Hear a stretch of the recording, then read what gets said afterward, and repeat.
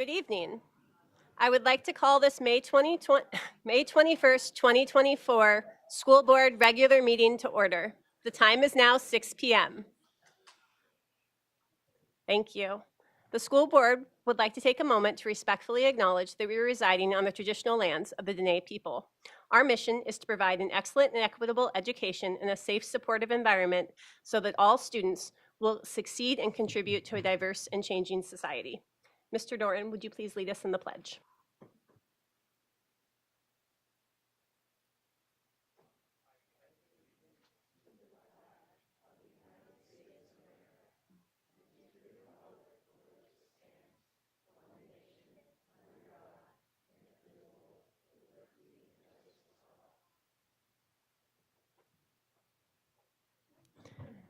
Ms. Pullen, would you please call the roll? Mr. Shannon, Here. I don't know how to use this. Colonel Alvarado is excused. Colonel Cole is excused. Mr. Burgess, Here. Mrs. Burnett, Here. Mr. Doran, Here. Miss Maple, Here. Miss Marati, Here. Mrs. Sanderson, Here. Mrs. Hardy. Here. The board has a quorum. The next item on our agenda is the recognition of the 2024 Alaska Secondary Principal of the Year. The Alaska Association of Secondary School Principals recognizes and honors Dave Dershin, Randy Smith Middle School's principal, who was selected as the Alaska Principal of the Year for 2024. The statewide award will qualify him for the National Principal of the Year Award, which is presented by the National Association of Secondary School Principals in October. An Alaskan principal has never won the national award. Sarah Gillum, Secondary Assistant Superintendent, will make the presentation.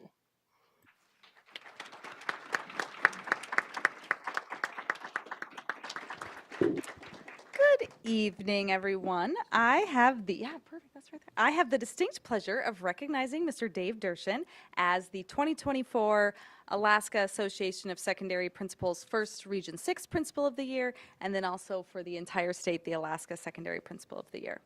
Principal Dershin has served as a teacher and principal in the Fairbanks North Starborough School District for many years. However, he started as a science teacher in Chicago. When he and his wife, Carrie, moved to Fairbanks, he taught at Tanana Middle and Lathrop before becoming an assistant principal at North Pole Middle. He then returned to Lathrop as an assistant principal before serving as the principal of Lathrop High School from 2011 to 2014. And then 10 years ago, he was selected as the principal of Randy Smith Middle School, where he has built a strong, interconnected school community built on high expectations and genuine relationships that foster student growth. Next year, Dave will start a new chapter in his educational career as the principal of Hutchinson High School, but we know his leadership will be a tremendous asset to that community. Here are some memories staff shared that I believe are indicative of the many positive traits he will carry forward to Hutchinson. Dave is always present. He moves through the school like wood smoke moving through a campground, a pervasive and pleasant presence. That was my favorite one. Dave is one of the few principals I have worked with who actively tries to learn every student's name. He believes in relationships as a culture and not just as a strategy. Always a teacher, Dave can turn just about any conversation into a learning opportunity. His sense of humor, letting me call him Professor Pickleball. And many may know this, but Dave looks good in almost any wig. Dave makes sure that everybody is heard. He makes everyone feel important.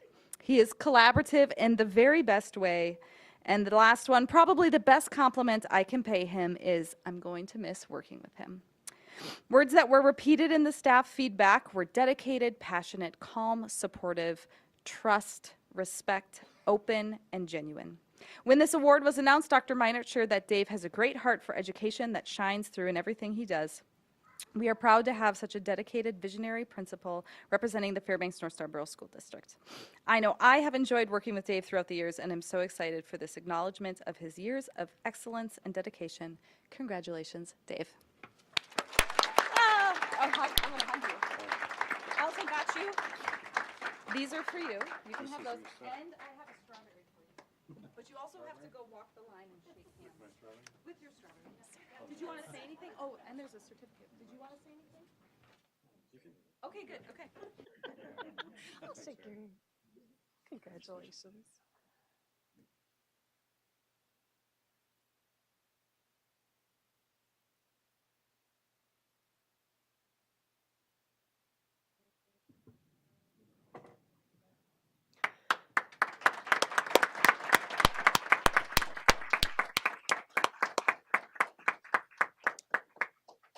The next item on our agenda is the Fairbanks Principal Association 2024 Elementary Principal of the Year Award. The Fairbanks North Star Bureau of Education recognizes and honors Corey Anthony, Ladd Elementary K-8 School Principal, who was selected as the Fairbanks Principals Association 2024 Elementary Principal of the Year. Shauna Henderson, Pearl Creek Elementary School Principal, will make the presentation.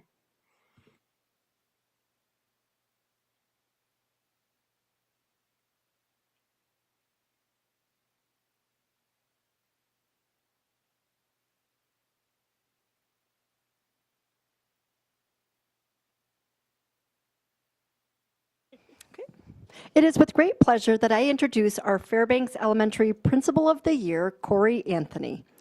Corey has dedicated 25 years of work with the Fairbanks North Star Borough School District. For the last 10 years, she has served as a principal at Ladd Elementary. However, she was also an assistant principal for 4 years at Randy Smith and spent 1 year at Lathrop High School. Before her work in leadership, she spent 10 years as a gifted and talented teacher working at Barnett, Denali, Anne Wien, and Arctic Light, in addition to working as a classroom teacher at Anne Wien and University Park. Corey has seen many changes throughout the district in her 25 years. And when I think about her service, and I think of her longevity and her persistence and determination. Specifically, persistence, as it is defined as the ability to continue or to exist despite obstacles, and determination, as defined as a strong sense of purpose. Corey embodies both of these qualities with her steadfast nature. Corey has proven year after year that she's able to reignite her passion for her job despite overcoming and leading through challenges like COVID, building combinations with Hunter Elementary when their roof collapsed, budget crises, and staffing shortages, just to name a few of the adversities she's faced. Yet in spite of these obstacles, she continues to share her dedication by not only serving her school community, but also serving the school district by sitting on many different committees and work groups, including the Fairbanks Principal Association Board. Corey's staff has mentioned that she is both supportive and dedicated, and always works to find the best solutions for both staff, students, and families. Anytime staff have questions, she is quick to respond and point them in the right direction. Corey is honest with her feedback and transparent with her decisions. She's able to guide staff with decisions that are beneficial for them personally and professionally. Corey is a great leader and a principal to work with. Corey, we are so proud of your commitment to the district and the determination you have shown. Thank you for your service, and we wish you the best of luck on your future endeavors.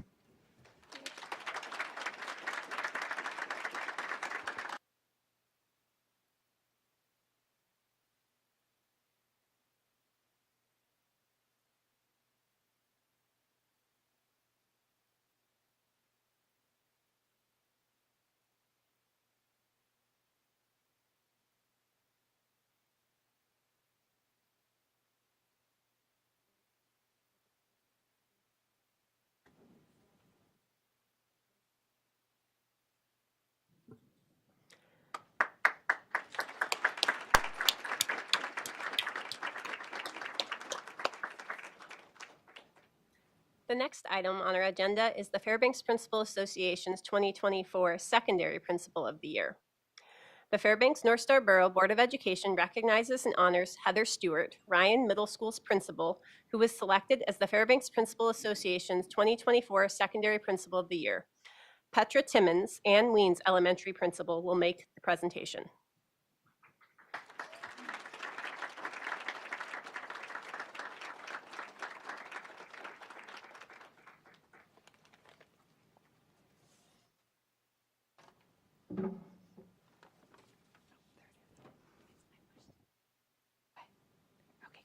Okay, I am excited to present the Fairbanks Principals Association's Secondary Principal of the Year to Heather Stewart.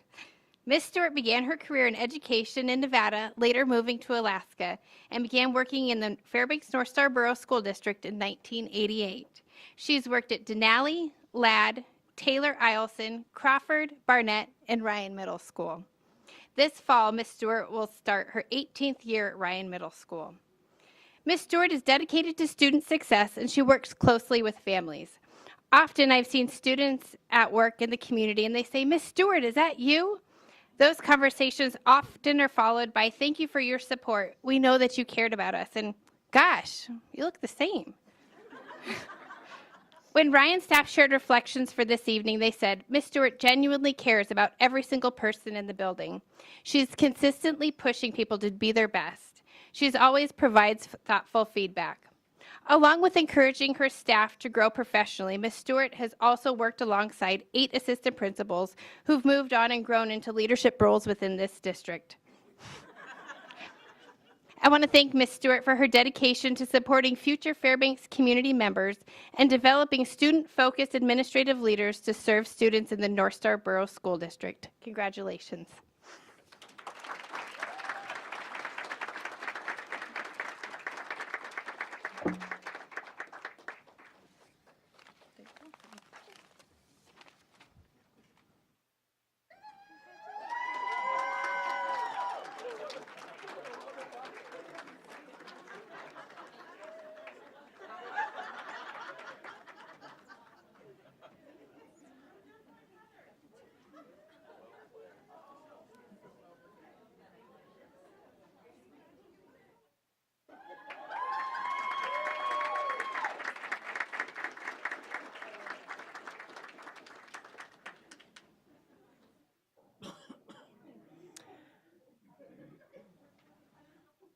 Next, we have the introduction of our new student representative. Inka Shannon, North Pole High School student, will be introduced as the new student representative for the 2024-2025 school year.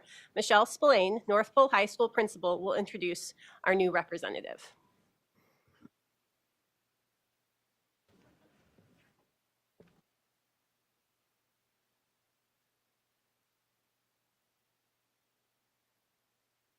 Turn the mic on. There we go. It's my privilege to introduce Inka Shannon as he begins his tenure as a school board student representative for 2024-25 school year. Inka is a student who pushes himself to excel at the highest levels.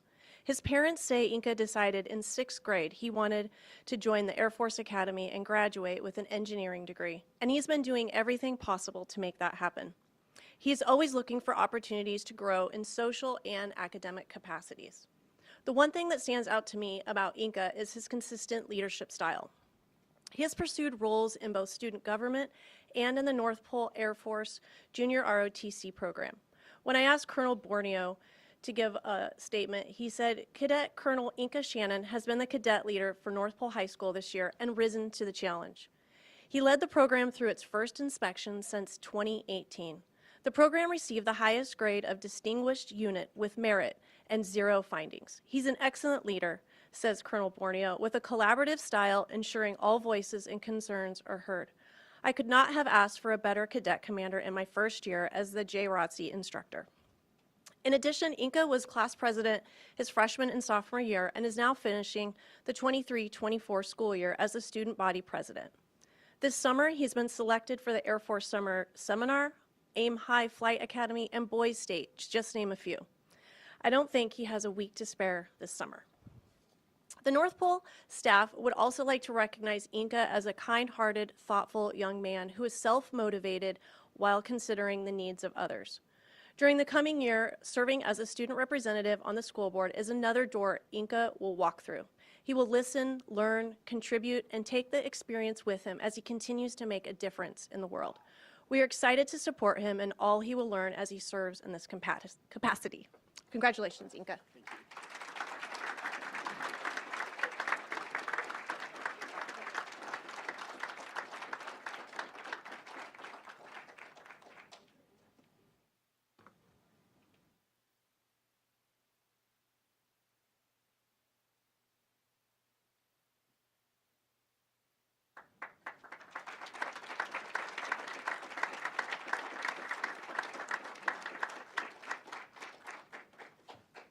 Next, we have the recognition of the 2024 Alaska History Day winners. History Day is an American academic competition focusing on history for students in grades 6 through 12.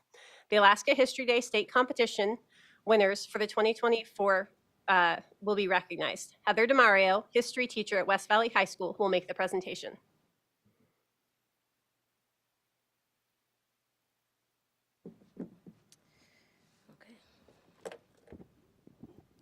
Hello. So over 160 students around the state entered Alaska History Day, and students compete in a variety of categories, websites, paper, documentary, exhibit, and performances. And all projects are centered on an annual theme. This year's annual theme was Turning Points in History. Some of the projects that were entered this year they're very diverse. We have Billie Jean King, Sputnik, Germ Theory, Korean War, Henry Ford, Princess Diana, Rick Rescorla, bubonic plague, Pearl Harbor, and the Branch Davidians, because students are able to choose their own topics of interest to them, and they complete the project in class. So let me tell you a little bit about History Day.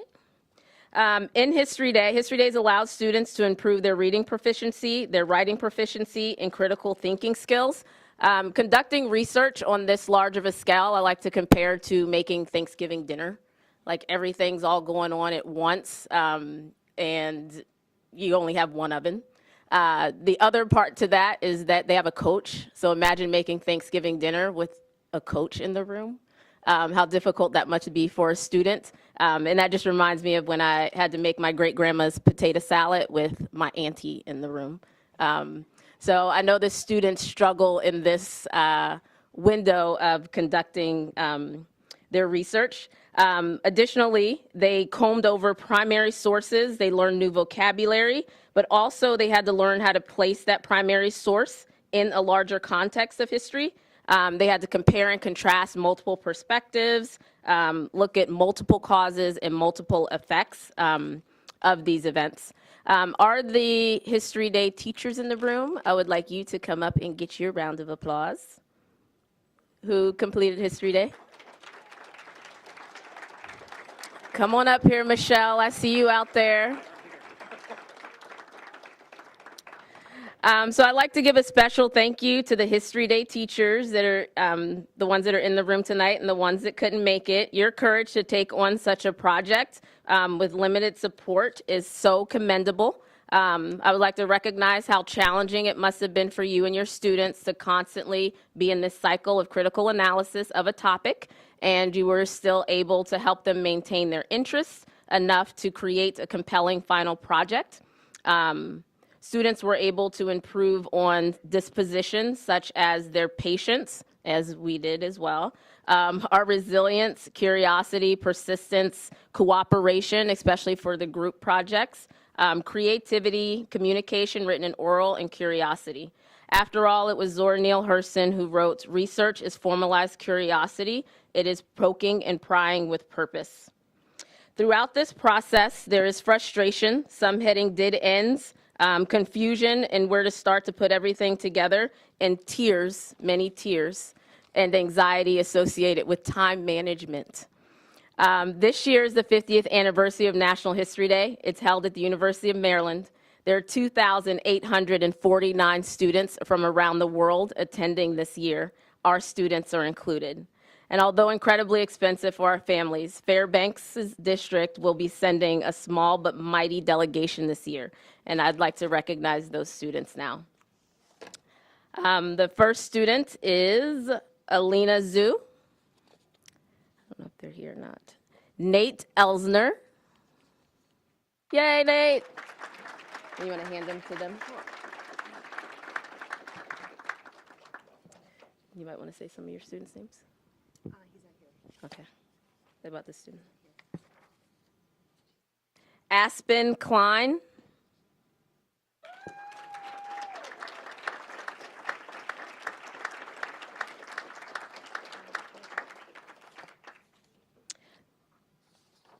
Sophia Rice.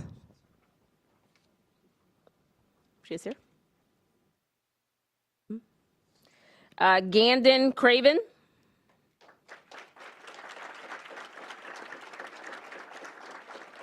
Joseph Coleman.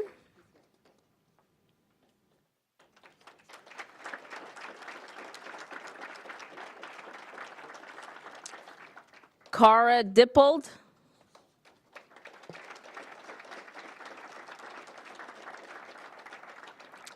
Bree Dippold.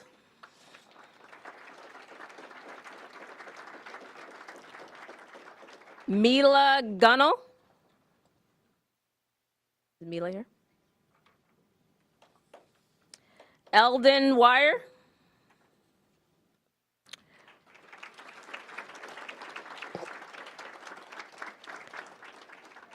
Braun Endicott.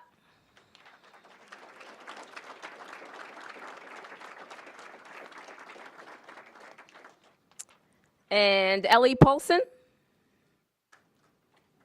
Nope, Ellie's not here. Just a little bit on Ellie's project.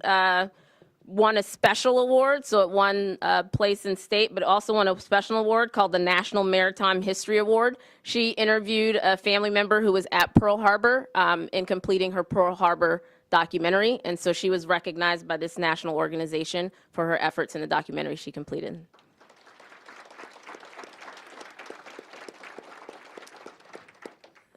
Thank you so much. And you got to go down the, no. Go down the line. Nate, lead the line. Ready? There we go.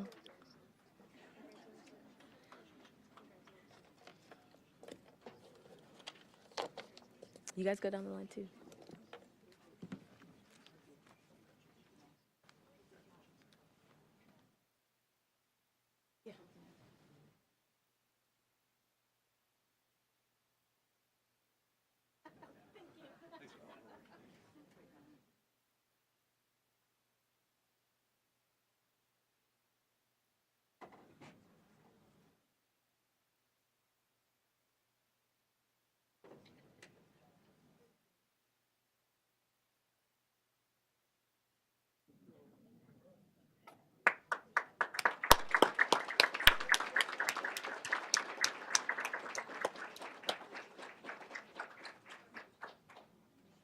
Next, we recognize the 2024 Interior Alaska Spelling Bee winner.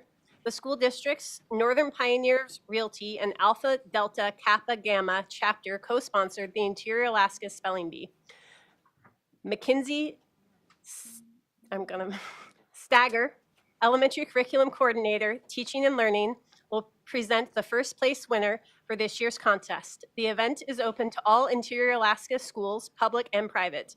We are proud to present the award to Eden Weir, 7th grade student from Ben Eielson Junior Senior High, who will be representing Interior Alaska at the Scripps National Spelling Bee in Washington, D.C., May 26th through June 1st.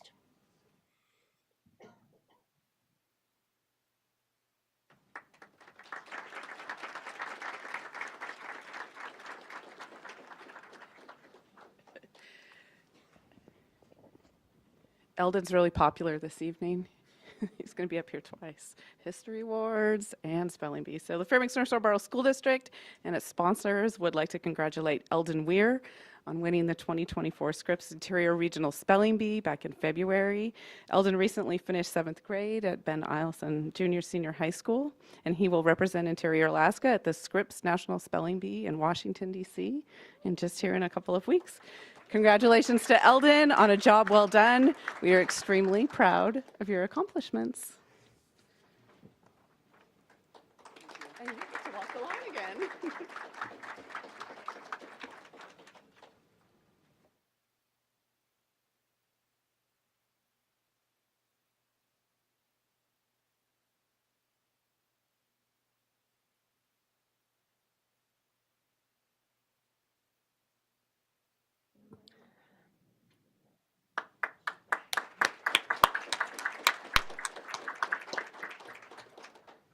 Next, we recognize the winners of the first annual I Voted sticker contest.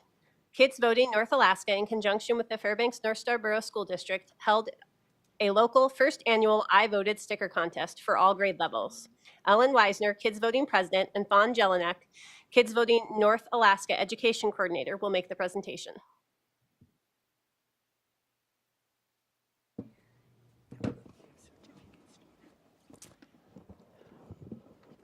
Hello. My name is Ellen Weiser, and I am president of Kids Voting North Alaska. I'm so pleased to be part of this presentation of our first annual sticker contest tonight. You'll hear more about the contest from Fawn, but like our name says, we are invested in voting and voters. Our mission is to create lifelong voters through education. Educating voters. Voting is an obligation of citizenry, and educating voters is an even further step in citizenship.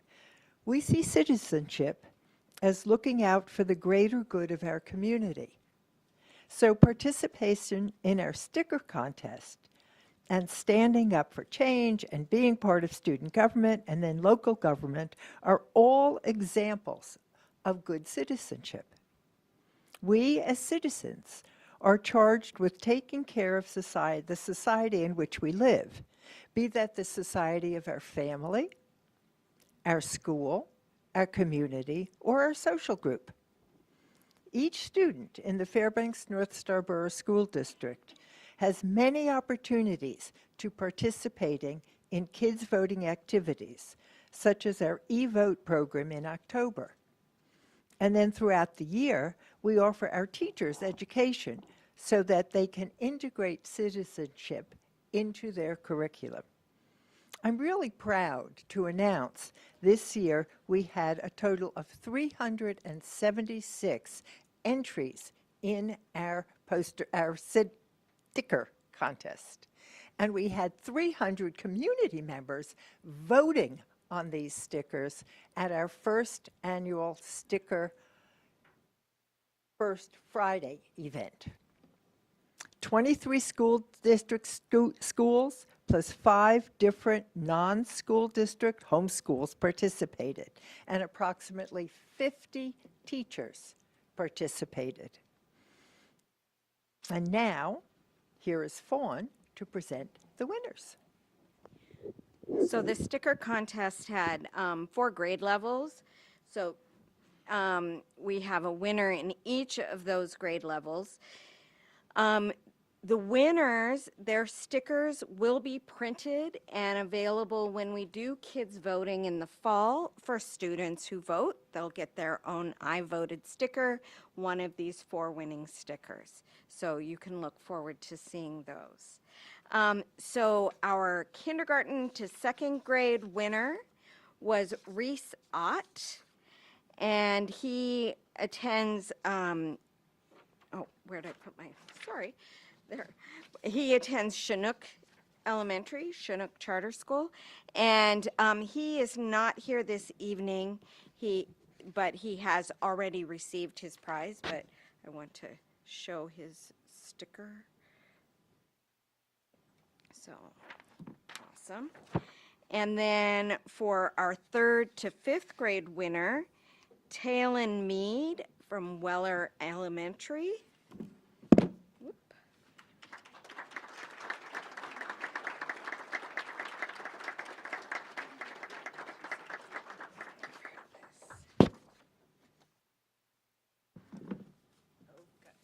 Got a lot of stuff there. There you go.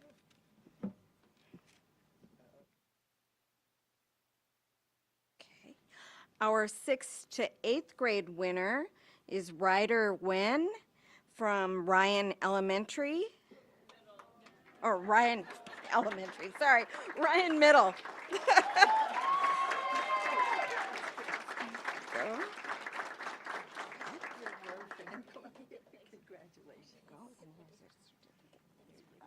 Awesome, thank you. And our high school winner is Jalen Colby, who attends North Pole High School.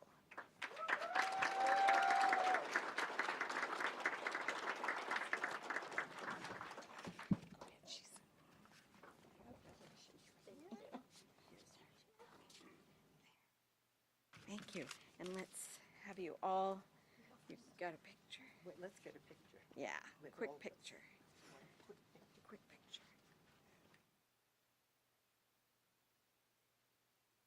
Okay, go ahead, shake hands. Tricky with all that stuff in your hand. I'll have to get Reese's. Thank you.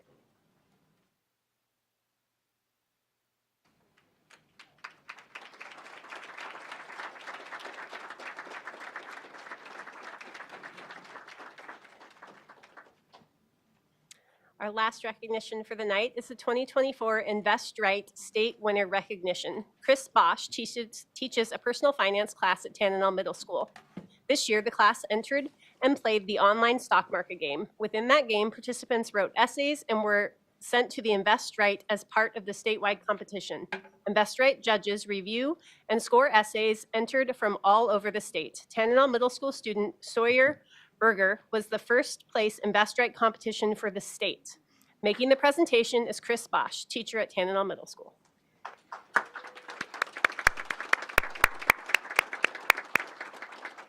So as was mentioned, I teach a personal finance to the middle school, and one of the things that we did this year was the stock market game. And in that process, students are given the opportunity to invest $100,000 of fake money. And it's all real time with the stock market. And we talked a lot about how various things affect the stock market, and suddenly kids were interested in what was happening in world events, which was pretty awesome. We talked about how certain things go up when certain things happen, and certain things go down when other things happen. So Sawyer not only had the opportunity to write the essay, he also was on the first place team for that in the middle school district, or in the middle school for Alaska. As part of it, they were asked to write an essay about their experiences and how their experiences would input into something down the road for them. Basically, how would they apply what they learned? And so Sawyer won that, and I have a bunch of stuff that they sent out, so I want to make sure that he gets them. Oops. So you get this nice accommodation here.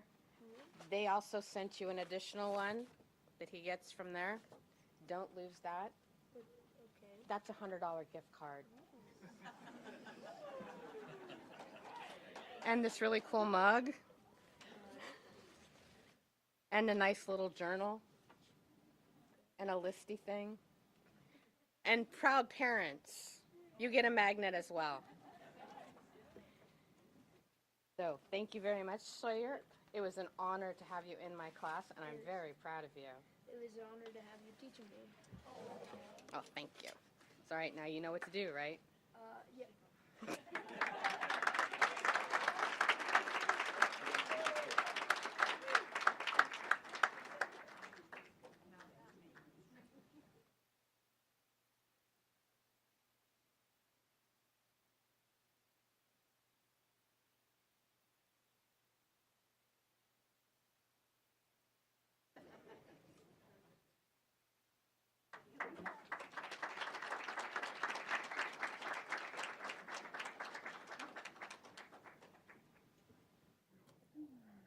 The next item on our agenda is the adoption of the agenda. Consent agenda items marked with an asterisk are considered routine and not requiring public discussion by the school board.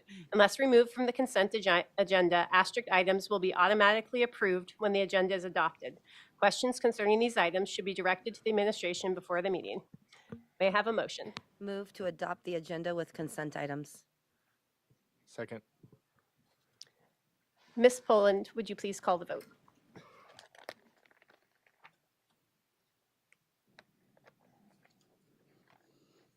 Mr. Shannon, Yes. Yes. Mrs. Burnett, Yes. Ms. Maple, Yes. Mr. Burgess, Yes. Mrs. Sanderson, Yes. Ms. Marati, Yes. Mr. Doran, Yes. Mrs. Hardy. Yes. Motion carried. The next item is public comments on reports and non-agenda items, including general comments, input, ideas, and suggestions. During this section of the agenda, the school board welcomes public comment on non-agenda topics. This time is an opportunity for community members to be heard The board will make note of topics, though no official action will be taken. Topics may be referred to the administration for further research and future potential action. Board members will not be responding to comments or questions made by the public, but may ask questions of the speaker for clarifying purposes only. Concerned citizens should initially discuss matters with the superintendent or designee first.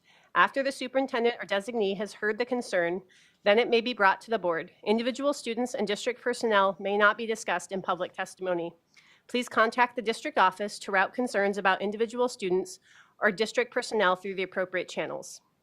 Members of the public will be given an opportunity to speak on agenda items at the time that item is introduced for action and/or discussion. Once the agenda is published, testifiers should email or call the school board office by 4 p.m. the day of the meeting to sign up for public testimony. Those who have signed up in advance will be called upon first, and if time remains, anyone who is in person will be invited to testify until the 1-hour time limit has been reached.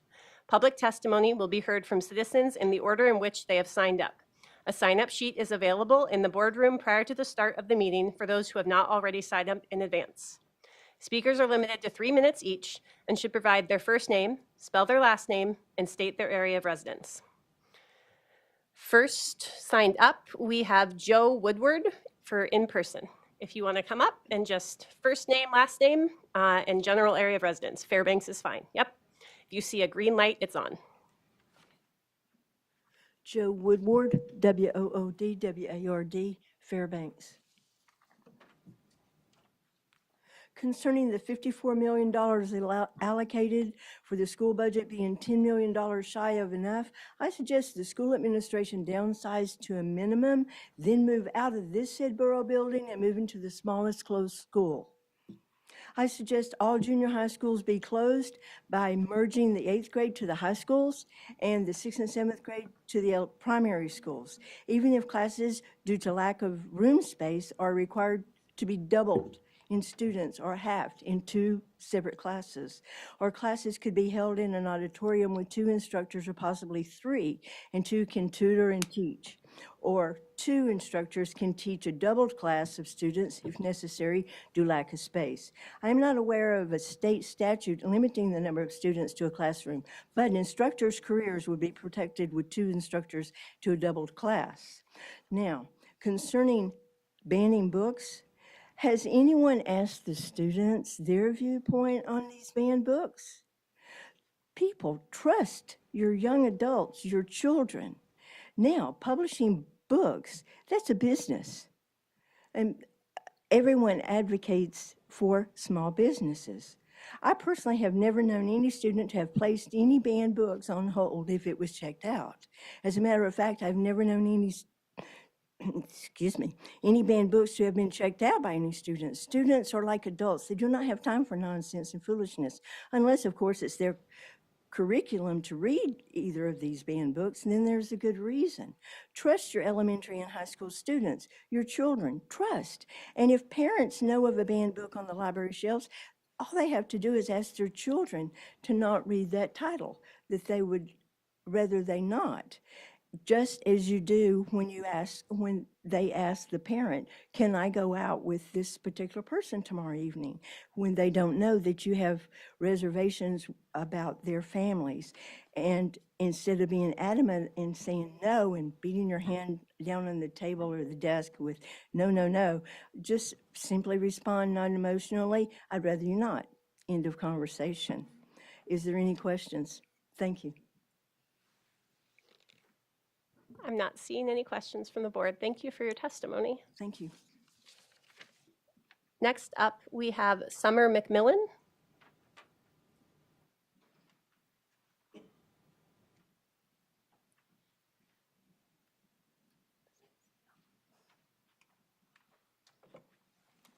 Hi, my name is Summer McMillan. I'm from Two Rivers.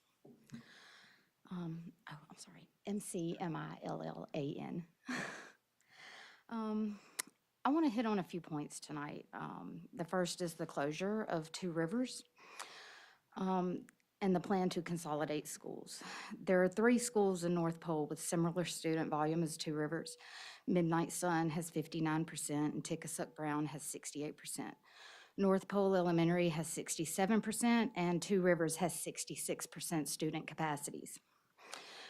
These numbers are for the district, not in North Pole. Although no school should close, in my opinion, the district should consolidate their students in the town of North Pole.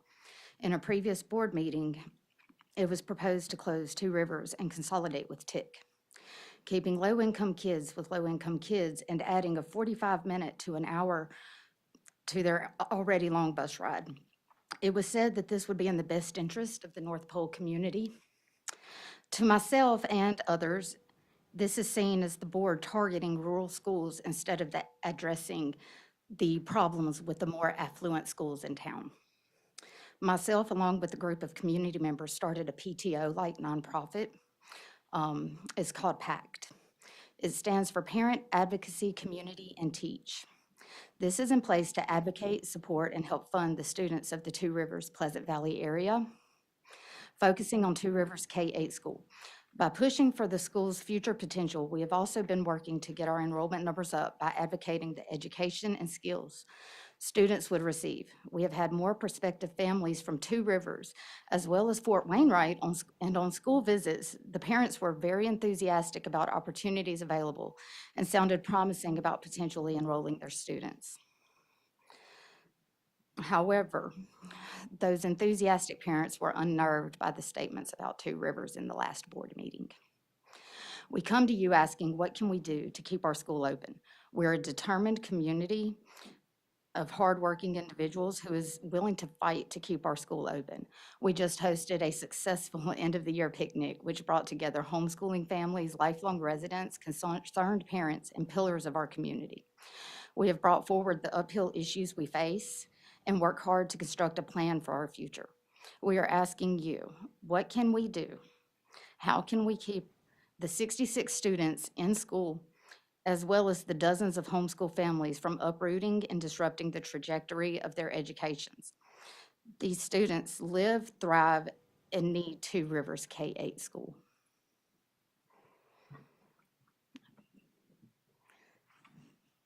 Thank you. Thank you for your testimony. Next, we have Timothy Pondexter. Sorry.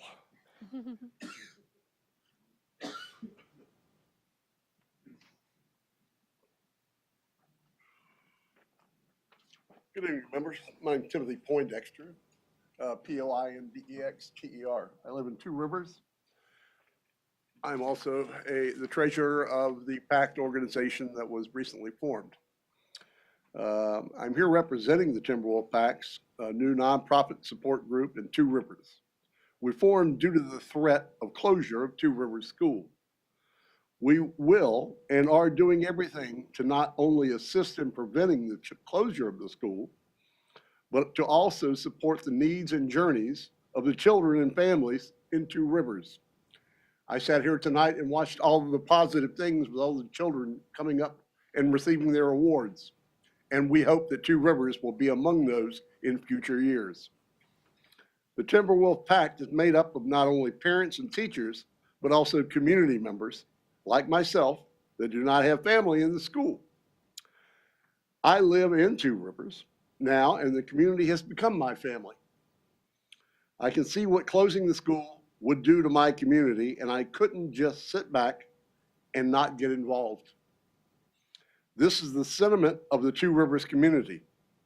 We want to be an answer to the problem and not assist any more problems. The multiple businesses that are in the Two Rivers, we have general stores, we have coffee shops, we have gas stations. They all would be impacted if that school closes. If you go back and look at the figures of other municipalities, small rural areas like ourselves, you'll see a lot of the businesses and people have suffered once the school is closed.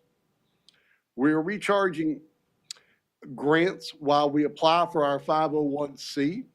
We already have people locally and nationally are pledging their support, not only financially, but offering their guidance or that good old elbow grease to get things done. We strive to not only keep Two Rivers School alive, but to also thrive. We're looking into out-of-the-box strategies, unique perspectives, and talking with community members and all the generations of nonprofits and organizations. We compiled a long list of different approaches we can take to raise funds, increase enrollment, and support the students to bridge the gap between homeschoolers and the public school. While fundraising, seeking grants definitely have their place, we're also coming at it from a business perspective, and how can we create something that can generate its own revenue to support the school? We're hoping to create something that not only will save our school, but could be used to save all of the schools and perhaps other school districts as well. We hope that the school board will assist us in giving us what type of figures we need to support this school. We are pushing real hard. I heard the beep. Thank you. Are there any questions? We have some questions for you, though. Mr. Burgess, then Mr. Doran. Yes.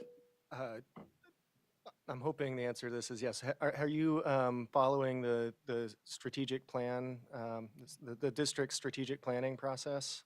And have you or anyone of you, in your pact signed up for a focus group? We have signed up for the focus groups, and I will be also attending the mayor's muffin breakfast. Great, thank you. So we're really going to be gung-ho on everything we're looking at. Yes, sir. I want to thank you and Ms. McMillan both for coming tonight to testify.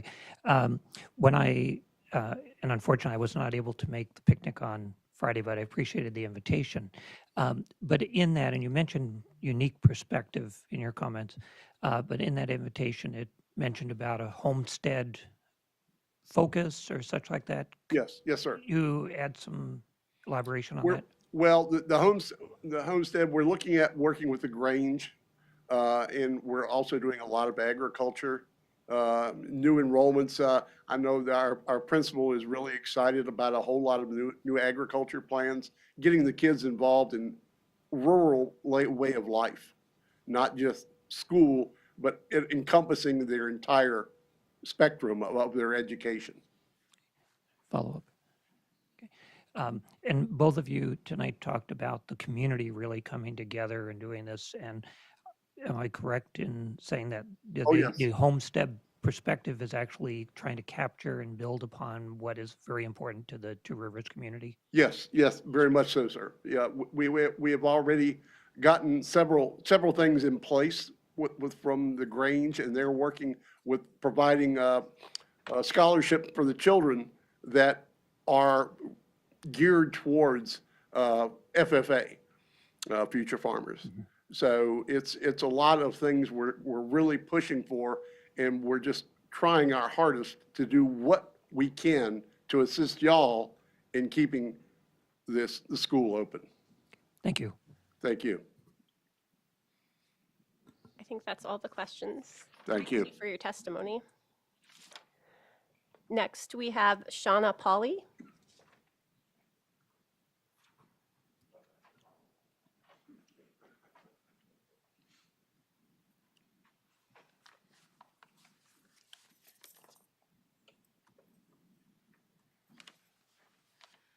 Hi, I'm Shauna Pauley, Pauley, Two Rivers. I would like to address the possible closure of our school, Two Rivers, and the implications that will have on the students, family, and the community of Two Rivers. The logistics will be at the very least very problematic for some families, due impossible for others like mine. Attending school events, extracurricular activities, school meetings, and attendance will be drastically affected by the new additional financial burden of the extended drive amount. Additionally, it will be a nightmare, especially for families who drive their children to school like I do. Many families simply will not be able to afford to do that. Our freedom to choose to drive our children will be removed. There's a myriad of reasons why families may choose to drive themselves in lieu of utilizing the school bus transportation. This could be anything from unreliability of our current busing system, time management of the family, safety concerns on the bus themselves, along with many other arguments. Removing our students from their community also not only distances them from their home, family, and community support systems, but also distances the parents and families from being able to be involved in their children's educational life. Many families have already spoken on the implications of our local school closing, and it will result in either families having to move or to homeschool. It will also breed an acute resentment towards the Fairbanks North Star Borough School District. Closing Two Rivers School will not result in students just having to adjust to a new building. It will tear apart lifelong friendships as families have to make hard decisions based on the logistics and the financials of their new school reality. It will break apart families as well for the same reasons. There are many families that are multi-generational in Two Rivers. Families with small children may have to make the decision to leave so they can be closer to their children's school and be involved parents in their education, or to simply be able to have time with their children, because busing that far out will dramatically decrease the time they have to spend with their children. These concerns, as well as many more that we simply do not have time to discuss today, is the reason we came together to create the Timberwolf PAC. We want to help prevent this impending disaster from striking our community and children. We're strong and a determined group, and please work with us so we know what we need to do to spare our school, our families, and our children. We do have many great and beneficial plans, from fundraising events to plans to increase enrollment and seek out grants. Give us that chance to make the difference. It could be a key to saving the whole district. In closing, please remember that moving our children to a different community for their entire educational journey makes living in Two Rivers obsolete. It's not just about a school, it's about our community as a whole. We do have some questions, if you don't mind. Mr. Doran? Thank you for coming tonight. One of the questions came up, and as you're talking about distance from school, it's transportation to and from school. But could you give us a little better insight into the Two Rivers community, or give me better insight into the Two Rivers community in terms of people who live out beyond Two Rivers School, and so they're coming in from there, and what that means for being involved, even if their child takes the bus, but if your child gets sick, or you have to pick them up for appointment, or for school activities. Could you just talk a little bit about that impact on families there? Well, a good example, I think, might be myself. I own a small cafe at 24 Mile. I drive my son to school. He was bullied on the bus last year. He doesn't like riding the bus. So most of the time I drive him. It would be 100 miles a day I have to do, because I'd have to drive all the way to North Pole, or all the way to Weller, or all the way to Fairbanks, drive all the way back out to Two Rivers, then drive all the way back in, pick him up, drive all the way back. And a lot of us, we plan our town trips. We don't just go to town just because we feel like a shopping trip that day. We plan out our groceries, we plan out when we're gonna go, because gas is expensive, and it's expensive to live in Alaska. And we chose to live where we lived because we knew the school was close by. So if we needed to get our kids because they're sick, or the roads are bad, the school's right there. And if you move us way into a different community, we don't have those options no more. So Thank you. I hope that helped. Yes, very good. I think that's it. Thank you so much for your testimony. Thank you. Next, we have Rita Trometer.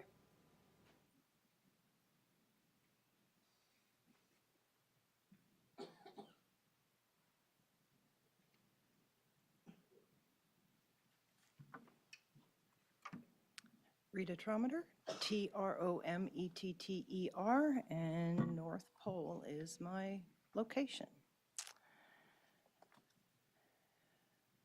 Well, I see this evening that there's not been many changes made to the school board. Our queen bee is still sitting on her perch as a president. Sad group of elected members. It is very difficult to have any respect for the school board when they are not doing their duty as elected members to discipline one of their own. This board continues to be a poor example for our youth in the local public education system. In the meantime, while you're all sitting there on your board, you will be able to analyze the true situation of our education system. I assume the attendance is not going to make any major increase in occupancy in the next few months to the student numbers. There are reasons why the student enrollment is low. which has been mentioned many times in the past. So I will just continue. What are the reasons that the parents would place their children outside of the brick and mortar public school? Convenience of the structure location that they would attend, convenience of educational hours, poor bus service, untimely pickup, choice of curriculum that is taught, flexibility of travel for the family. These are only a few of the reasons to help a family decide on public education versus a private school, charter school, homeschooling, and other schooling options. As this group considers choices going into the new school year, you should look statewide what is the most successful education system working throughout the state, and then bring that to the Fairbanks North Star Borough education system.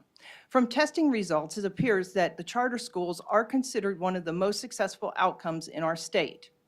With that being said, it is hard to understand why that would not be the one of the primary ways of educating our students in the local system, knowing that we are going to have several empty schools in the future. So I will just sit back and hope for positive changes in the planning for the upcoming school year. Thank you for your testimony. The last person we have signed up in advance is Ms. Tammy Wilson.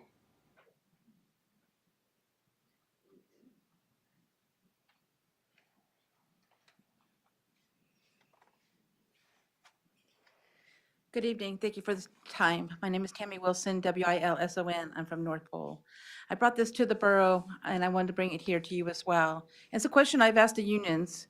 You have a school that's over 100% capacity, Barnett Magnet School. It's your school. It's not a charter school. It's not homeschool. It's your school. And it's successful. Now, why is it so successful? I decided to go and look at the scores. So do they have the highest math score, the highest English, the highest science in the district? No, they don't. I mean, they're good scores, don't get me wrong, but they're definitely not the highest. So again, what makes people want not just to be there, but also be on a wait list in hopes to be able to do that? Why hasn't the school district looked and said, hey, we have something very successful? Because why do we have charter schools? We have charter schools because there's a void that parents are trying to fill. And when they find what they like, they're willing to sacrifice, which basically means that transportation Mr. Jordan was just talking about, which isn't easy if you have both parents who are working, but yet they do it because of the education value. But I would like to encourage you to do one thing though, because as I went through and the information that I received was on the Department of Education Early Development, and it scored English, math, and science. Would you attend a school in which 15.69 were proficient in English, 9.8% was proficient in math, and 28.26 in science? I don't think many of you would send your kids there, and I don't think we should be sending any kids to there or find out why they're so low. But in reverse, would you send your child to a school that had 53.59% in English, 43.54 in math, and 81.36? That's one school in our district. So it's not that we don't know how to do it. I mean, those numbers tell you that. The question, why aren't we taking the successes in each school, figure out what's really working, and bring parents with their children back into the district instead of just saying we need more and more money? And I'll close with, is it really about money? Because the one school that I told you about that has a 53.59 in English and 81.36 in science is the lowest per student school at 15,686. So does that tell you money doesn't matter? No, you know it's not that easy. Do they have the best teachers in the district? I'm going to figure they have pretty good ones, but are they the best? I don't know, but you should, because that's where your answer is. If you want more money, you need more students. If you want more students, you have to fill that void that the parents feel that are currently in our existing school system. Thank you. Mr. Doran. Thank you for coming tonight. Question that was asked earlier, just awareness that there are focus groups that are going to be meeting regarding our strategic planning at the end of the month. I hope you might look at those if they fit in your schedule, and also engage in the strategic planning conversations that will take place throughout the course of the year. Thank you for that information. I appreciate that. I do have one question for you myself. Are you aware that Barnett Magnet School receives, well, until our recommended budget this year. We moved it a small school allocation, so they are staffed at a higher ratio, bringing down their pupil-teacher ratio, so they actually cost more. So I guess what my curiosity would be is per student, again, I don't know what all they're putting into that, is 18,062. That is kind of like the middle range. One of our lowest schools right now is getting 23,349 per student. So even with that amount of money, they're using it wisely, not getting as much as some of the other schools do. Again, I don't think it's about the money. I think it's about how they're doing, first and second, having the same teacher, how they're doing things in the classrooms that's bringing parents to it. And all I'm saying here is it's not negative. You got the answer. I just don't know why you won't take it. Thank you. Not all about money. Thank you for your testimony. Is there anyone else in the room that would like to provide testimony on non-agenda items?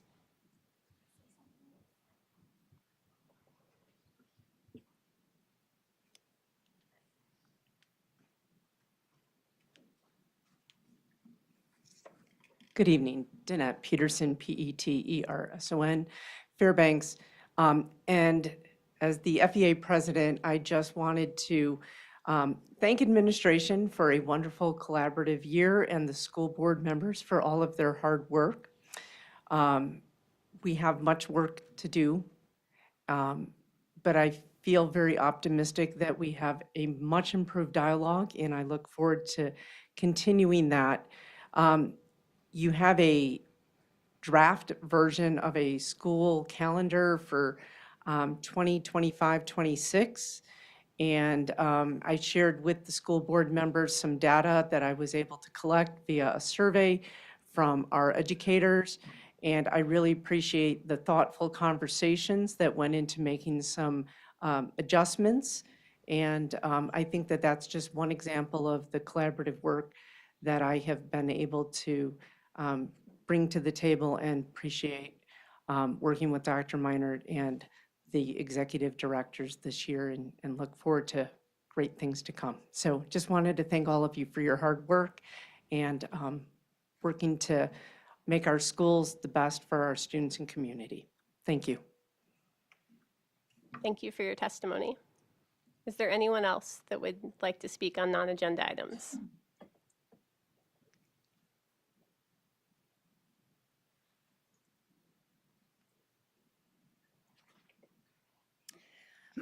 Excuse me. So Allison Wild, W-Y-L-D, Two Rivers.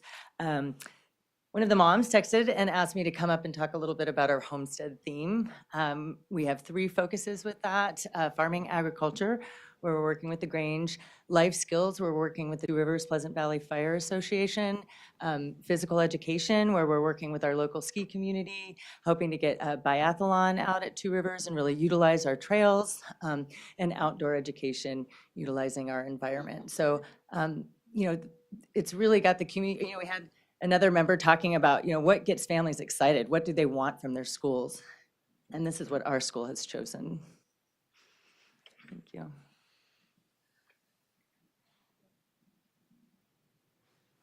Sorry, you do have a question. I was just making sure. Mr. Doran. I was intrigued by your last question or comment that was in a question, what do you want from your schools? And could you relate that to basically in a sense, you're doing a mini strategic planning for your school, but for how that contributes also to our larger discussion on strategic planning for the district? Could you clarify a little bit more, like what you're asking for? That. That's why I was hesitating on the button.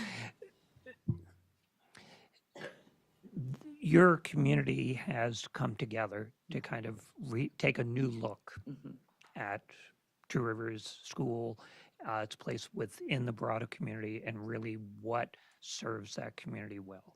Those are the same types of questions we're going to be looking at for strategic planning. And it may be too broad a question, or you want to think about it. But my thing is what you're doing there, how that can help inform our bigger conversation, that what you would share with other schools and their communities doing that question. Yeah. You know, I think we sit in a unique position being rural. So we had a community forum where we reached out to all the different organizations. We had representatives from our dog mushing community, our fire service, just homeschool families, farmers in the area. And it really has to be something, our teachers aren't a jack of all trades, right? And so our goal is to really focus on teaching kids how to learn and learn from other community members. And so I think a big piece of the work that we're doing is really connecting to the broader community and pulling them into our school to support us as well and support our teachers and our students and kind of opening it up in a bigger picture. But sort of started small in our building and what kind of support and what can you do and having some flexibility in there. Follow up. Okay, thank you. You fit in perfectly with it. And yes, I have a point in mind, but would you took that as basically an open-ended conversation as your beginning point? Correct. Okay, thank you. And I have one for you. Just you were invited and accepted an invite to be a part of the strategic plan steering team to represent Rural Voices. Correct. Right? Awesome. We were so excited to have you. Thank you. Me too. Thank you for your testimony. Is there anyone else? Seeing none, public testimony on non-agenda items is now closed. The next item on our agenda is our advisory members' reports and comments. I know all of our colonels were unable to attend today, so Mr. Shannon, this is an opportunity if you'd like it. All right, so, can you hear me? Okay, well, I don't have a whole lot.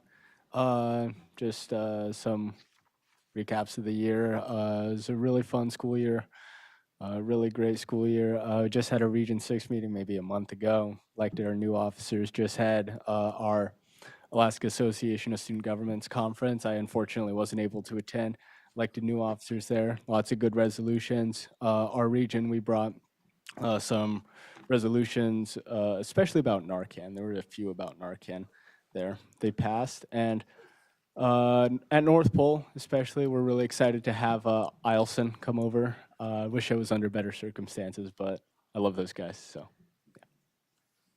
Thank you. Thank you. Our next item is our board committee reports. Is there anyone? Oh, sorry. Go ahead, Ms. Marati. Thanks. Mr. Shannon, could you send the board copies of the resolutions that were decided on at the student government conference? Yeah, I can do that.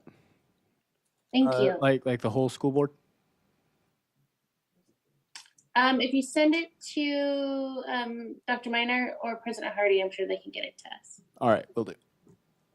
Thank you.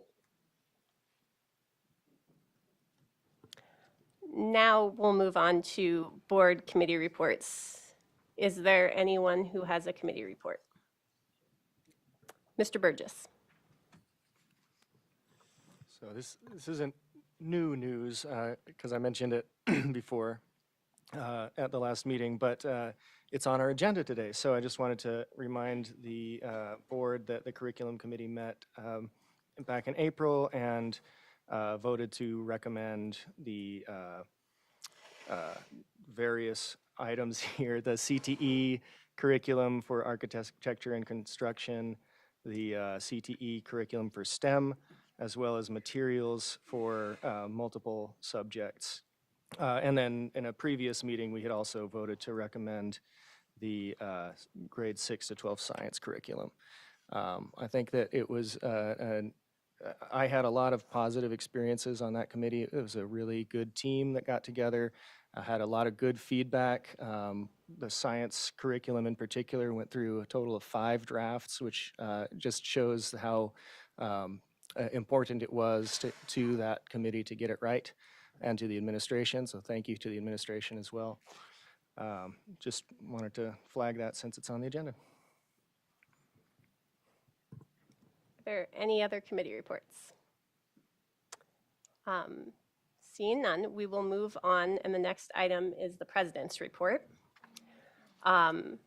So first, with strategic planning, we are still collecting responses to the strategic planning survey that was launched earlier this month. We have received over 2,000 responses to the survey so far, but we would love to see that number increase before the survey closes on the 24th of this month. The link to the survey can be found on the district's homepage as part of the scrolling slideshow at the top of the page. You need to look for the blue slide with the target and arrows, and the link is in the lower left-hand corner.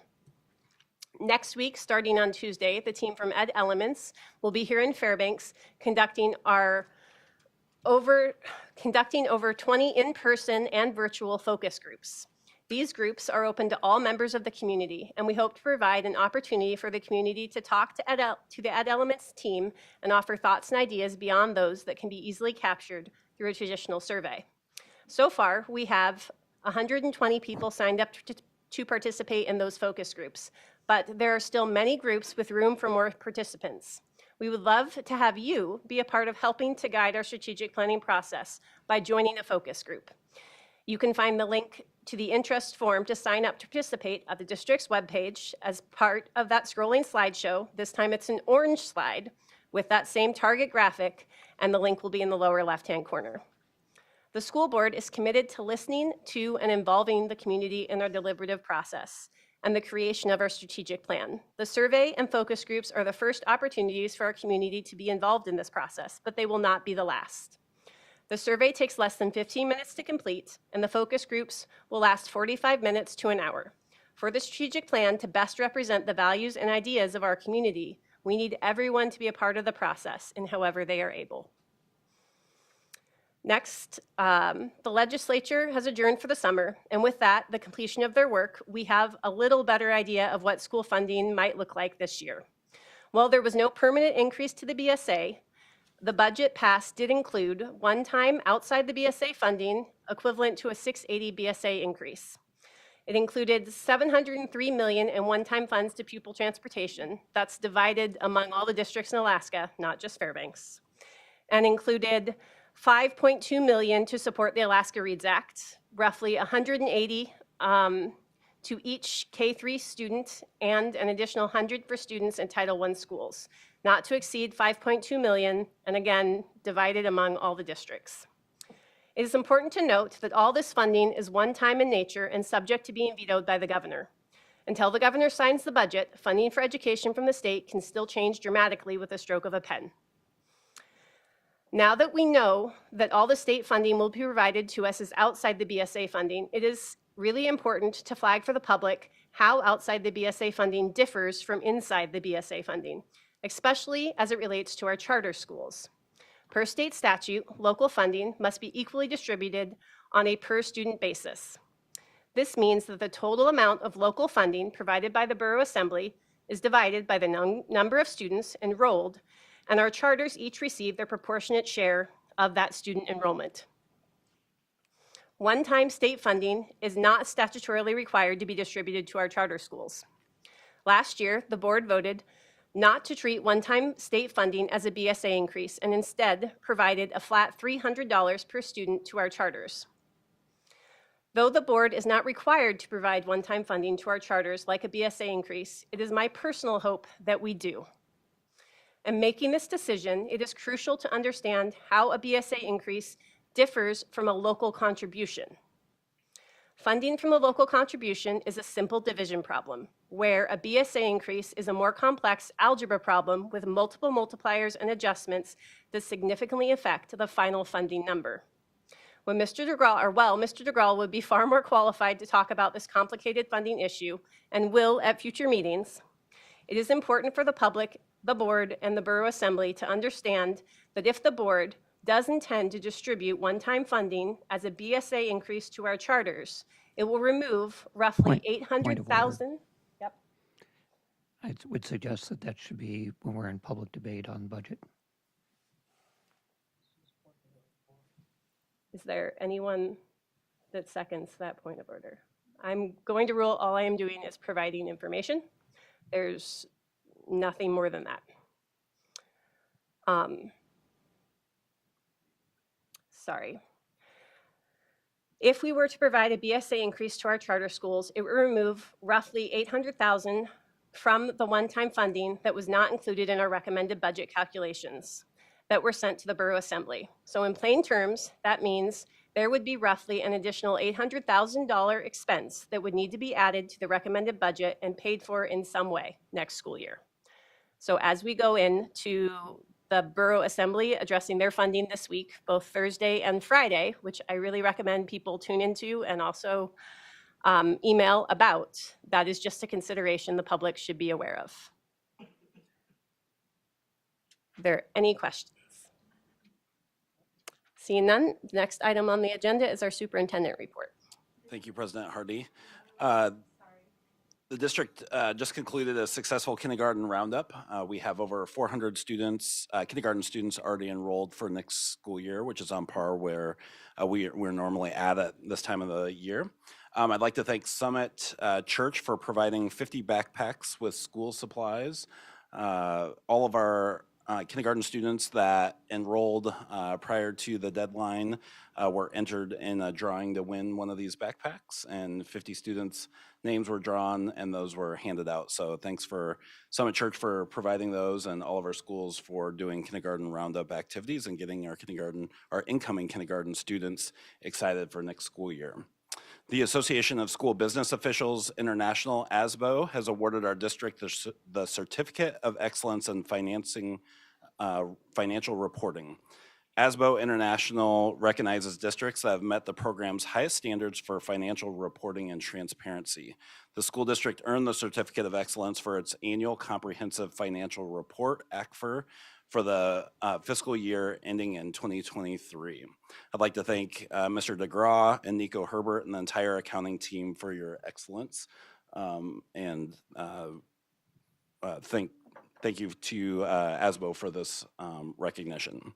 Congratulations to UAF School of Education for their teacher licensure program becoming accredited through CAPE, which is the Council for the Accreditation of Educator Preparation. That will run 2024 through 2032. The district counts on strong teacher prep programs in the state, and we're fortunate to have a strong partner in our backyard, and I've appreciated the partnership that we've strengthened this year and working with UAF. So congratulations to them on the accreditation. I know that's a ton of hard work, and we look forward to continuing our work together. As we close out the 23-24 school year, we're looking forward to the 24-25 school year. It's hard to believe that that's right around the corner. Tomorrow we will have our end of year professional development with all of our principals. And one of the things we'll talk about is action planning for the 24-25 school year. 3 goals that we'll talk about going into next school year. One will be a continued focus on early literacy. We've made tremendous progress this year and want to continue that momentum going into next year. An additional goal will be family engagement. We know when families are engaged in their child's education, it leads to greater educational outcomes, and we'll strategize with principals and schools on how to increase family engagement. Lastly, the 3rd goal will be growth for all. This goal will focus on ensuring our Alaska Native students and our special education students, along with some other subpopulations within schools, are successful. So schools will look at their data and look at achievement rates and look at areas for growth and barriers that might be in the way for students succeeding in their school. And so that will be that 3rd goal. We'll have additional information for the board and the community in the fall, but wanted to provide a brief preview here. And we'll be starting that action planning with principals tomorrow, and they'll go back in the fall and work with their staff on those initiatives. I'd like to say a huge thank you to the law enforcement community in Fairbanks. Throughout this school year, they've been incredibly supportive of me and my administration, and have acted quickly and swiftly when needed. That's the Alaska State Troopers, Fairbanks PD, North Pole PD, and the FBI. We worked with them on regular occasions, and just want to say a huge thank you for their support of our schools. And then lastly, congratulations to our 2024 graduates. We just completed the graduation season with tremendous ceremonies for all of our high schools, and our first ever graduating class from North Star College took the stage last night. And so congratulations to our graduates. We look forward to seeing the great things that you'll accomplish in the future. That concludes my superintendent report, and happy to answer any questions for board members. Mr. Doran. Thank you for that report. And I wanted to thank you for the follow-up that you did with the Durham services from a couple of meetings ago when we asked them about their safety protocol. And as traffic increases on the Richardson and Steeves highways, I wanted to bring it up, and if you want to add anything to it, because I know it is a concern of our community. And the message that you passed on in brief is that they are actually working with the Department of Transportation on a alert system that will tie in with the State 511 road system for alerts when something's ahead of them, that and getting school buses hooked into that. So I really appreciate that. That follow-up that you did with your administration, your team. And since they're going to be testing that, the indications are they will be testing that out this summer, especially during the month of June, that at some point in a report, if you could bring back what the results of that is and how that seems to look as we get into the new school year.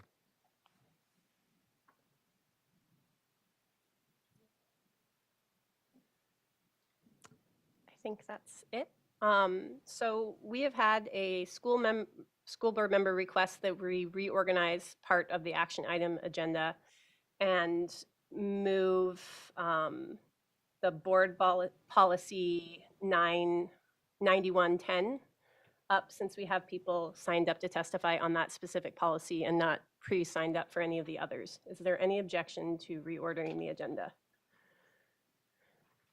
Seeing none, as long as it works for our also support, Ms. Atkins-Brown, and are we okay? All right, then we are going to reorder the agenda and move item number 4 up first.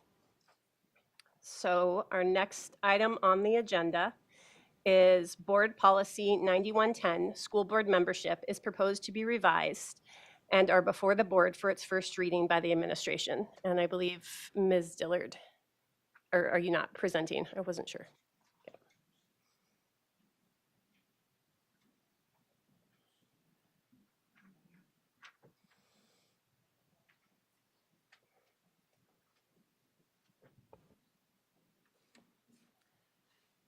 Thank you, President Hardy.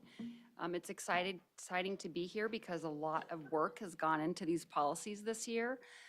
This specific policy is an individual policy pulled from the other packet policy that we're going to look at tonight because it was decided that the board wanted to discuss it more formally and make a decision more formally, since there was not consensus on what this policy would be finalized as. And so the policy itself is, so Alaska Association of School Boards is the policy platform that we are moving our policies over onto. So we're working on that transition over to the Alaska Association of School Boards policy platform. And so this policy 9110 is an ASB model policy. Our draft policy here is a combination of our policy, Chapter 220, so it's policy 220, and then the AASB model policy that addresses school board membership and advisory members. And so the draft that we have here, the first paragraph starts out with the exact language from our policy 220, with the addition of the board shall accept the appointment of an advisory member from the Fairbanks Native Association. So the big revision here is to add a new advisory board member to your board that would be appointed by the Fairbanks Native Association.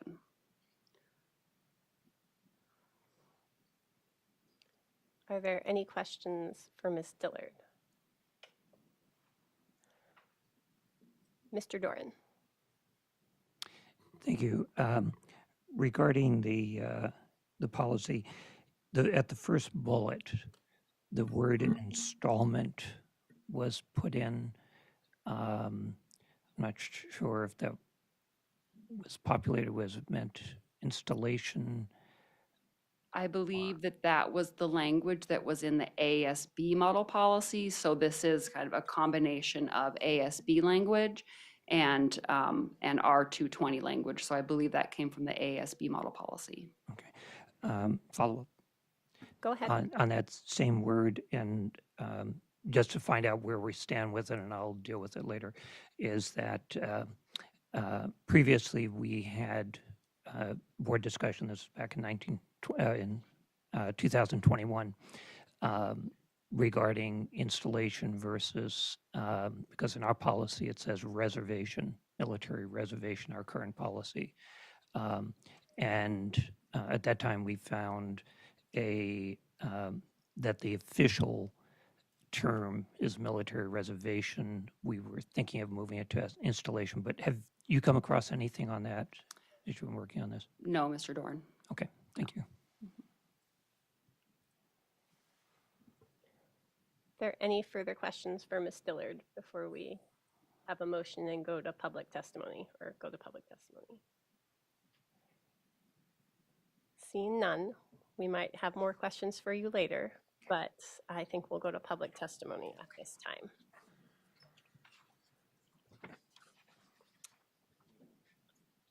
You can do public testimony before a motion or after a motion. Do either. Signed up, we have Dr. Jessica Black.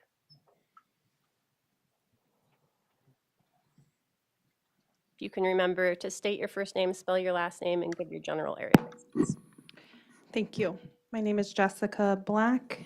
My last name is spelled B-L-A-C-K. Good evening, school board members. As I mentioned, my name is Jessica Black. I'm the president of Fairbanks Native Association, and I'm also a parent of a student at Ann Ween Elementary. First, I would like to acknowledge Board President Brandy Hardy and the rest of the board members for all your work and advocacy on the $26 million budget deficit you were faced with this year.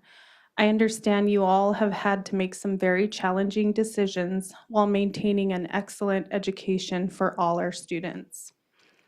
FNA has a long history of working with the Fairbanks North Star Borough School District dating back to 1987.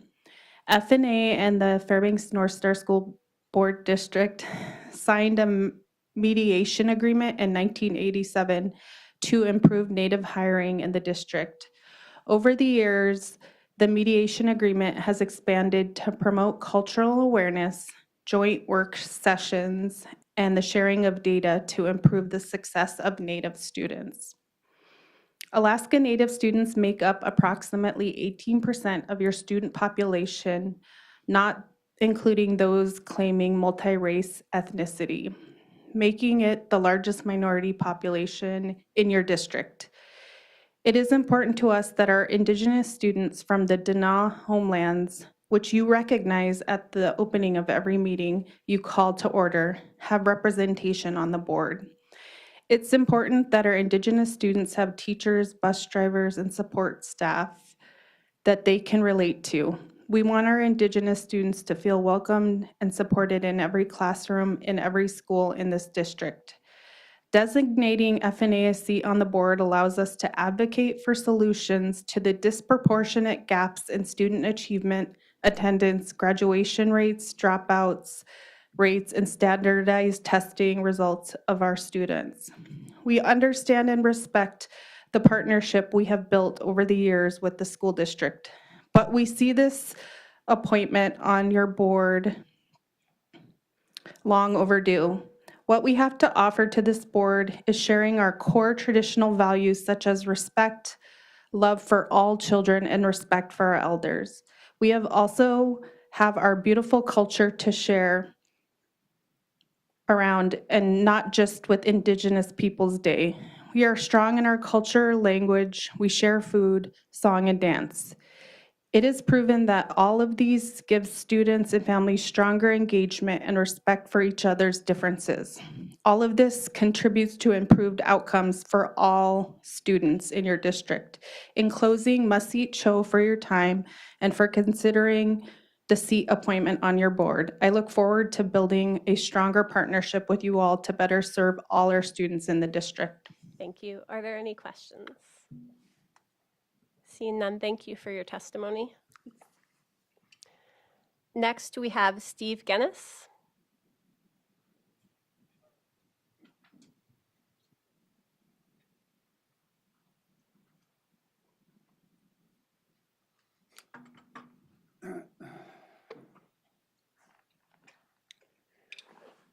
Thank you, board members. My name is Steve Guinness, G-I-N-N-I-S. I'm the executive director of the Fairbanks Native Association, and have been the executive director for 15 years. And at the end of this month, I'm going to be retiring.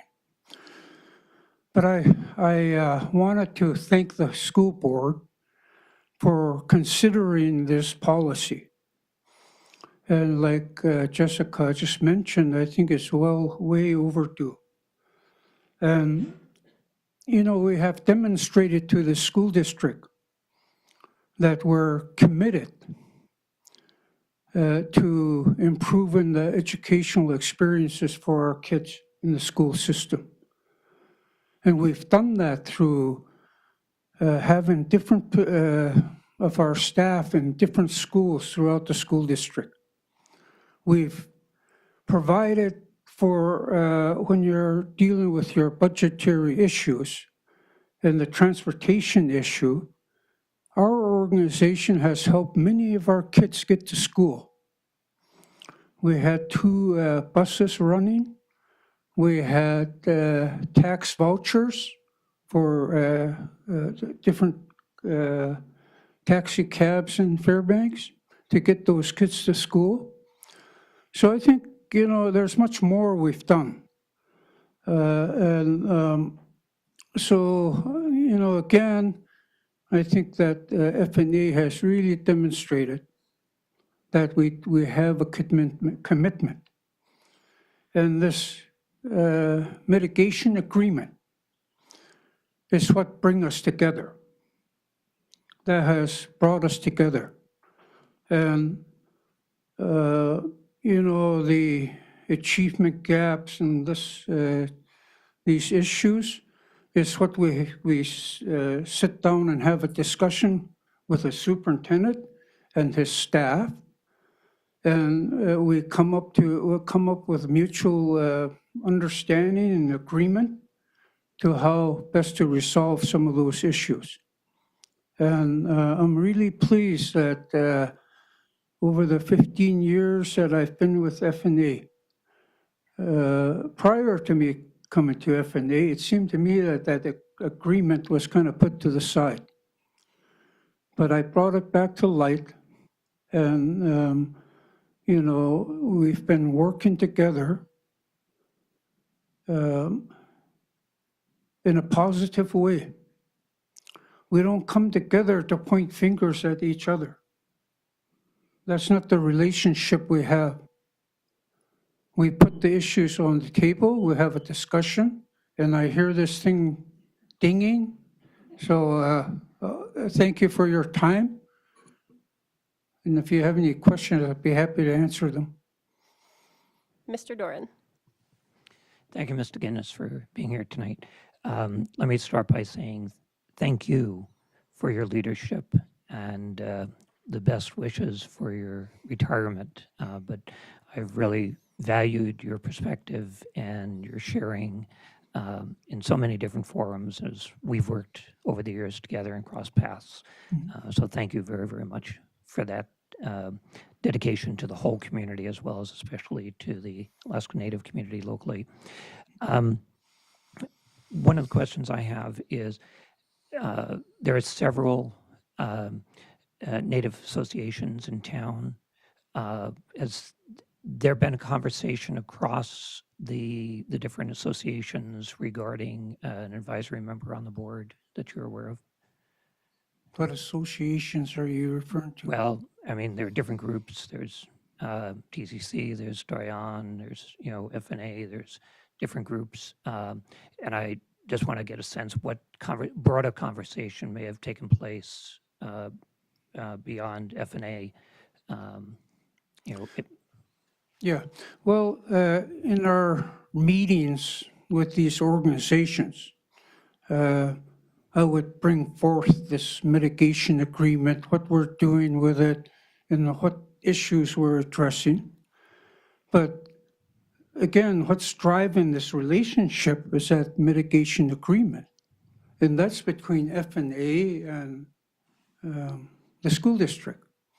And so when we would like their input, we seek it. And if you recall, and you were the president of the board, at one of our gatherings we had, I mean, we were meeting with the school administration and my staff. If you recall, we had a representative there from Tanana Chiefs. And the reason why we brought them there so they can get a firsthand look at what it is that we talk about when we come together that way. And I think that, they went back and they were appreciative of what we're doing. And the other factor is that Fairbanks Native Association is responsible for the Native population here in Fairbanks. And as Tanana Chiefs represents the villages. And so there's a little distinction there to be made. But yeah, so we're exercising our role and our responsibility to, take care of the people, the Native people here in Fairbanks. Thank you. And I just want to reaffirm those meetings that we had. You and Dr. Gaborik, I think, especially did a really tremendous job in bringing the different groups together and sharing ideas, and also the successes that FNA has done and the district has done in trying to reach out to kids in our schools, as well as for what we still need to do. So thank you. Mm-hmm. And I also would just like to thank you as well for your leadership when you were the president of the school board. And I thought, I really felt that you brought a different view because of your experience with working with Native kids in one of the schools you were principal in. And that was very valuable to us, that you were able to kind of relate to the things that we were bringing to the table. Thank you so much. Thank you for your testimony. Mhm. Next, we have Miss Melissa Charlie.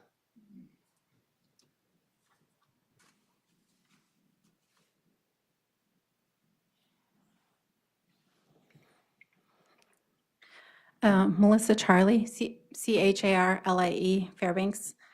At FNA in our JOM program, our mission has always been to close the achievement gap, increase graduation rates, and increase test scores for our Native students. FNA has been a partner with the school district for over 40 years to help support our Native students, and not only these areas, but every area necessary for them to succeed in school. Sometimes that means helping meet their basic needs to live, things many others take for granted. We help families with food boxes, gym shoes, homework assistance, social emotional support, cultural activities, credit recovery, hygiene products, transportation to and from school. Although our priority is Native students, like you, we serve all students. Over the years, every time the district is faced with a budget deficit, the first positions that are cut are support staff, such as advocates, aides, and always the after-school programs. FNA helps to fill in these service gaps by placing family advocates, tutors, and cultural elders in your school. This year, we had staff at Effie Cochran Charter School, Lathrop High School, Ryan Middle School, North Pole Middle, Ann Ween, Denali Elementary, Hunter, and West Valley High School. We apply for federal funding through the Department of Ed Department of Justice, and BIA, Bureau of Indian Affairs. Currently, we have 9 grants that fund over $8.5 million in direct services to your students in this district. Here are just a few ways that FNA invests in our kids and in this school district. FNA provides credit recovery at Effie Cochrane in late May. This year, we have 25 students enrolled to participate in the credit recovery program that lasts 10 days. Last year, we recovered 41 out of 44 credits, a huge impact on our graduation success rates. FNA has been putting on a 2-week summer camp in June. We expect about 85 elementary and middle-aged Alaska Native American Indian students to participate this year. Participants focus on academics in the morning and Native culture, language, and art in the afternoons. This year, we hired a Fairbanks North Star Borough principal and 6 certified teachers to instruct 3rd grade through 12th grade students. We also hired 3 youth leadership students, 1 college student and 2 high school students to assist in the 8-hour sessions. When the district cut transportation to selected schools, FNA bought a van, and FNA staff drove 2 routes in the morning and in the evening to transport kids to and from school. We also partnered with a local cab company and paid them directly over $4,500 a month to transport kids to school. Those are just a few examples of the many things that we offer for our students in the school district. And I signed up for the focus group next Wednesday. I'm not seeing any, oh, well, we do have a question. Ms. Sanderson. Yes, thank you for your testimony, and thank you for the partnership and the contributions that FNA has made to our district, to our students. I've definitely been a beneficiary as a former Alaska Native tutor at North Pole High School. Just totally amazed at the resources and the support that you have provided over the years for our students. So one of the things my students always used to ask me is, how come we don't see more Native teachers? That is where students were talking about they felt the greatest impact to change their lives, because someone who would look like them, who knew their culture, who spoke their language, had their values, was a person that interacted with them in a classroom way. Now, so we had some aides and support in that manner, but no certified teachers. And over this compact that we've had, it's not the right word, this legal thing we've had, that we haven't, for is my knowledge, to speak to my knowledge, to increase that teaching base, to have that representation. Is there any future endeavors or collaborative piece that is coming forward to change that? Yeah, well, I hope so. We, in the mitigation agreement, we had agreed to do a work session with you all every 2 years, I believe. I believe that we should schedule one, and that's the main priority of the mitigation agreement. And so if we just work together, I think we can figure something out. Thank you. Thank you for your testimony. Thank you. That is the end of our pre-signed up testimony. Is there anyone in the room that would like to?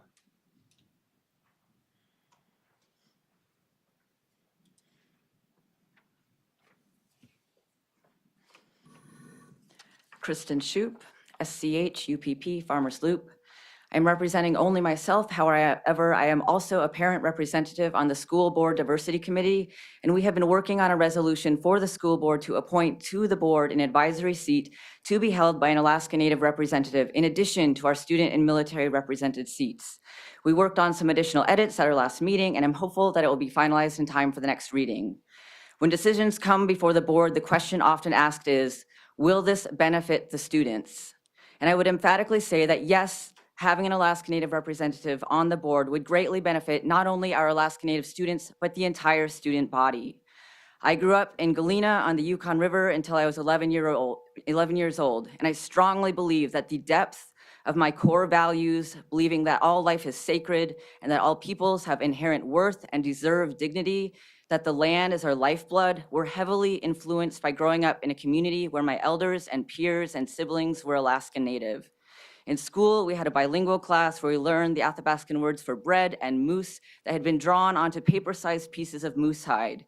We also learned skin sewing and beading and about being respectful to animals, that we are not supposed to brag or be boastful, that we share with the community and give back to the land, and that we give thanks, that we be respectful. Some opposition that I've heard to having an Alaska Native representative is that then we would need to have an African American representative and a European American representative, et cetera. But as stated in the school district's land acknowledgement at the beginning of the meeting, we are on the indigenous lands of the Alaskan Native people, not on African lands, not on European lands. It is easy to forget that we are on indigenous lands because when we were in school, we were taught that the American Indians wear buckskin clothes and feather headdresses and walk around carrying bow and arrows or baskets of maize and squash, living in teepees and wigwams. But that's not how modern natives dress or how they live. They wear Carhartts and Lululemon and Nikes and carry cell phones and drive BMWs and live in regular stick frame houses like the most of us. Indigenous peoples and Alaska Natives have historically had their voices silenced, and the least that we can do is to give them a seat at the table when it comes to determining a path forward to our school district, when about 20% of our student body is comprised of Alaska Native and American Indian students. I would ask that those who find themselves resisting having an Alaska Native representative on the board find some stillness and reach deep into their heart and examine where that resistance is coming from. We all have our unconscious biases and prejudices. I would ask that board members who have reservations or concerns about having an Alaska Native representative on the board raise them tonight so that the public can have the opportunity to address and respond to them before or at the next reading. And it is my hope that this board will unanimously support having an Alaska Native representative on the board. Thank you. Mr. Doran. Thank you for being here. Just a point of clarity, at the beginning you talked about there's been a conversation on the diversity committee. And did I understand correctly that the committee is working on a statement to bring forward later at some later time? At our last meeting, we basically finalized the resolution and we're waiting for the chair, who I believe is out of town, to make the final adjustments to it before submitting to board president, I believe. Okay. And it should be ready, I believe, before your next reading of this. Okay, thank you. Thank you for your testimony. Is there anyone else in the room wishing to provide testimony on this item? Seeing none, public comment is now closed. May I have a motion? Move to approve first reading, public hearing, and advancement to a second reading and vote of policy BB 9110. Second. Is there board debate? Ms. Maple, then Mr. Doran.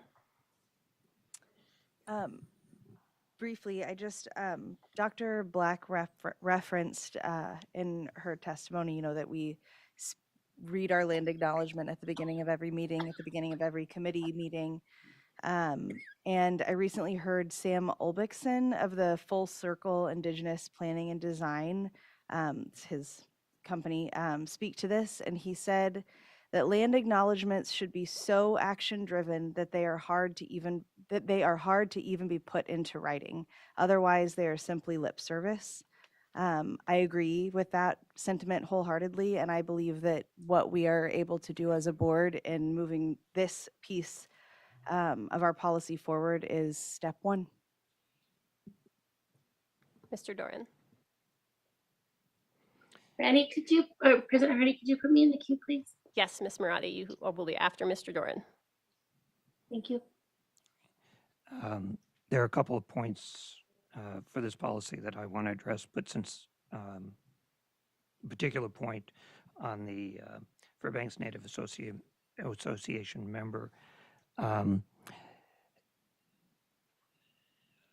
given this an awful lot of thought. I continue to give it a lot of thought, but I have some real concerns. I think this conversation does help to highlight for us the importance of voice to be heard by the board, by the district, from the different components of our community. I have real concerns about specific advisory member as an FNA member advisory. And it is not to minimize in any way the importance of the voice. And I think the testimony we've heard tonight also really attests to the partnership that has existed over a long time. And I think even before the mediation agreement, there were pieces that were there. The mediation agreement brought some back in the 1980s, 87, was a resolution of some things that our district needed to hear and needed to act upon. And I'm glad that for a period of time, we had a real active conversation around that mediation agreement, and I look forward to that coming back to the fore because we have to talk about that. But I am concerned in terms of creating another advisory member on the board. And I have to come to the question, who's next? The three advisory members we have are from groups that cannot be elected to the board. And I think that's a significant piece. We have a number of different groups in town who might say that their voice is not being heard. And how do we do that? How do we make sure we hear those voices? We need to make sure that we hear the voice of members, local members, and other members of the Alaska Native community. The implementation agreement has been one of those ways to make sure that, or to help us do that. Making sure that we have the involvement with our Alaska Native Education Parent Committee is really important. Having representation, which came about over a discussion with FNA regarding the mediation agreement. I have to give credit to Mr. Guinness and to Dr. Gaborik, who was superintendent at the time, who put it into when we updated, and the board also affirmed that into the implementation agreement, that update is to have representation on each of our committees, someone appointed by FNA. For a variety of reasons and different things that come up, that representation has not been filled, but I look forward to having that in the future, that we have that voice at that table. We have heard on a number of occasions testimony from people within the Alaska Native community who have brought their voice to the table, and I was reminded particularly of that during graduations, that we made it very clear that regalia is an important, valuable piece for students to celebrate that milestone. And it was so uplifting to see the number of students who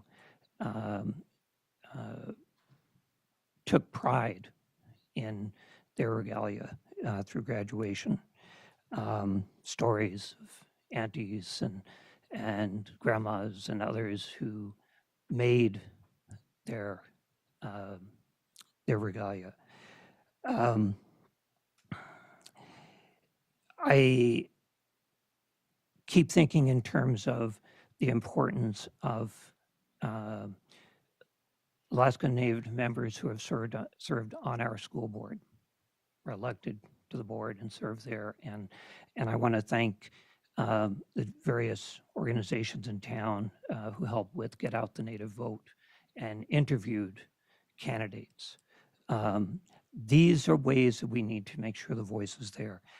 I think that we are challenged to make sure that voice and other voices are brought to our board, are brought to our district. Um, and, uh, and this is an important conversation. I don't feel this is the way to do it. An advisory member, and I am concerned about other groups who, I don't want this to become a divisive situation.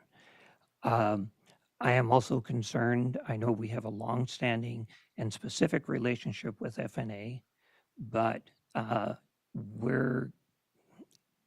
wasn't part of the mediation. So, it's something we're adding, and it's not necessarily a bad thing. But what other groups should we have this conversation with? And that's where I'm concerned about precedent, concerned about working together. And so I have real strong reservations about this. And I'll pause there and let others get in the queue, and I've got other things later. So next, we're going to go to Ms. Marati online, and then Ms. Burnett, who hasn't spoken yet, and then return to Ms. Maple, and then back to Mr. Doran. Thank you, President Hardy. I just wanted to relay my support for this revised policy. It honors our Alaska Native community and is advised by our stakeholders. It aligns with the intent of the district's agreement with FNA. We've received lots of email testimony and in-person testimony, all in favor of this addition. Dr. Miner just mentioned and announced that a goal of the district is growth for all, and specifically called out the need to focus on Alaska Native students.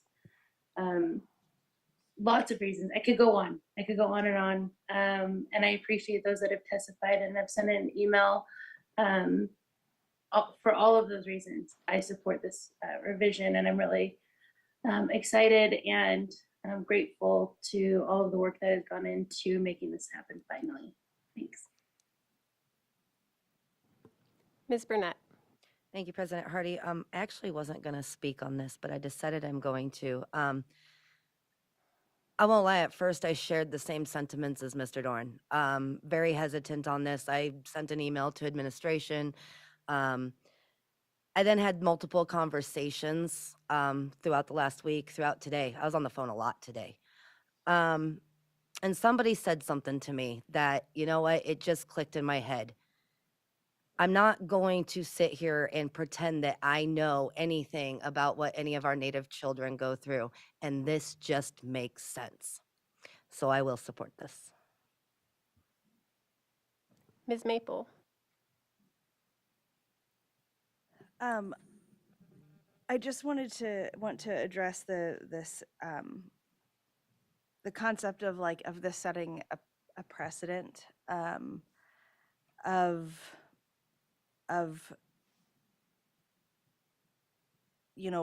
if we do this, then what's next? Who is next? And my gut reaction there is that if this sets a precedent, that's actually progress. That clearly this board does not callously pass policy, that we put a lot of thought and intent and discussion. I mean, we've discussed this at many work sessions already. I know that I've done my due diligence of having multiple conversations with community members. I'm so heartened to hear Ms. Burnett say the same. I expect that everybody sitting up here would say the same.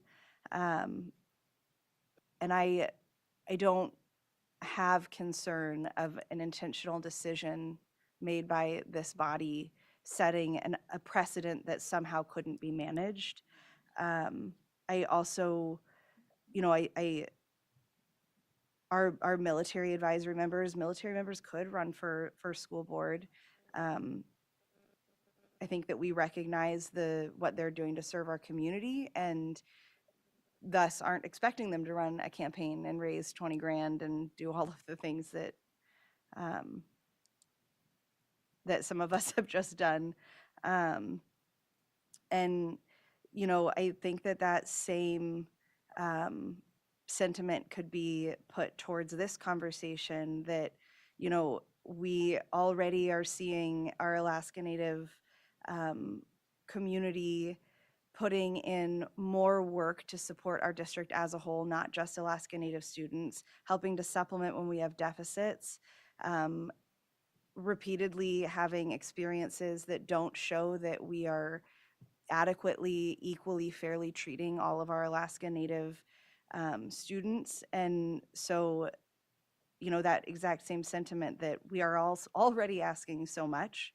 And this is, I think, a drop in the bucket. Yeah, I'll stop. I'm going to start rambling. Mr. Doran. Thank you. I'd like to address a couple of the military issues. And one is that they are not allowed to hold public elected office. But in terms of the policy, I believe the word installment is an incorrect one in the first bullet. And as I mentioned earlier, that when we researched this 3 years ago, we found that the official terminology used in this state is military reservation, at least as it applies to to Fort Wainwright and Eielson Air Force Base, and that we should thus use the official language preferred. And so I would move to amend the policy at the first bullet to replace installment with reservation.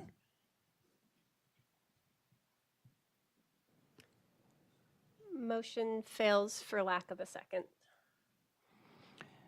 Yeah, I know it sounds an odd term. We thought it was odd then, but it's there. So I would like to move to amend bullet 1, the word installment, and replace it with the word installation. Second. Is there any debate on this motion? Mr. Doran, would you like to speak to your motion? Yeah, it's just the more appropriate terminology grammatically, I believe, and more common usage for those facilities, as opposed to saying they're installments. They're more typically referred to as installations. And given the previous great discussions that previous boards have had on this, moving in that direction, that's why I think it is the more appropriate, as well as being grammatically more accurate. Mr. Burgess. To me, what's important is that we understand that the policy is clear and clearly communicates what we actually are talking about. So the specific word that we use, as long as it is understandable by those reading it, it doesn't matter to me that much. I do think that installation is probably a slightly improved word compared to installment. I also wonder, though, if there's a reason that we don't just name the base and post specifically.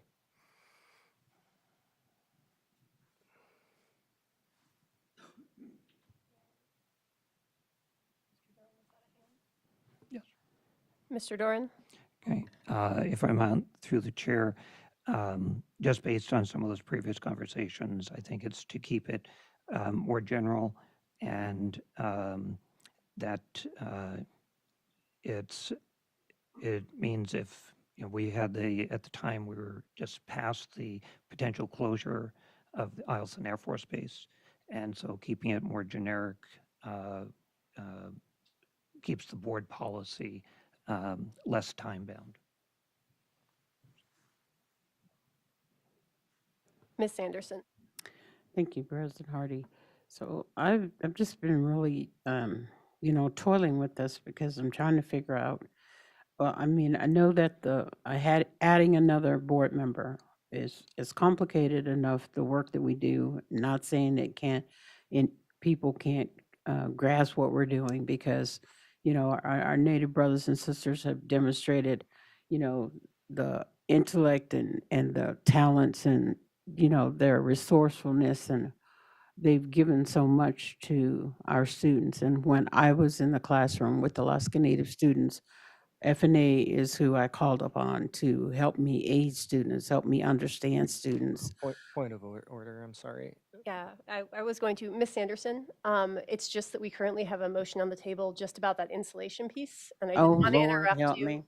You're Okay. doing, I definitely want you to finish that comment, so you are first up Okay. as soon as we vote on this motion. Yep. Thank you. Are we prepared to vote on installation versus installment? Seeing no further debates, a yes vote would change the word from installment to installation.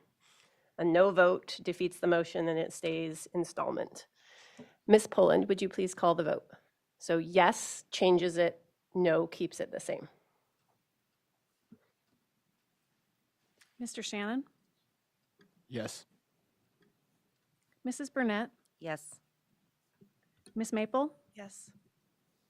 Mr. Burgess, Yes? Mrs. Sanderson, Yes. Ms. Marati, Yes. Mr. Doran, Yes. Mrs. Hardy. Yes. Motion carried. And now back to Ms. Sanderson. Okay, thank you, President Hardy. So the point I'm trying to make is that the number of people we have on the board, and the work that we do, we hear from the different voices. I think the district has put things in place that we can hear from people. And I have this torn place that I'm trying to reconcile in. And it has another whole venue that's not being talked about. That weighs heavily on me to make decision. And the point I was trying to make is that, we have those added voices, but I'm just torn between what is the difference having them placed on our board, then the mechanisms and the avenues that we have that I've seen advocated on behalf of Native students in situations or things that we encounter. So I think that's where I'm struggling. Ms. Maple.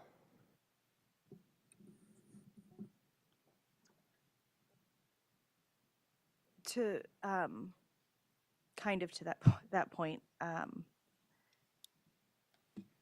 in conversations about creating a welcoming, inclusive environment, one of the things that I learned in my professional development is that it's not just recruitment, it's creating an environment that would welcome the people that you're wanting to put themselves in the environment. So, for example, talking at my day job about wanting to recruit a more diverse workplace and getting feedback from, leaders in professional development that, well, you need to have the policies in place that make that diverse population you're seeking want to work where you want to work at your place of employment. Taking a step back and not just focusing on recruitment and more focusing on the culture and the actual environment that you're wanting to bring people into. And I would love for this election season for us to have a diverse ticket of people that want to serve on this board and serve on our assembly. But I strongly believe that until we do the work internally in our policy and our practices at every single table, that's an unrealistic expectation to put on our community members that they should have. It was terrifying to run for this office, and it was a horrible experience. And the idea that somebody that already is experiencing far more oppression than me would have to put all of that aside on top of the task it is to run for office and have no idea if they're going to enter into a school board that is going to be open and is going to listen and is going to be accepting. I think that's an insanely tall order. And I think that this is, I know that I'm a broken record, but that this is an opportunity for us to put our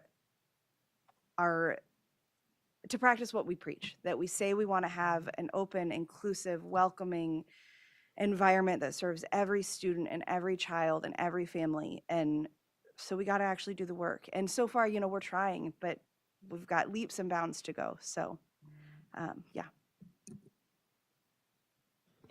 Mr. Doran? Thank you. I'd like to move to amend in the paragraph on military delegates to delete the word military before schools. I'll explain why if I get a second. Second. If I may. Go ahead, Mr. Doran. Okay. We don't have any military schools in our district. And so I think that's why it should be deleted. And the advice that the military delegates bring impacts all our schools. So, Mr. Burgess? I agree. I think that, we could either just remove military or, yeah, I think removing military is the right way to go. And before schools. And I think that to that point, we have military students in all of our schools, I believe. So yeah, it's appropriate. Thank you, Mr. Doran, for bringing that forward. Ms. Burnett? I'm just confused. We do have military schools, don't we? I'm sorry, I just would like clarification on that. Do you want to do that, Dr. Minert? Sure. So we have schools on military installations, but run by the local school district, which is confusing for some because there are Department of Defense schools in other communities that would be technically military-run schools. So I do think it's a good clarification. So follow up. So military schools refers to DOD schools then in this particular instance? I think it could be implied, yes. Okay, thank you. Any further comment on this motion? Seeing none, Ms. Poland, just a minute to clarify, a yes vote will remove the word military from that line. A no vote will defeat the motion, and military would remain before schools. Ms. Poland, would you please call the vote? Mr. Shannon? Yes. Mr. Doran? Yes. Mrs. Burnett? Yes. Ms. Maple? Yes. Mr. Burgess? Yes. Mrs. Sanderson? Yes. Ms. Marati? Yes. Mrs. Hardy? Yes. Motion carried.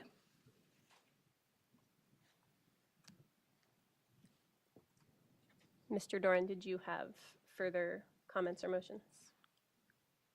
I do, but put me in the key. Okay, Mr. Burgess? I just wanted to speak on the additional advisory member from FNA. I am in support of that for reasons that others have already stated, probably more eloquently than I could. But it gets to me, it gets to the points that this is an organization that has been working with the school district, and it's really impressive work. And I think that this could strengthen it even further by having regular contact with the whole board, as well as just hearing more about the challenges that our Native community is facing, because I'm not Native, I don't know what they are. And I think that it's important that we do the outreach and bring people to the table regarding, setting a precedent of placing, of other groups that also deserve more representation or aren't heard as often. I think those are bridges that we can cross when we get there. And I would not be opposed to entertaining adding additional advisory members. I do think, to Ms. Maples' comments, that this would go a long way in showing that we mean what we say when we say that we want to create a welcoming and supportive and safe environment for all students. So I fully support this, the addition of an FNA member to our board. Thanks. Mr. Doran. I'm going to be voting no at this time on this policy. A lot with the reasons that I voiced earlier, but also what I'm concerned about is basically, in my view, somewhat of an elephant in the room, that we have to really take seriously listening to the voices in our community, not only the FNA voice as it represents the Alaska Native community within Fairbanks specifically, but with the other Native groups with whom we interface. We have students that come from surrounding villages, not only in the interior, but across the state, and go back and forth. We have other groups within the Black community, within the Hispanic community, the Asian community, that we need to make sure that we're also listening to their voice, and that the voices that we hear, whether they be military, Native, other groups, student, that we really listen to what they have to say, and that we work to, if we want to put action in terms of our words, which I really strongly believe, and I'm glad that was brought forth this evening, is what does that mean in the classroom, in the schools, in other aspects of our community, within our administrative decisions? How do we really work together in partnership? That I am very concerned about each of those voices. I am concerned that in our strategic planning, that process, that we make sure we involve those voices. So basically, this specificity in this policy, I don't see as the solution. I could see it almost as overshadowing the depth of what we really need to be doing. And that we show in our action, we've got a great opportunity within the strategic planning process to make sure we sit down at the table, cross from face to face, the conversation that Mr. Guinness alluded to earlier in his testimony, and that I was so fortunate to be part of on a couple of occasions, that we really had some hard conversations, hard points brought up. We also had some things to really celebrate. I think we need to be able to do that. And I'd like to see that, what do we do to make it a positive environment for people to run for our school board? We've had some tough elections. I will say that I've gone through several elections. It was a joy to run.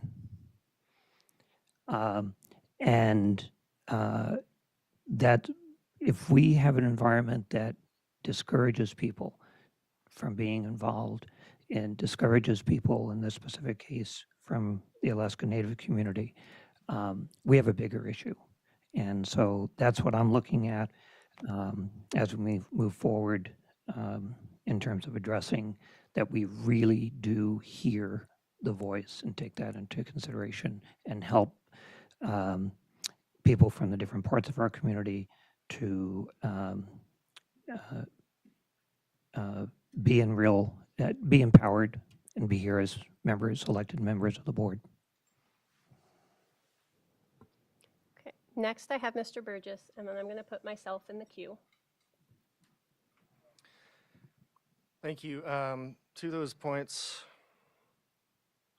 I want to say that I agree with a lot of what Mr. Doran said regarding needing to do better on outreach to all of our various communities. We have a diverse community, and I think it is incumbent on the board to ensure that we are reaching out to them and hearing their voices and making sure that they are welcomed. This is a step in the right direction, and it does not prevent us from doing further outreach to other communities. And it will strengthen, the idea is anyway, that it would strengthen the relationship with one particular community that makes up 18% of our student body. That's a pretty significant amount. It's almost 1/5. And yeah, making it more accessible, making running for office more accessible is a really important thing to do. I also, it's my first time running for office last summer, and I did think it was a joy. I had a great experience, but I am not a member of a marginalized community. I'm your standard white guy. And things are different for me than for other people. And I want to recognize that, acknowledge that, and ensure that we are looking for ways to meaningfully bring people to the table. And I think this is one, we're literally bringing someone to the dais with this. So I'm going to maintain my support there.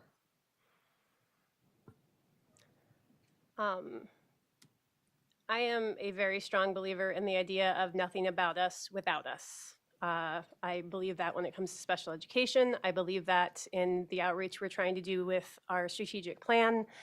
I think it's so important to have diverse voices involved at every step of the way. It's the only way our community moves forward together. Our advisory members already on the board provide us with a unique perspective that help us make better informed decisions. I have learned so much from listening to Mr. Shannon's predecessor, Raul. I look forward, or Mr. Lopez, I look forward to learning from Mr. Shannon's perspective. It's unique, and as someone, all of us graduated a long time ago, I'd like to think I remember what it was like to be a student in our schools, but it's not the same. I existed in a world before social media. I existed in a world before the invention of a lot of the distractions that our current students face. It's so important to have a student voice on this board. And there was a point in time this board didn't have a student voice. That was a decision that was made to bring in that perspective. And there's other boards that have 2 student reps on the board. There's other boards that have gone farther. But I think it is a positive step that has helped this board over the years and has helped me as a board member learn. Our military representatives have added so much. I remember sitting out in the audience and listening to one of the first times Colonel Alvarado spoke and being moved and just being so impressed at the wealth of knowledge and inspiration that he brought and brings to this board. They're valuable seats. I made a point of changing around our agenda to prioritize our representatives, our advisory representatives' comments so that they weren't staying around till sometimes midnight to be able to give us that perspective, because it's that important. We need to hear those voices as we're making decisions. And it's one thing to invite the public to come in and testify to us from the dais. It's another thing to pull up a chair. And that's what this does. It pulls up a chair. And I think that that's the right step for this board to make. I found out tonight that that mediated agreement was created in 1987. That's shortly after I was born. And yet, a lot of the issues identified still persist. I'm in my 40s. We know that this is an issue, and we know that it's an issue with other groups too. And like other board members, I have no problem pulling up more chairs. I believe the slippery slope fallacy is kind of just that. When are there enough seats? When there's enough seats. When we feel like we have a diverse enough perspective to make good choices. None of the votes that our advisory board members make are binding. It is completely at our discretion to listen to those votes or not. but the perspective they bring and the ability to have a microphone to talk on each and every issue is not something that we can quantify. I think it makes us a better board. And even speaking to the Borough Assembly, every time that they allow us to participate in debate at their dais allows them to hear from a school board and a school's perspective. And I so appreciate that this assembly has made that point, where previous assemblies, I know last year I was asked to step down from the dais and take 3 minutes and talk from the public stand. I think the inclusiveness is a right step in the right direction. And I really support this change in our policy. And I'm excited to learn from those diverse perspectives from identities that I don't hold. That's my 2 cents. Ms. Marati, was that a wish to speak? Yeah, thank you. All right. I just wanted to read the revised implementation agreement to the mediation agreement of February 1987 between Fairbanks Native Association and Fairbanks North Star Borough School District. I'm not going to read the whole thing, just the very first paragraph, which is very important. It says that this implementation agreement is between the Fairbanks North Star Borough School District, the school district, and the Fairbanks Native Association, Inc., FNA. FNA is recognized through resolution by Doyon Limited as representing the educational interests of Alaska Native American Indian students attending schools in the Fairbanks North Star Borough School District. What that says is that FNA has been recognized by Doyon to represent the students and their education interests for this specific reason. So the discussion that we were having earlier about, what would other organizations have to say about us working with FNA, this agreement already outlines the very first sentence, the very first paragraph outlines that FNA has been designated the representative in student education interest. Just want to point that out. Thanks. Are there any other closing comments before we move to the vote? Ms. Maple, I'm going to ask that board members keep them brief. I think we've all said our piece. I wanted to say that we keep saying we want to listen over and over, and we have 3 of perhaps the most qualified people in this room to speak on this that did speak in public testimony: Steve Guinness, Melissa Charlie, and Dr. Black, and I will be listening to them.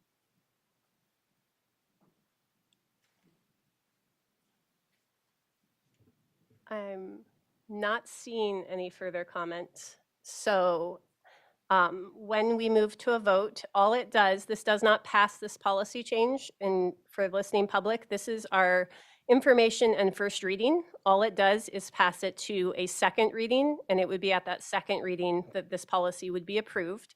And the community is encouraged and welcome to both send emails on this topic as well as sign up to testify when it comes again before the board. So this is simply passing this policy onto a second reading for final approval. So a yes vote says it is ready to move to second reading, and a no vote kicks it back to be changed around and possibly come back again for another first reading. Ms. Poland, would you please call the vote? Mr. Shannon? No. Mrs. Sanderson? No. Ms. Marati? Yes. Mr. Doran? No. Mrs. Burnett? Yes. Ms. Maple? Yes. Mr. Burgess? Yes.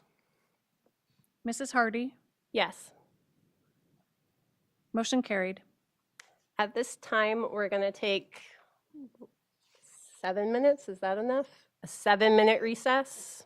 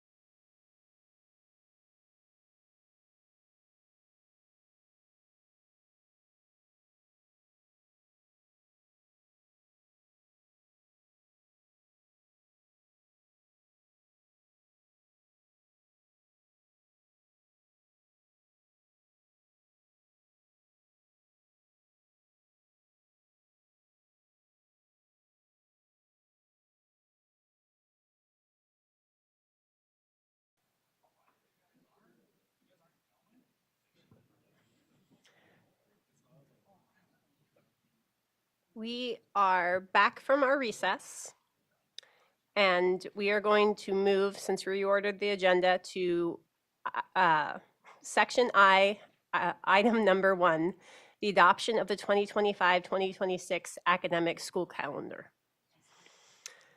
The board has the 2025-2026 academic school calendar along with a summary of public input and calendar guidelines. The administration supports and recommends the adoption of this calendar. Looks like we have Ms. Rebecca Herby to give us a report.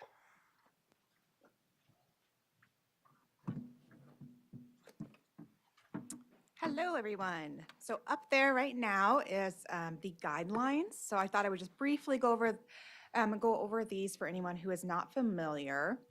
So essentially, the school calendar must consist of 180 student contact days plus 4 teacher work days. There are 6 professional development days plus 4 parent-teacher conference days, and those 10 days count as student contact days.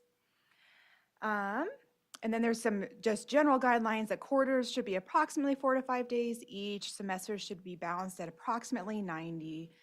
And then we have our 3 tentative student contact days for inclement weather at the end of the calendar. And then there's some more guidelines on the teacher work days, information about the professional development days, and the holidays that we observe according to Alaska statute and our own policy.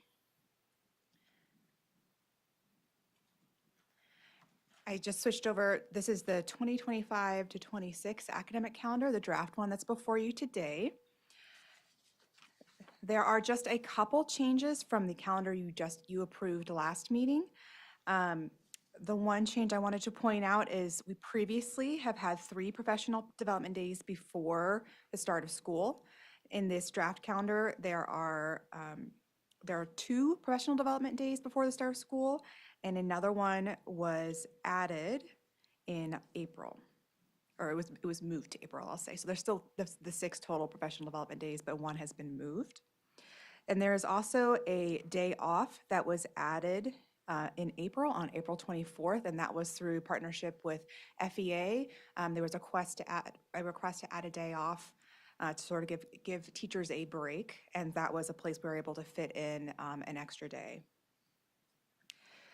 You'll notice we sort of had a creep in our calendar of it going a little bit earlier and earlier, and it's back the 24, 25, our calendar next year is a bit early with an August 15 and May 16 end date. You'll notice in the 25, 26 calendar before you, we started to try and correct for that because it was creeping earlier, and so we've tried to push it a little bit back. So the start date is August 19 and the end date is May 25th.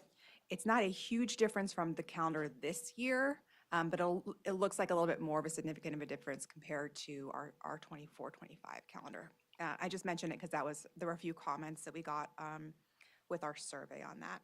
There was a survey that went out to parents and staff, families and staff.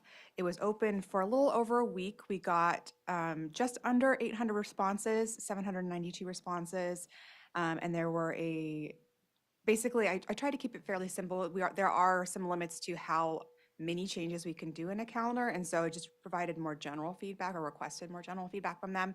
So I gave it just opportunity. Essentially, you could rate our calendar from like 1 star, meaning it needs a ton of changes, to 5 stars, which is like, I don't have any changes here. The average rating was 3.9, so 68.5% of people who responded gave the calendar either 4 or 5 stars, which is essentially either like a minor change or no change they felt was needed. And generally, some things that came up in the open comments, you all voted the change to move the February parent-teacher conferences to a Thursday, Friday, and that was very positively received. And that change is reflected in the 25-26 calendar, and that change was positively received. There were people noticing that that April day off that was added, and some questions about that, but generally like, hey, thanks for giving us a break in that quarter, the last fourth quarter. The most commented on thing that was somewhat negative was the early outs, the number of early outs, and so I think some more communication could go out on why we have the early outs and what purpose they serve, because there was also some confusion about, well, why don't you just get rid of early outs and have another day off. Early outs count as a student contact day, a day off would not, for example. There was, overall, I felt like the feedback and comments were fairly positive for the calendar. We're always going to have a lot of competing desires. For example, there was a few comments for starting the calendar should start earlier, and there were a little bit more for starting the calendar actually after Labor Day. So that was one thing that if we potentially wanted to explore, if the board wanted to direct us to explore, there does seem to be an interest in starting school after Labor Day, but again, there's also going to be a push for it to be earlier in the year. So it's a pretty divided, the start of school. Generally, overall, people were satisfied with currently where our school starts near the end of the second or third week into August. And I believe that was everything that I wanted to cover. So please let me know if you have any questions. Mr. Doran. Thank you. And you did answer a couple of them in terms of the survey, which I believe closed today. Yes, it closed today at noon. Great. So you gave me the feedback on the Thursday, Friday piece, especially. Did have a couple of questions looking at the August dates. I know we've taken away one day from that start for teachers.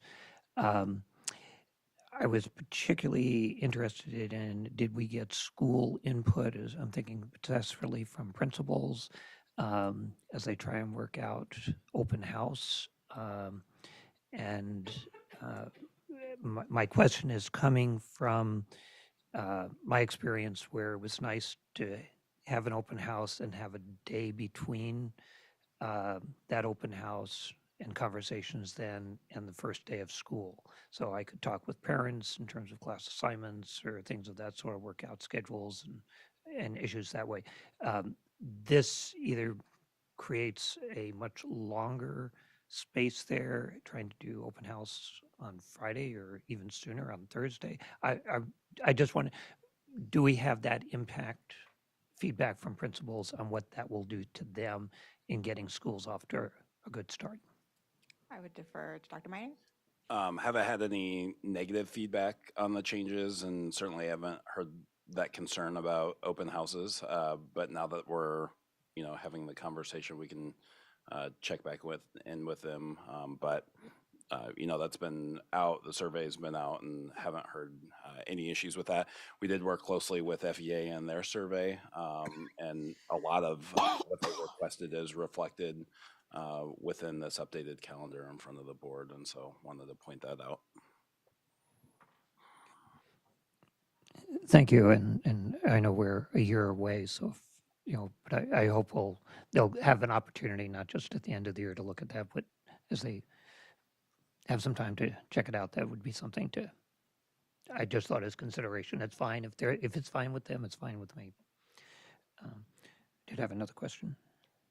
Go ahead, Mr. Doran. Okay. A question regarding, did the Parent Engagement Committee, perhaps through the chair to Parent Engagement, did they have a chance to weigh in on the calendar? They did not. We were unable to make quorum. If I may, Ms. Herbie is correct. We did not. We had a hard time getting quorums for our meeting, which we have adjusted with our AR revision. So hopefully come the fall next year when we do the calendar, then the Parental Engagement Committee should be well established and be able to, so. Thank you. And I do have one more. Go ahead, Mr. Doran. Okay. Just in terms of understanding that April 24th holiday, well, no, actually, is it a holiday or is it just no school for students? So it's a teacher day or?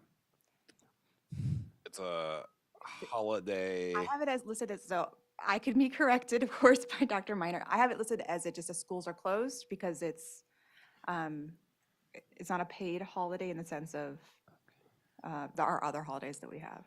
Correct. So not an officially recognized holiday of any sort, but that school is closed, which means employees would not report to work. Okay, so that was one part of my clarification. So it's not costing Correct. anything on that. The related to it is also it's right in the testing period.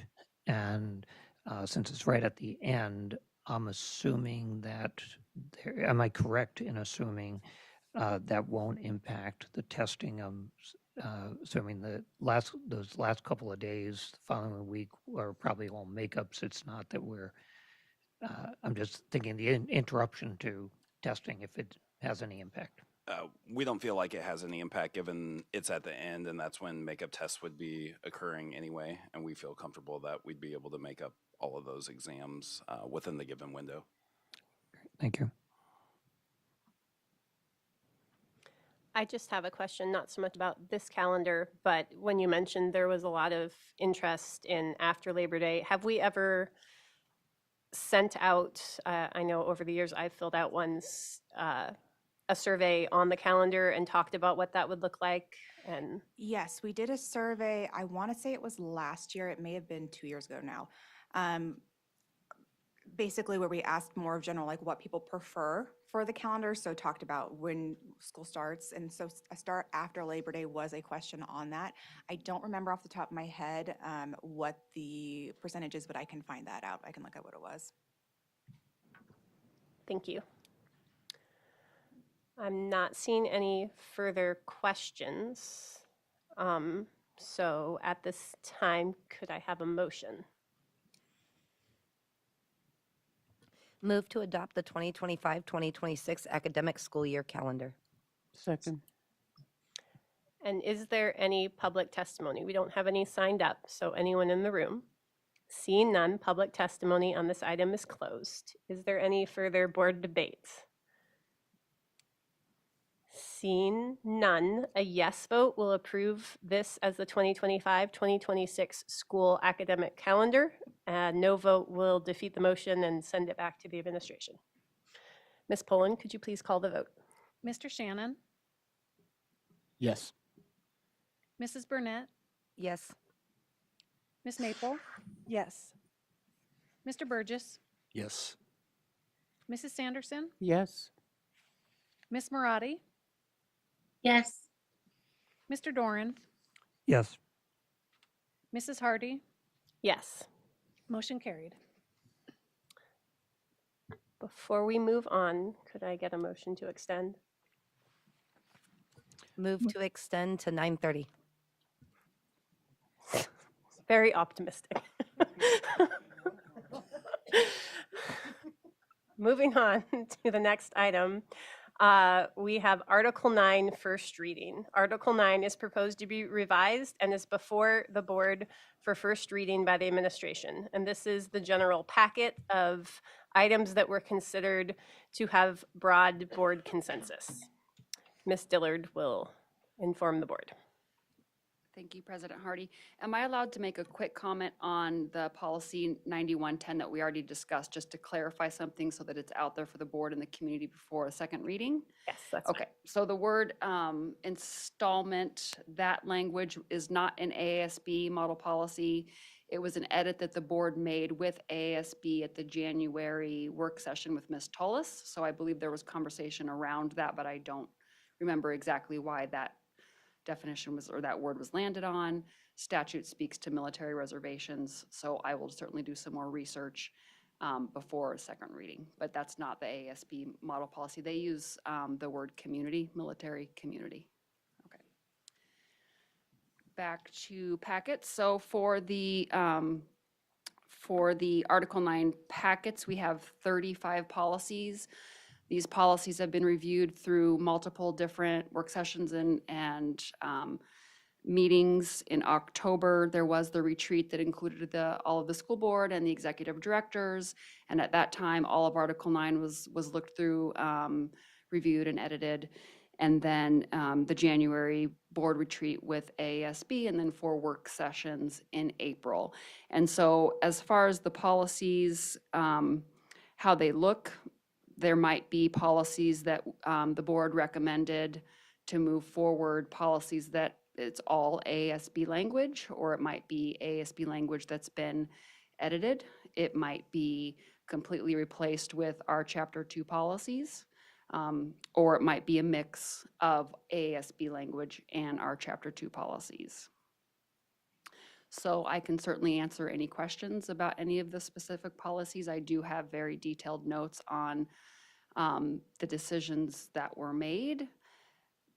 But it, as we discussed, it is a little hard and messy and overall not really that helpful to try to edit every single word to present when we're looking at the AASB model policies as the central focus and fitting in our Chapter 2 policies. They're not necessarily one-to-one policies. We have about 8 AASB policies that that are new to us in language that we don't have matches to, and then a lot of our Chapter 2 policies might fit into AASB policies. So, so I can answer any questions about any of the policies for you, though.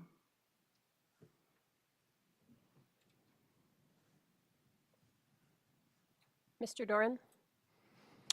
Okay, fair warning, I do have a number of ones. A lot of them I'm fine with. Okay, so I'm not going through every one. And most of them are some edits. So starting with 9,000, the role of school board and members. Second paragraph, I would move to amend the fourth line. It says, in accordance with the state and federal constitutions, and this is where my amendment start, and local, state, and federal laws and regulations.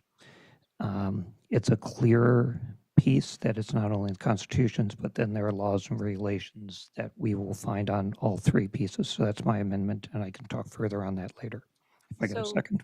Before that, I would like to propose to the board for things like this, if we could maybe do like we did in the budget work session, and if Mr. Doran proposes a change and none of us have any strong feelings, that we just go with that, because this isn't up for final approval. So we're just discussing kind of like a work session. It would save us time in having to vote on every single motion and still allow Mr. Doran to address all of his concerns. Mr. Doran, are you comfortable with that? I'm comfortable seeing how it works and see, yeah. All right. So I would, so you want me to just state it? Yep, so Okay. just state it So and then. Nobody seconded that motion then, right? Yep, I'm not sure, a lot of them seem to be wordsmithing, and you might find general agreement, then we wouldn't need to go through a formal second and a vote every single time, unless somebody has a real problem with what you're proposing, and at that point, we should make a motion and have a vote. Otherwise, we'll say, yeah, that sounds great, and thank you for catching that. Okay, could I ask clarity on? Yes, sir. Point of order. Do we, and I might have dismissed it, have we made a motion to move this forward yet? We have not. Okay.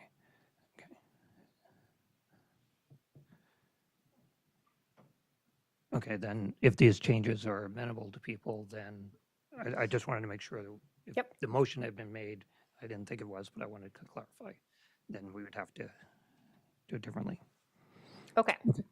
Go ahead, Mr. Doran. Okay, so on 9,000, second paragraph, fourth line, I would propose that we change that wording to in accordance with the state and federal constitutions and local, state, and federal laws and regulations. Not seeing any objection. So you may continue. Okay, the next one I have is 9020. Do you have the page number for some of those? It might help us find it quicker. Page 7. Thank you. Okay.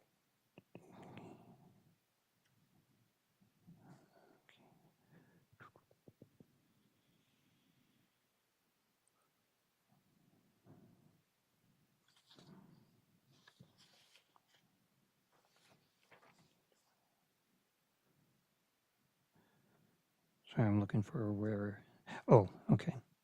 On the second line, it says accountability and conduct in order to meet the public trust that has bestowed by the public. wanted to suggest that we change uh, has to has been bestowed by the public. Alternately, I was looking at saying is because it's a current thing that the public, and I guess I would prefer is, but I'm open to either one. It's because it's a current thing and has bestowed in that context as um, grammatically it's not quite as, it's awkward at best. Any objection to changing it in order to meet the public trust that is bestowed by the public? Seeing none, I think we're good with that change. 9130. Let me get the page. Page 15. So I'll give, when I do these, I'll give the board policy and then I'll give the page as I say.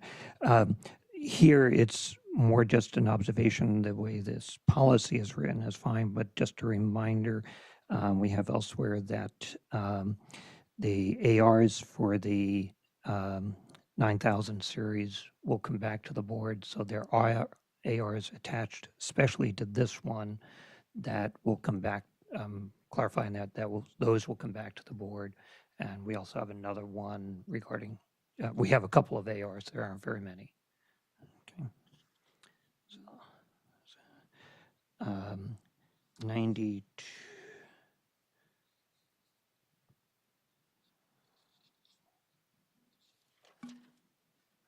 Okay. Okay, the next one will be 9220.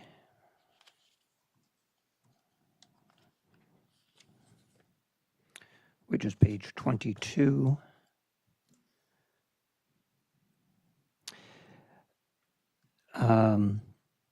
More an observation here, but I think it's important, and whether we need to do some research on this between now and second reading, is the third paragraph about, I'm sorry, the second part, the second paragraph about a district employee seeking election to the school board but must resign their position. At some point, we need to look at whether it'd be beneficial to do some wording regarding retirement implications. We ran into this situation previously. It still is active, but I think we just need to make sure that we have some clarity, and that might be something that could be addressed in AR. I'm not certain, but I would like the administration maybe to go back and look at that so we don't run into problems for individuals in the future. So it's not to change anything now, but I think we need to look at that. Do you have any recommendations of where to start? I guess I'm not privy to the same information I think that you have, and so I just want to make sure I understand. Are you saying they must resign or retire prior to? No, there's an issue in terms of, and part of it is a state, and I don't want to belabor it tonight because it will take some time to look at, but the issue is how retirement looks at school board membership, and that we should at least have some information for a employee who may run for the school board, get elected, and then retire. We are not employees of the district except under retirement. And it creates some real complications in potentially keeping candidates from running for office. So I'd say if we can just we can look into that. Yeah, look into it and see it, and it might, I think it could probably addressed in AR or something like this. But I think it's important to keep in mind as we look at this policy going forward. That sounds good. We can do that, and I would agree AR is probably the appropriate place for it. Yeah. And it's different than employee just resigning. If they just resign, that's fine. It's not an issue. but it's for other candidates. And that could impact not just for an employee. That retirement issue actually affects anybody who is under the state retirement system potentially. So whether it's with the, municipal government, state government, district, it doesn't matter. So I just wanted to bring that forward. Okay. 9223.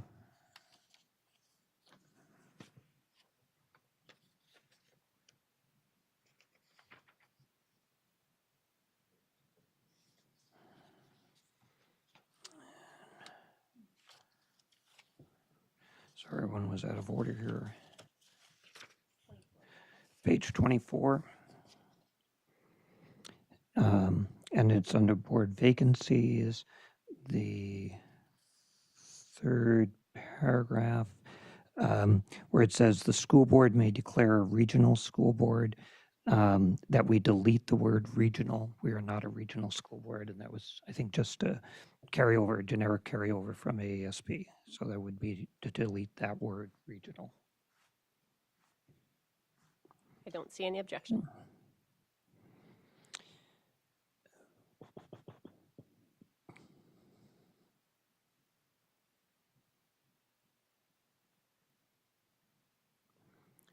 Sorry, point of clarification. Mr. Doran, could you say that again? I'm sorry, I didn't quite follow where you were. Okay, the word in there is references regional school board. It's on the third paragraph. The school board may declare a regional school board seat vacant. Okay, and that's a generic form or phrasing for all the REAAs in the state. We are not a regional board, so that's why that would come out. Okay, so 9311, and I appreciate people's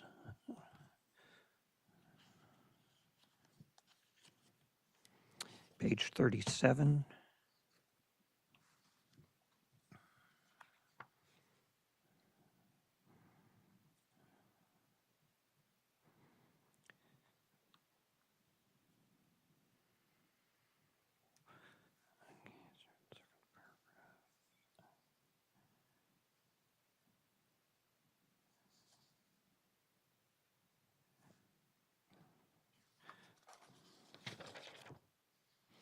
Under the superintendent's and authority,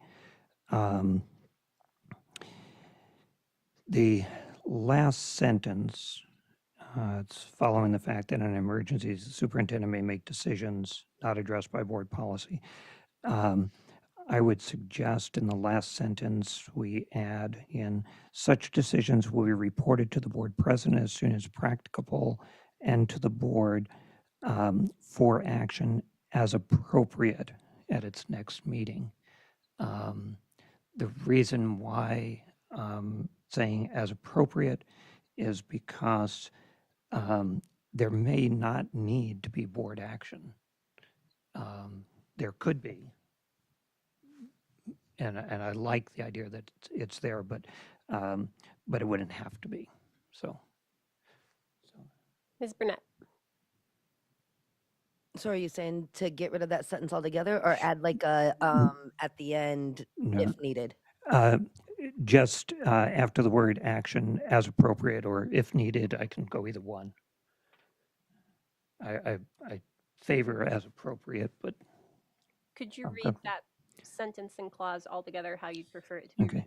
So I would say the last sentence in paragraph 2, such decisions will be reported to the board president as soon as practicable and to the board for action as appropriate at its next meeting.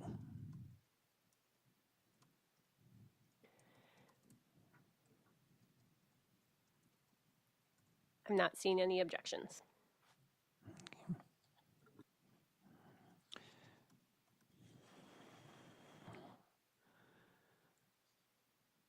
Okay. 9313.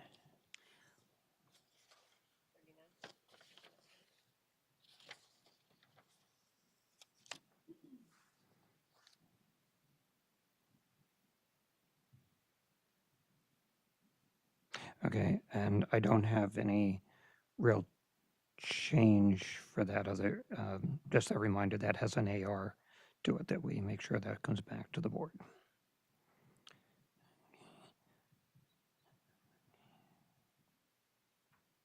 And I'll just flag that that last paragraph that we added during our work session is all administrative regulations shall be presented to the board for informational purposes, but do not need board action. Administrative regulations for bylaws of the school board, which is the Series 9000 that we're on, must be approved by the board. So we clarified that board should be informed, but when it relates to board business, we require approval. 9320.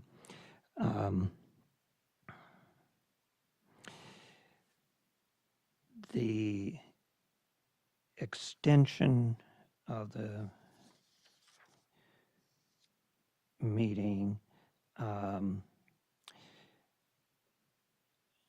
just see where that is.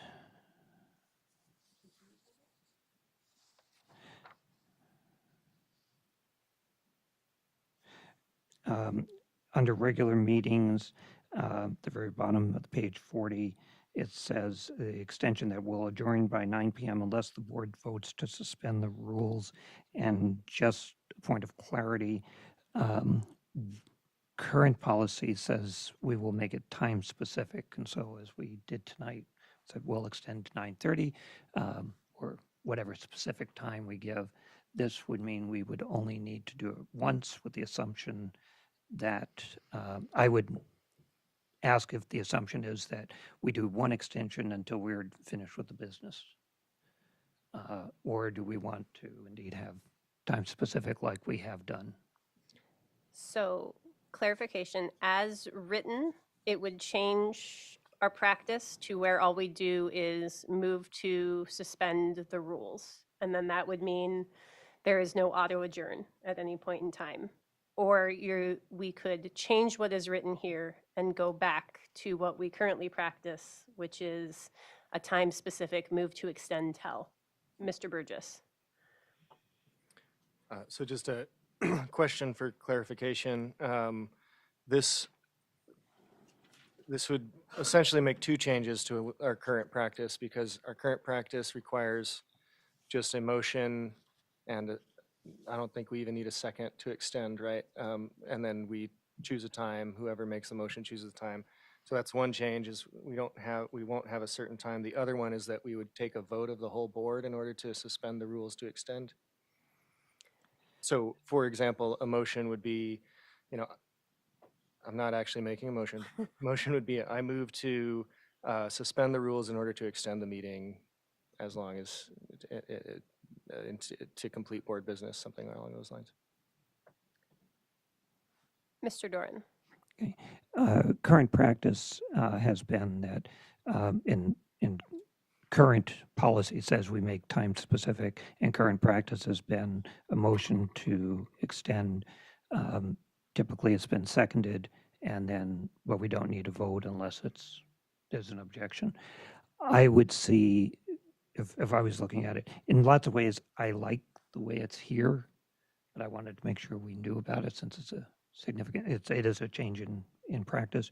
And I would see it as made, seconded.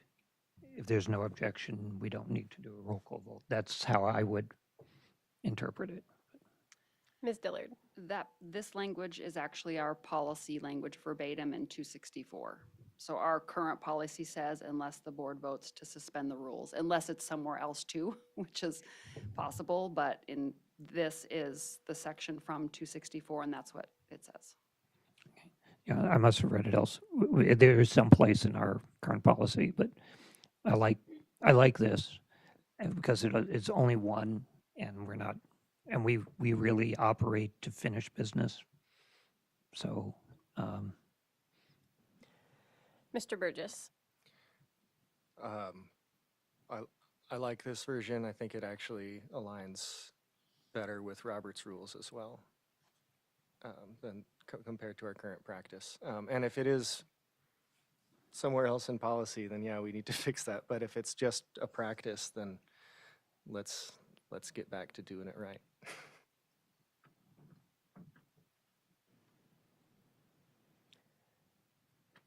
Not seeing any objection. I would, if you have an easy way, Ms. Dillard, to search, see if there is somewhere in ARR policy that we do outline it differently. But other than that, it seems like the board is okay with it as written. And after second reading, if this is passed, that's not an issue because I wouldn't spend a lot of time necessarily finding it. As long as we understand, we only have to do it once.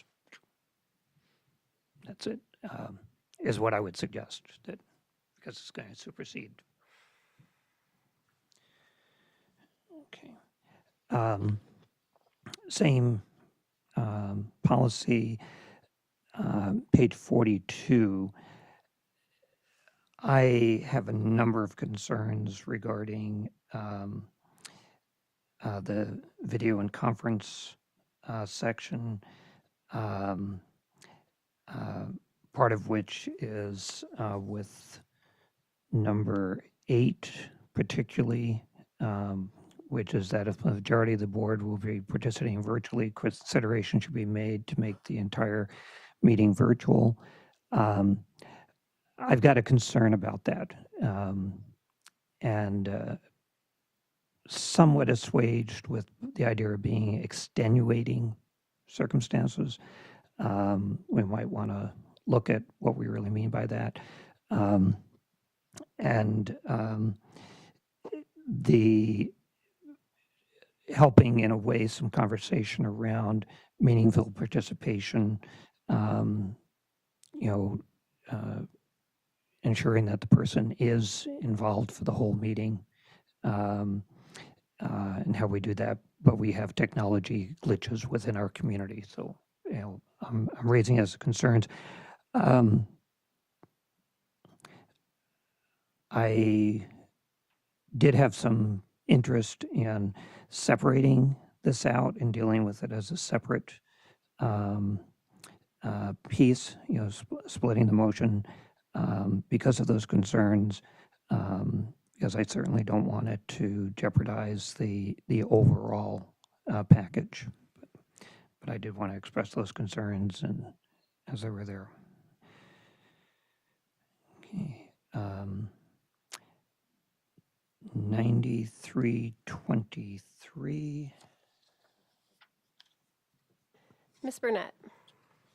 Sorry, before you go ahead there, Mr. Doran. I actually did have a question in regards to the video and teleconferences, specifically number 6. If the board member participates from a video teleconferencing facility, which I don't know what that would be, is that anywhere that you are that you're teleconferencing from? And if that is, do we really need to include the facility where the member is? I mean, that could be a real personal matter. And I don't necessarily agree with sharing a location that a board member might be.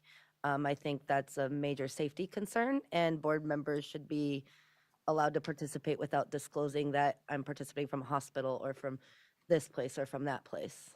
Thank you for catching that. I believe we did address that in our work session with Ms. Tullis, and that was because some rural communities have like a place where you go because they don't all meet together.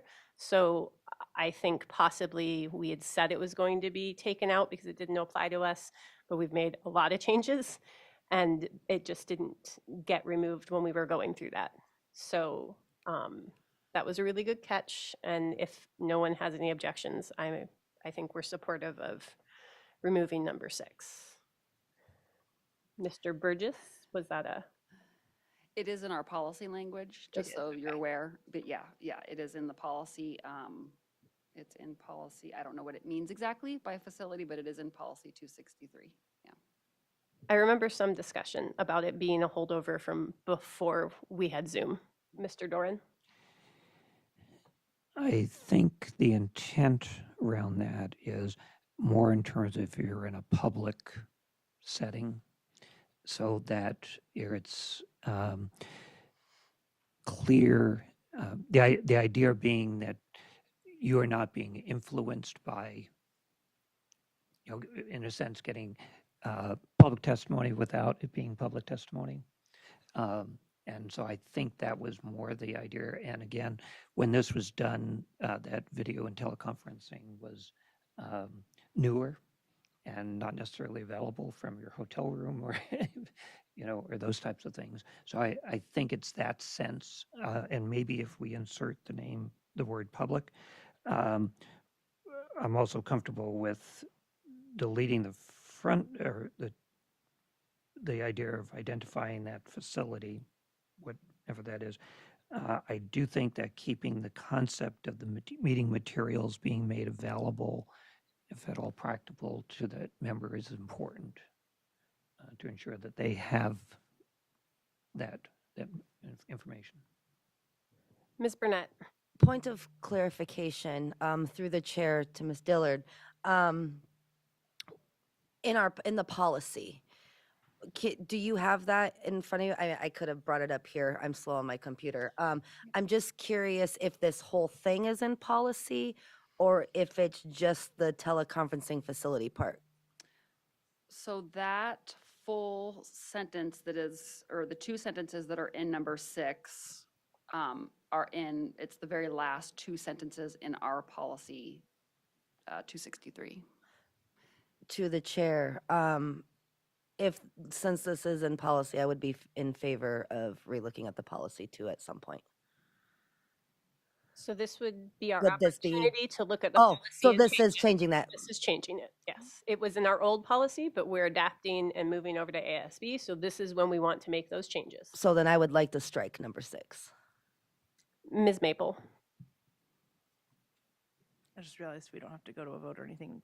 I agree. Yep. So not seeing any objection, it looks like we can strike number 6.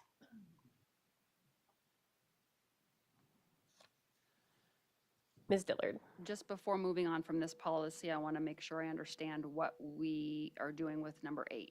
Is that going to be a board decision, formal decision, or? And feel free to tell me if I misinterpreted this. It sounded like Mr. Doran wanted to flag it for people's attention, but it did not seem like a lot of the board wanted or had thoughts on changing it. Okay. Is there any? Mr. Doran. I'd like to hear from other board members on number 8. How you interpret that? Ms. Maple. My understanding of that would be that if, for whatever understood reasons, the majority perhaps, the majority of the board is already going to be virtually. We talked about how at a certain point it becomes burdensome to have one person in the chambers alone. So if going virtual actually would increase accessibility to the meeting, that would make sense in that circumstance.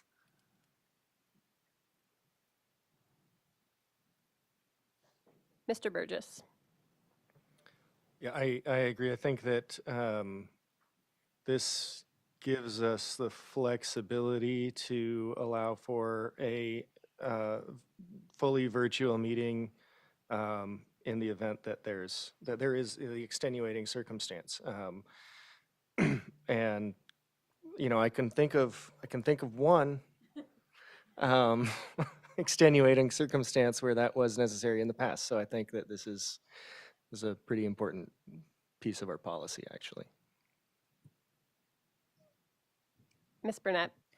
I'll actually support that just because of the fact that, I mean, chances of this actually happening, well, I mean, it's been how many years? So I think it's good to stay. It's a just in caser. Right.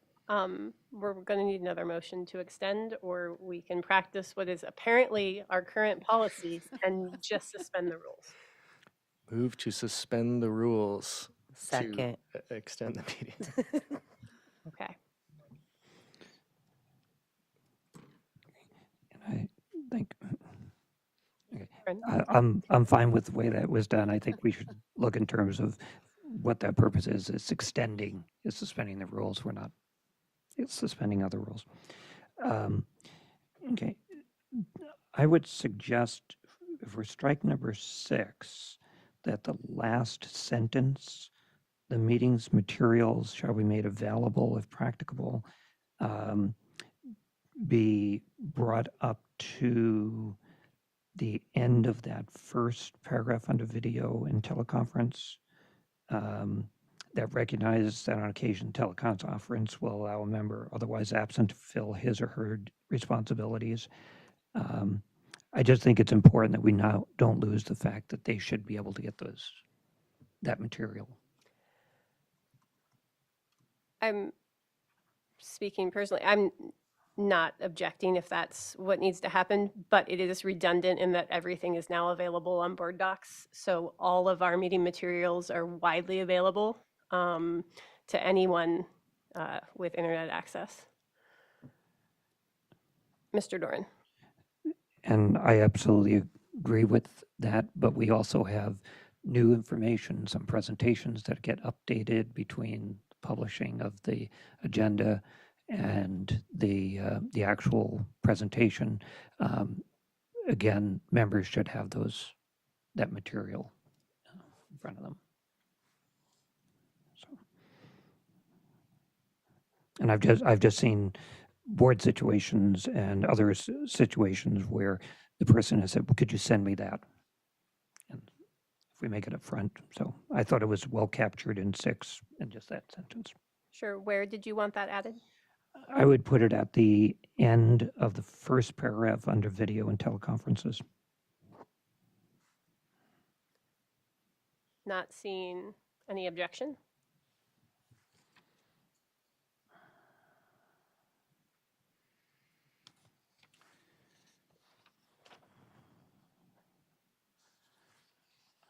Okay. Next is 9323.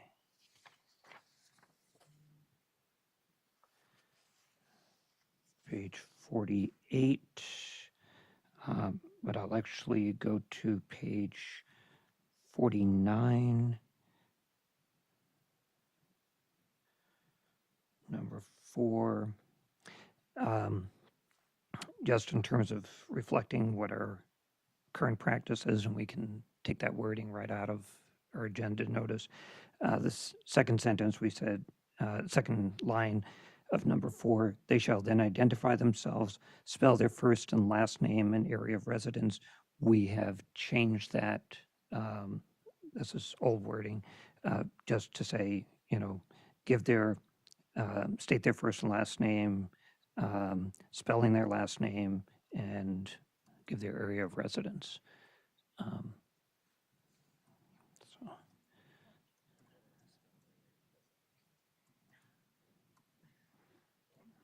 Yeah, I know sometimes it's nice to have both names spelled, but we've moved away from that in whatever way we want to do it. Ms. Anderson. Yes, President Hardy, we have, 6 information reports that we have not gotten to. Is there any additional things that Mr. Doran could just submit so that we could see what his revisions are and that we can move to on with the rest of our agenda?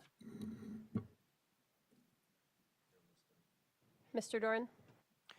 Okay, actually, that's my last one, but I appreciate the concern. It's also addresses my overall concern that this is a very large packet. That's how it was put on our agenda, was a decision that we will do it. And so the importance of addressing the packet and what's on our agenda.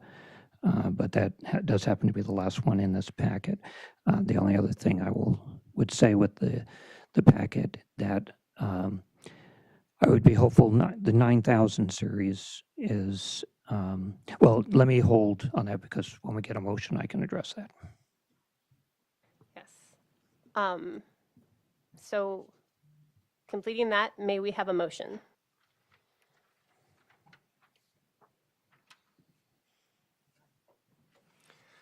Move to approve first reading, public hearing, and advancement to a second reading and vote of Article 9. Second. Is there any public comment on this item? Seeing no one in the room, public comment is now closed. So is there board debate on this motion? Mr. Doran. I want to thank the patience of the board going through that. It is a large packet. There were a lot of good work on it. Reading through all of them, I think was well done. For this chapter, the 9,000, these all are directly related to the board, although they do have impacts on the broader community. I'm comfortable enough that in terms of taking first reading and moving to second reading, I do have a concern that our practice has been to provide what is an information piece on board policy and then separately going to first and second reading, and that as we get into other chapters that have a more direct impact upon employees, students, community members, families, that we consider using that process, that practice of an informational report and then first and second reading. Mr. Burgess. Yeah, I just wanted to thank the board for all the work that has been put into this and the administration as well. Many work sessions were had, and I know the administration, particularly Ms. Dillard, was working very hard in between those work sessions as well to make the changes suggested by the board. And I wanted to also thank Mr. Doran for catching those other improvements, because I do think they were improvements. So I appreciate that. Even though it takes time, I can be patient, and I do appreciate the attention to detail. I'm going to support this moving forward. Thanks. I'm not seeing further comments. So first, I'll put myself in the queue, and I would like to wholeheartedly thank Ms. Dillard for her Herculean effort in getting us through this chapter 9. Not only just your depth and your ability to recall what we've said in meetings and keep us on track. I could not imagine going through this without you, and I am so appreciative of your thoroughness and just your wealth of knowledge. I will say this board has undertaken something that Ms. Sanderson started as president, which was moving us to ASB's policies, and I so thank her for getting us to take that action. I know that it's a lot. I can't think of any former board that has had to do a complete policy revision and try to marry different policy manuals and bring us, into the modern times, especially with ASB. I think it's valuable and important, and it will benefit this board and also boards going through the future. And to this board, it's a huge thank you, because we have spent so many work sessions and so many hours just getting through this first chapter. And I know sometimes we maybe get a little irritated with each other, but overall, we are so dedicated to the work. And that is true of every single member of this board. And I am so thankful to be going through this with you, and the thoroughness, and that we take this seriously. No one is taking any of this lightly. I will add that, I don't feel that this is rushed. We have had such a robust process, and I also know that it is not common practice to have a work session before policy adoption, and we have and will continue to have work sessions on each of the packets to make sure that we're catching little things. I would really encourage, as we move forward, that board members spend the time to find those little edits. I know that that's a lot, and I am appreciative to Mr. Doran with his keen eye, so that we catch those in work sessions, so we spend less time at the dais making those. And that's a comment to all of us. I need to go through and take a more keen eye at it too, but if we do it ahead of time, we'll spend less time after the fact up here. But overall, I really support this, and I am so appreciative of the work of this board. Seeing no further comments on this, We will move to the vote. A yes vote will move the packet to second reading, and a no vote will kick it back to the administration for further review. Ms. Pullen, would you please call the vote? Mr. Shannon, Yes. Ms. Maple, Yes. Mr. Burgess, Yes. Ms. Sanderson, Yes. Ms. Marati, Yes. Mr. Doran, Yes. Mrs. Burnett, Yes. Mrs. Hardy. Yes. Motion carried. Our next item on the agenda is Board Policy 9012, Communications to and from the Board, first reading. Ms. Dillard, would you? Yep, thank you, President Hardy. This is ASB policy with the addition of our policy 276. The reason this isn't being brought forth as an individual policy is because of the sentence on page 54, halfway down, that says a board member sending an electronic communication concerning the district shall copy the superintendent and board president. And there was much discussion and work session about what the board wanted to see that process look like. And I don't believe there were any other concerns about this policy. May I have a motion?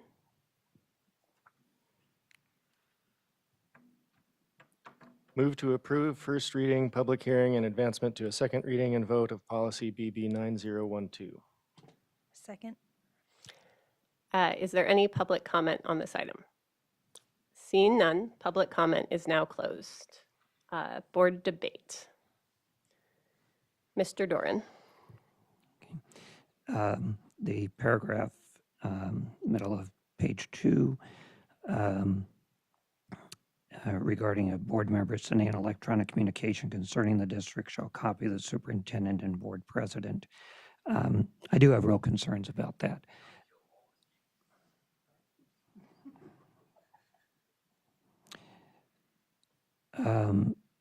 Because there are times when, in terms of concerning the district, is very, very broad. I believe in the intent of it, but there may be things that, for instance, with the superintendent, that a board member may be touching base with the superintendent that may not be pertinent to the board president. I do believe it's really important that someone is not caught flat-footed. So if it's something that is going to the, whether it's to the superintendent, whether it's to a district employee, whether it's to a community member, that specifically wound up going between a board member and that person, that if it's going to come to the board table, that the board president and superintendent should be aware of that. So I don't want to minimize that or lose that. Because in both those cases, they may have to deal with any ripple effects to it. However, there are times when a board member may be in a conversation with the superintendent and it's appropriate just to be there. We don't need to make it bigger. Sometimes a teacher might contact an individual board member and you're going to respond. Everybody needs to, and I'm still very mindful of all our emails, our communication, our public record. But that sometimes somebody may reach out because they know that board member in some confidence, and you say, well, for me to take this anyplace, I need to be able to share it with the appropriate body, whether it be the superintendent, board president, through that the superintendent might pass it on to others. If you want some action on this, then I need to disclose this. do you want to go further with it? And they may say no. And respecting that. So I am concerned about and I don't have tonight a specific wording for that. I would reword it, but this is troubling to me as it is presently worded. Ms. President Burnett? Hardy, could you put me in the queue, please? Yes. So we're going to go Ms. Burnett and then Ms. Marati. Thank you, President Hardy. Through the chair to the admin, maybe Dr. Minor, you can answer this one. I remember this, and I remember the work session with this. Did we ever get information back from CDOR's offices? I know this was a question we wanted CDOR's advice on, if I'm not mistaken. We did, and there's nothing illegal or conversely legal about it. I mean, it's legal to do so. So, you know, as a matter of practice, he encourages board members to keep their superintendent informed because that minimizes issues down the road, but didn't have a strong opinion one way or another in terms of policy. Ms. Burnett?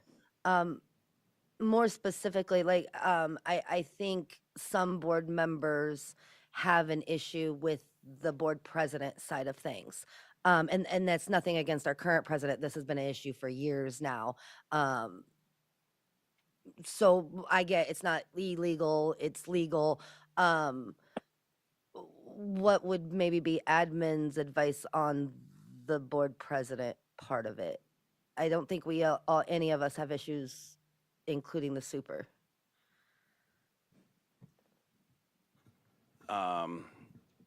I guess it's dependent. And that's where I think Mr. Doran has a good point that there are some conversations like if it's just a bouncing back and forth of ideas that maybe the board president doesn't necessarily need their inbox full of the emails back and forth.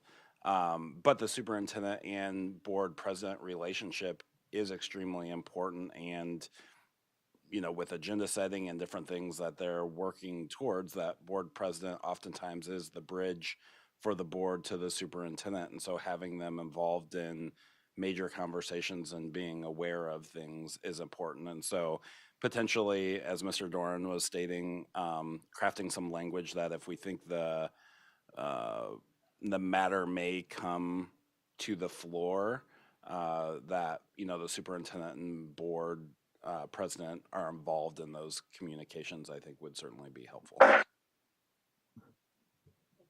Ms. Marati, then Mr. Doran.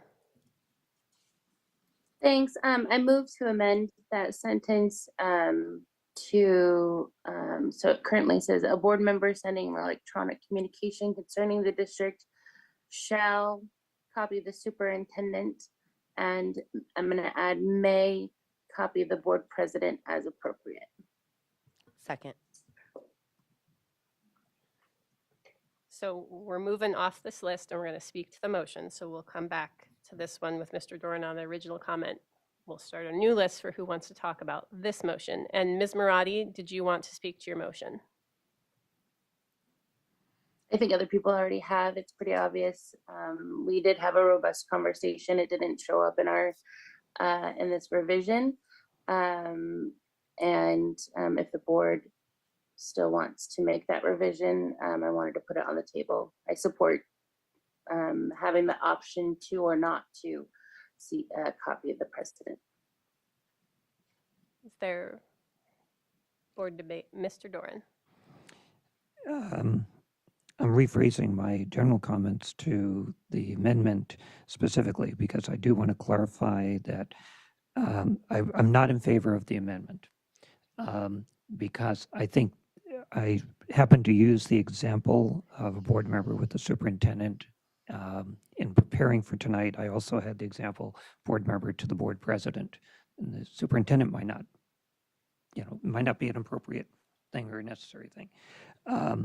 So I am concerned about that this amendment would cut out the board president.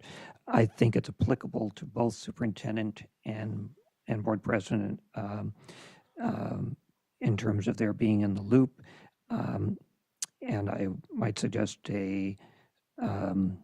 so I will not vote in favor of this amendment.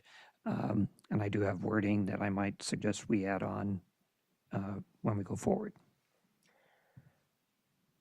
I have something I'd like to amend the amendment but I'm happy to have other people speak. I was just curious, and I don't know if I am allowed to ask this, but I was curious if Mr. Doran could share his thought for what he was going to put forward in case that would color our vote on this piece. Go ahead, Mr. Doran. Okay. So the wording that I would, not to the amendment, so I can't, it would not be appropriate for the amendment, but what I would put forth is perhaps adding to that paragraph on matters that might reasonably come before the board.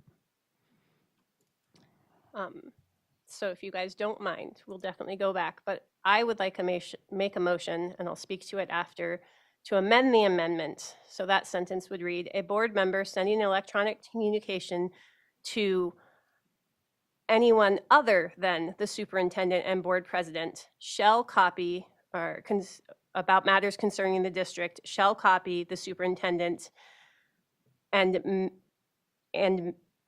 may, the board, however we worded it, and may copy the board president so that it's not prescriptive. It includes Ms. Marati's, so I understand my wordsmithing is not perfect, Ms. Marati's concern. And to speak to that motion, I need a second before I can speak to a motion. Second. Okay, to speak to that motion. Wait. Oh, Ms. Can you Marati. repeat that? Can you repeat that? I wasn't following your amendment to the amendment. My amendment to the amendment is to insert, and this is my intention, so we need to wordsmith it so it's clearer, so that is allowed outside the motion. That it's sending electronic communication to anyone other than, so if a board member is writing to the superintendent or a board member is writing to the president, then it does not apply.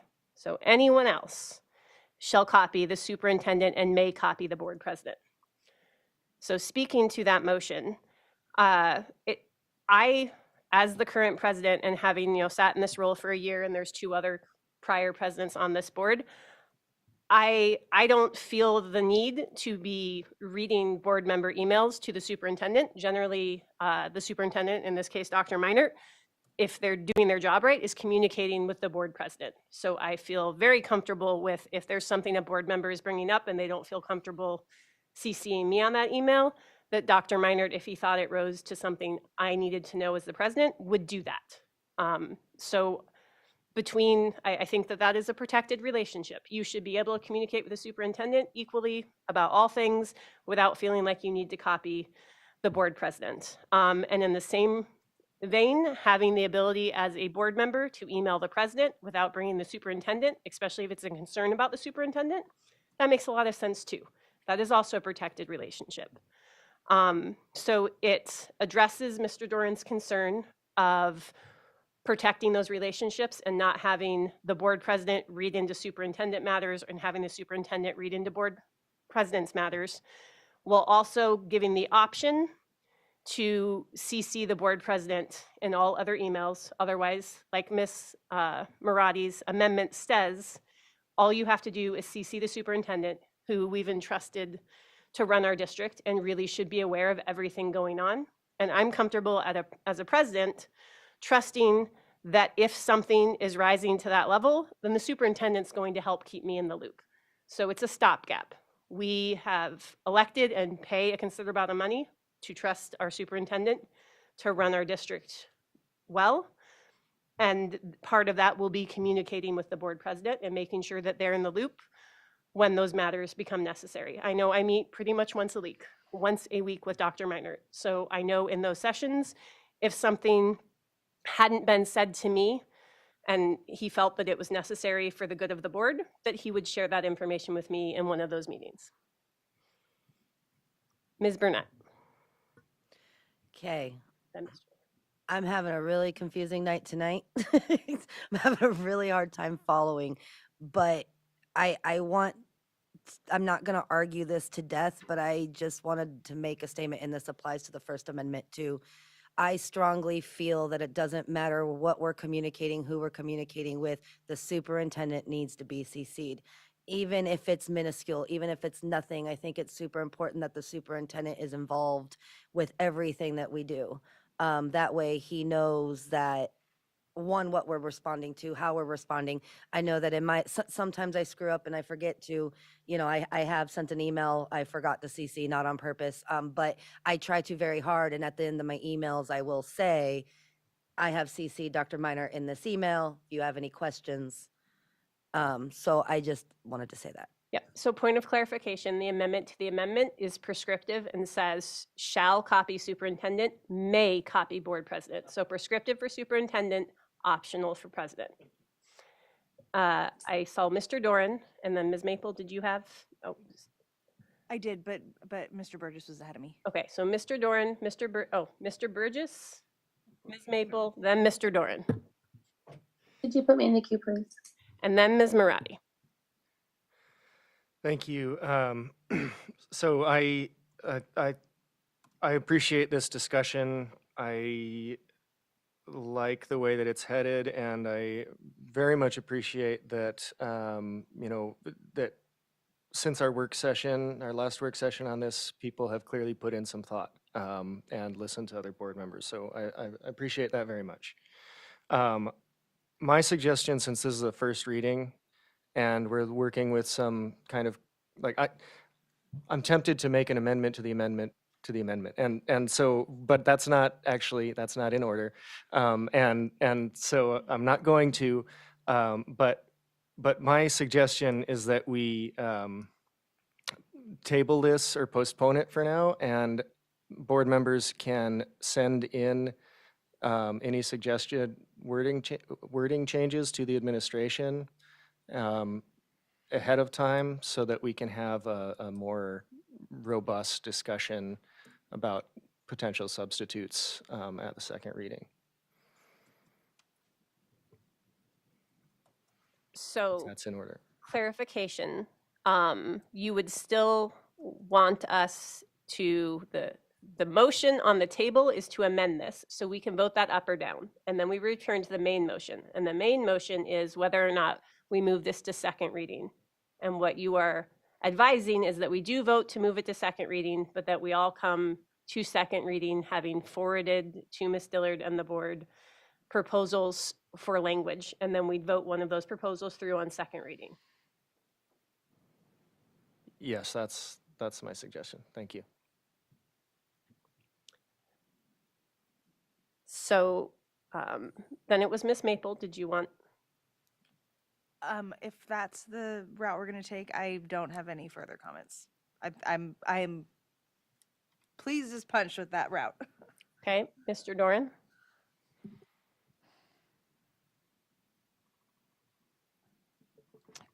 Can I defer to Ms. Marati right now and come Sure. back? Ms. Marati, then back to Mr. Doran.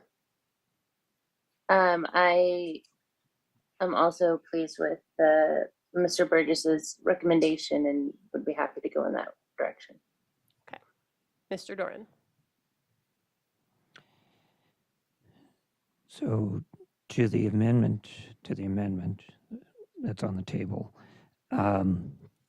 I do find it concerning, the idea of to everyone other than, and I'm thinking of just practical things. Yes, they may be small, but they're important. When I contact a principal to see when might be a good time to come for a school visit, once I set up that time, I immediately let the school board executive administrator know, who then lets the superintendent and the appropriate assistant superintendents know what that schedule is.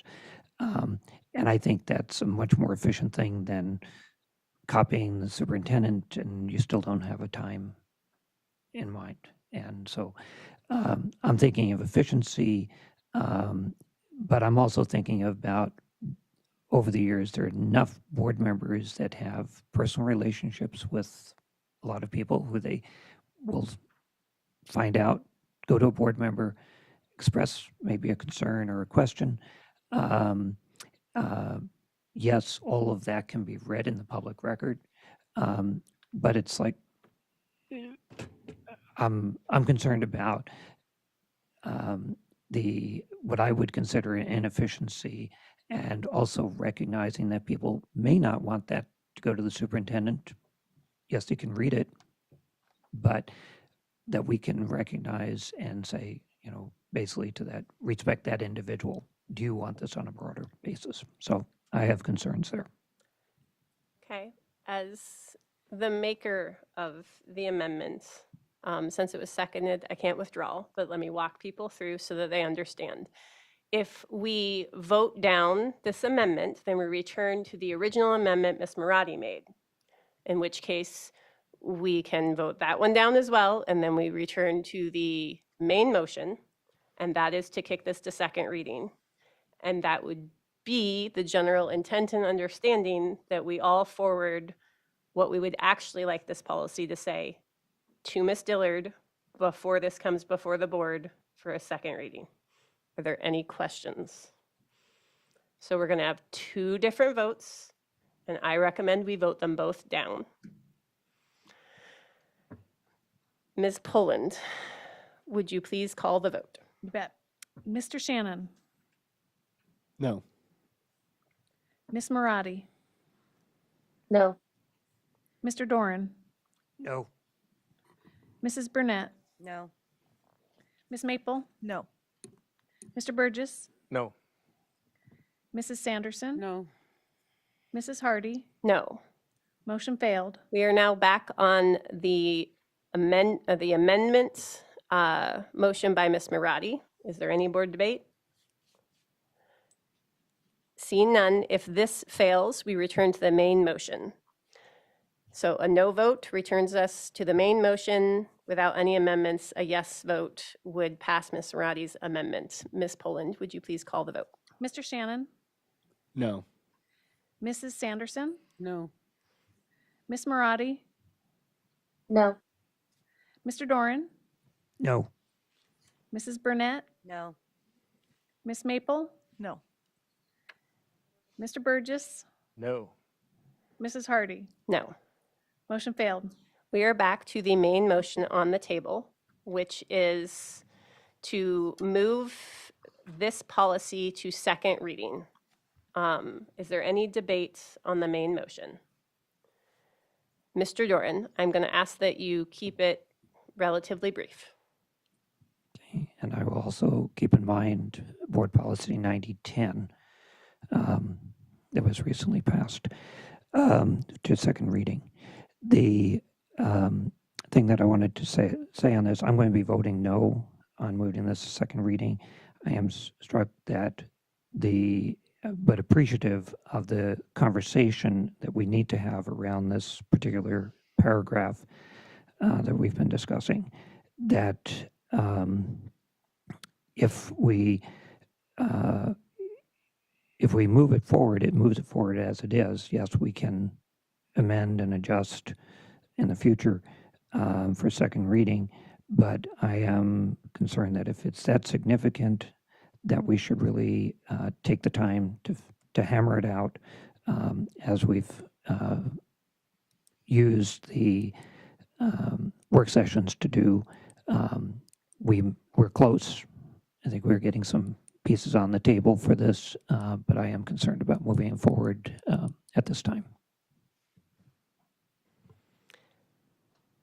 Seeing no further debate on the main motion, a yes vote will move this policy to second reading where it could possibly be amended. A no vote will return it back to the administration for further consideration and changes before becoming before us again for a first reading. I have a clarifying question. Yes, Mr. Burgess. Just on process, if individual board members were to email potential amendments, my intent was that those would show up on the next agenda that this shows up on so that we all have the time to see potential substitutes ahead of time. And I just want to make sure that that would be in order and in keeping with policy and practice. My understanding is, yes, you could send that to Ms. Richardson. Ms. Richardson will ask me if I'm comfortable sending it out to the whole board. You have my assurance that I would be. And then I would hope that maybe Ms. Dillard, we would include her in that, and she could collect all of those, and any one of them we could discuss and could be a possible, it would be an amendment. I mean, you could do it as a substitute, but I suppose, just to clarify my personal intention, and I'm okay with doing it either way. I want to make sure that at the very least, board members have a chance to review things ahead of time. But I think that if there's a way we can notice potential amendments to the public as well, that would be ideal because people might want to testify. Ms. Dillard, would it be reasonable, and also to the administration, to have that added possible substitutes to the board docs prior to us voting? Yes, we could do option 1, option 2, option 3, option 4 within the policy.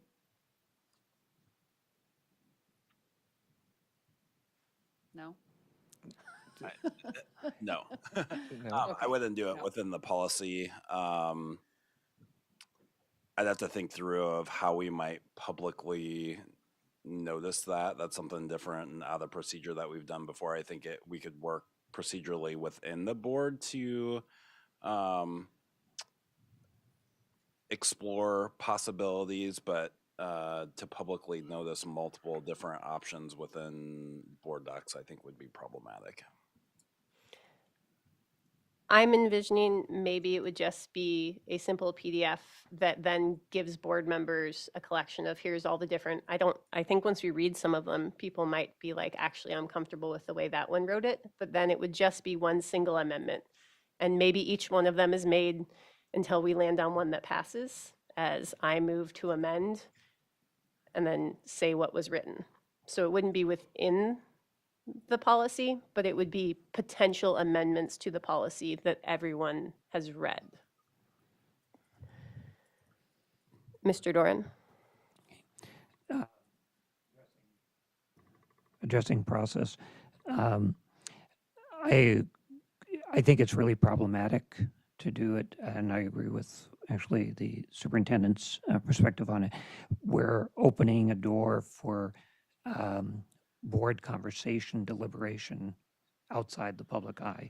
I think for process, if people really do give some real thought to how they might adjust it, and I think the process you led us on for the broader Article 9 packet, that we were able to put some thoughts out on the table before doing a motion.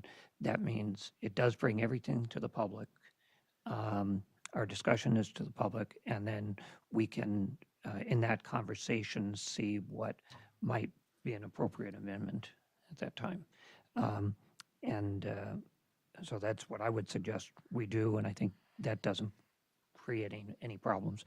And just for clarity, that because it was mentioned back to first reading, if we're doing first reading tonight, if that passes, then it's to second reading. So just for clarity. Ms. Burnett? So we're really overcomplicating this, and we are wasting a lot of time. Call the question. Let's move this on to a second meeting so we can get on with our agenda for the night, please. And we have done this before where we were told that we can turn this back into a first reading. We can send it back next time. So let's call the question. Point of order, clarity. Mr. Doran? We can, if we defeat it tonight or postpone it, it stays as first. Then when it comes back, if we defeat it tonight as a first reading, it will come back in whatever version as a first reading. But it's first reading tonight. If we pass it, first reading is done.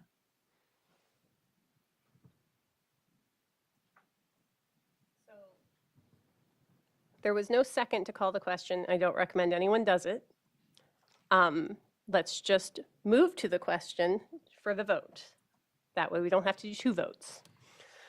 A yes vote moves this policy to second reading. A no vote returns it back to the administration. Ms. Poland, would you please call the vote? Mr. Shannon, Yes. Ms. Marati, Yes. Mr. Doran, No. Ms. Burnett, Yes. Ms. Maple, Yes. Mr. Burgess, Yes. Mrs. Sanderson, Yes. Mrs. Hardy. Yes. Motion carried. The next item on our agenda is Board Policy 9324, School Board Minutes. Ms. Dillard. This policy is our policy language, 265 and 273. There was a lot of work session discussion around whether or not we wanted to maintain audio recordings after the minutes were finalized. And our current policy says that we keep the recordings. There was legal feedback that Dr. Meinert brought back to the work session that I'll let Dr. Meinert speak to. But I think ultimately the board did have a consensus that we were happy just keeping recordings because that's what the public is used to and expects. But we did not come to an agreement. We did not hear an agreement, so it's back on for the agenda. May I have a motion?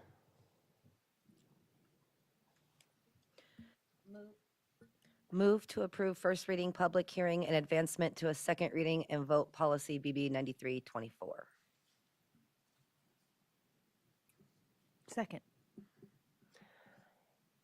Is there any public comment on this topic? Seeing none, public comment is now closed. Board discussion. President Hardy, can you put me in the queue, please? You can start us off, Ms. Marati, and then it looked like Mr. Doran. Through the chair or to the chair, one of them. Can you remind me what legal said about this from our attorney? I'm going to throw that to Dr. Meinert. Yeah, I followed up with Mr. Sedor's office, and initially our conversation was that they were recommending that we did not keep recordings on the website because the minutes were our official record. And speaking through it more, he actually backed away from that and basically said that he was comfortable with where the board was at with that because regardless of whether or not we're having them available on the web, that could potentially be a part of litigation down the road. And so, having it posted or not posted didn't factor into that. And so he really didn't advise one way or the other in having those recordings posted on the website. So it was AASB's recommendation, as the board knows, to not have those publicly available because they want the minutes to stand on their own. May I follow up? Yes. Okay, so for clarification, legal has no opinion either way, but the association, Alaska Association of School Boards is who recommended that we not have the recordings because we have the minutes. And they're who we go to for guidance, resources, and professional development. That's correct. Thank you. Mr. Doran. Okay. I started off with, I'm okay on this. I wasn't going to ask any questions or make any comment. But given the conversation, and I'm really glad to get the update from legal counsel, who also happens to be legal counsel for AASB, and noting that AASBs are not policies, they're only models and written with certain things in mind. That our legal counsel says at this time that we could run into more legal issues if we don't make them available. That I'm very pleased to hear that change in initial thoughts. As I looked at this, it does not exclude or are having the video recording, as well as we have a separate, right now we have a separate audio and we have a separate video. This does not, they're both audio in essence. So this doesn't preclude that. I am very much in favor of our keeping current practice that we've done.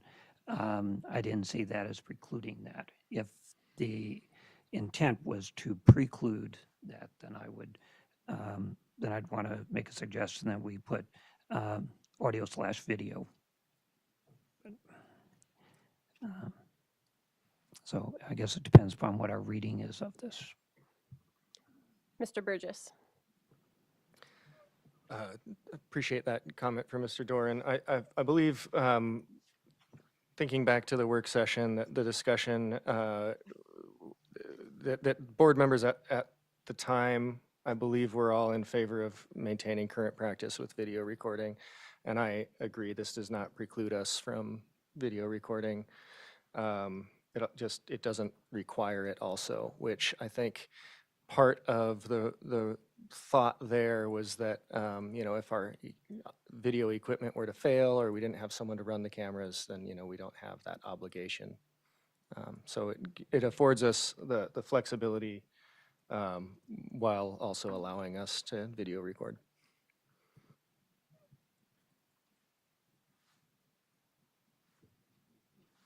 Seeing Mr. Doran. So just in terms of my understanding of the couple of comments that were made, is that we can continue with the video recordings and keeping that. That's part of the intent. And again, I guess one of those things that is really important, having those audio recordings, is because it captures that intent. The way we currently do minutes does not necessarily catch that. And this is just an argument in support of this policy, making sure that we have those recordings. Seeing no further debate on this motion, a yes vote will move this to second reading, and a no vote would kick it back to the administration for more consideration. Ms. Pullen, would you please call the vote? Mr. Shannon? Yes. Mr. Burgess? Yes. Mrs. Sanderson? Yes. Ms. Marati? No. Mr. Doran? Yes. Mrs. Burnett? Yes. Ms. Maple? Yes. Mrs. Hardy? Yes. Motion carried.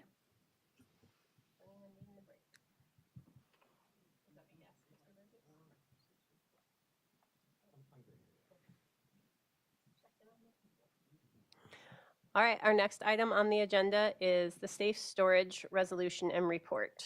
Board members Burnett, Maple, and Marati will present the report on the safe storage resolution. Yep. Okay. Resolution 2024 TBD, safe and secure storage of firearms.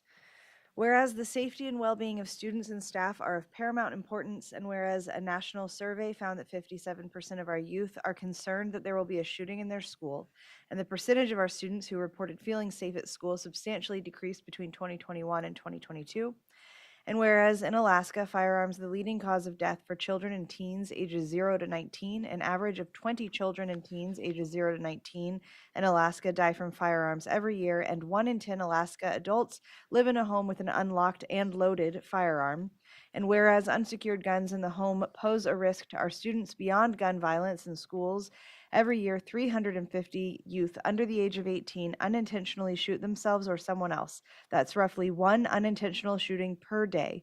Gun-involved suicide among our youth has reached the highest rate in more than 20 years. And Whereas in most child gun-involved suicides, the gun used belonged to someone in their home, research shows that secure firearm storage practices are associated with up to an 85% reduction in the risk of self-inflicted and unintentional firearm injuries among children and teens. Storing firearms securely protects any child in the home as well as students throughout the school district and community. And whereas Fairbanks North Star Borough School District was the first school district in Alaska to partner with the Be Smart campaign and encourages responsible firearm ownership for risk mitigation by providing students and staff with a safe educational environment. And whereas the Be Smart campaign was created to bring together all responsible adults to reduce suicides and the number of unintentional shootings that occur when children get a hold of an unsecured firearm. And whereas the Be Smart campaign encourages responsible firearm ownership and aims to reduce firearm deaths as a result of children accessing unsecured firearms and raises awareness about unintentional shootings by children and how to store firearms in the home securely. And whereas parents and caretakers are encouraged to be smart by taking 5 simple steps to help prevent shootings by children. Secure all firearms in your home and vehicles. Model a responsible behavior around firearms. Ask about the presence of unsecured firearms in other homes. Recognize the risks of teen suicide. And tell your peers to be smart. And now, therefore, be it resolved, the Fairbanks North Star Borough School District and Board of Education will continue partnering with the Be Smart campaign to help keep our schools safe by collaborating with and distributing the Be Smart Safe and Secure Firearm Storage information and resources to Fairbanks North Star Borough's students, staff, families, and community members.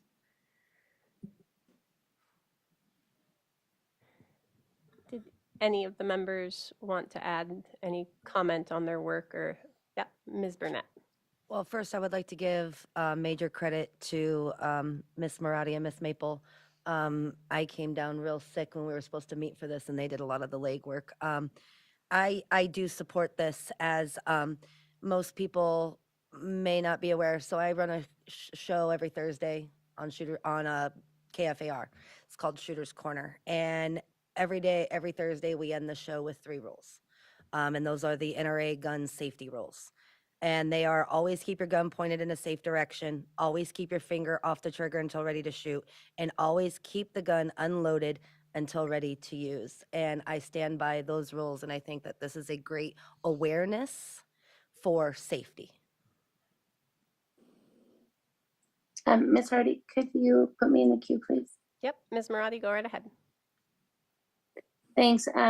Back in November, Ms. Anderson and Ms. Burnett and I attended a breakout session at a conference that was specifically about Be Smart, and they made a really good point. They stated that the campaign really addresses not a political issue, but a public health issue. And the issue has a simple solution, and that is safe gun storage, and that's an adult responsibility. So this whole campaign, the Be Smart campaign, has been endorsed by the National PTA, the Parent Teacher Association. It's a nationwide program. It involves 10 million students so far. Anchorage School Board, Juneau School Board, and the Alaska Association of School Boards all have passed resolutions for this very same reason, and very similar to ours tonight.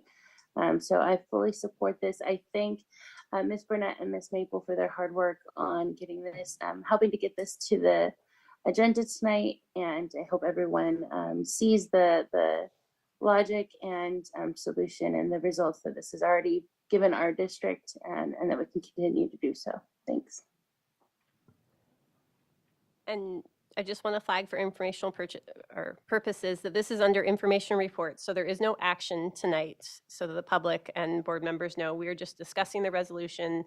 It will come back before the board for a vote for approval, but that won't happen tonight. So this is just general discussions. Now everyone has heard the work of these members. Mr. Burgess. Wanted to thank the board members who put this together. I think this is very important, and as Ms. Burnett said, this is just for information and advocacy for safety, which I think is especially important, particularly in a state like ours, where a lot of people do have unsecured firearms. So I do have a couple of suggestions for language changes. I won't make them as amendments since we're not taking action, but one is the fourth whereas. I would just suggest that we change the language for the second sentence rather than breaking into a third sentence where it starts, that's roughly 1 intentional shooting per day. I would say we put in a comma and say amounting to roughly 1 or approximately 1 intentional shooting per day. And then the other thing I noticed was at the very end, the final paragraph, be smart is not in all capitals as it is throughout the rest of the document. Those are the two things that I'm remembering that I had to say. I might have another one later, but just some suggestions there for changes. And just confirming, is somebody from that group or is the administration recording those possible changes before it comes back before the board? If Mr. Burgess, if you can email that to me, that would be perfect. I was Thank you. just going to suggest that. Thank you. Mr. Doran? Thank you for bringing it, and the focus is on safety. I really appreciate the comments from those who sponsored this, because one of the questions I had, I just wanted to get the reasoning behind it, and you helped fill that in.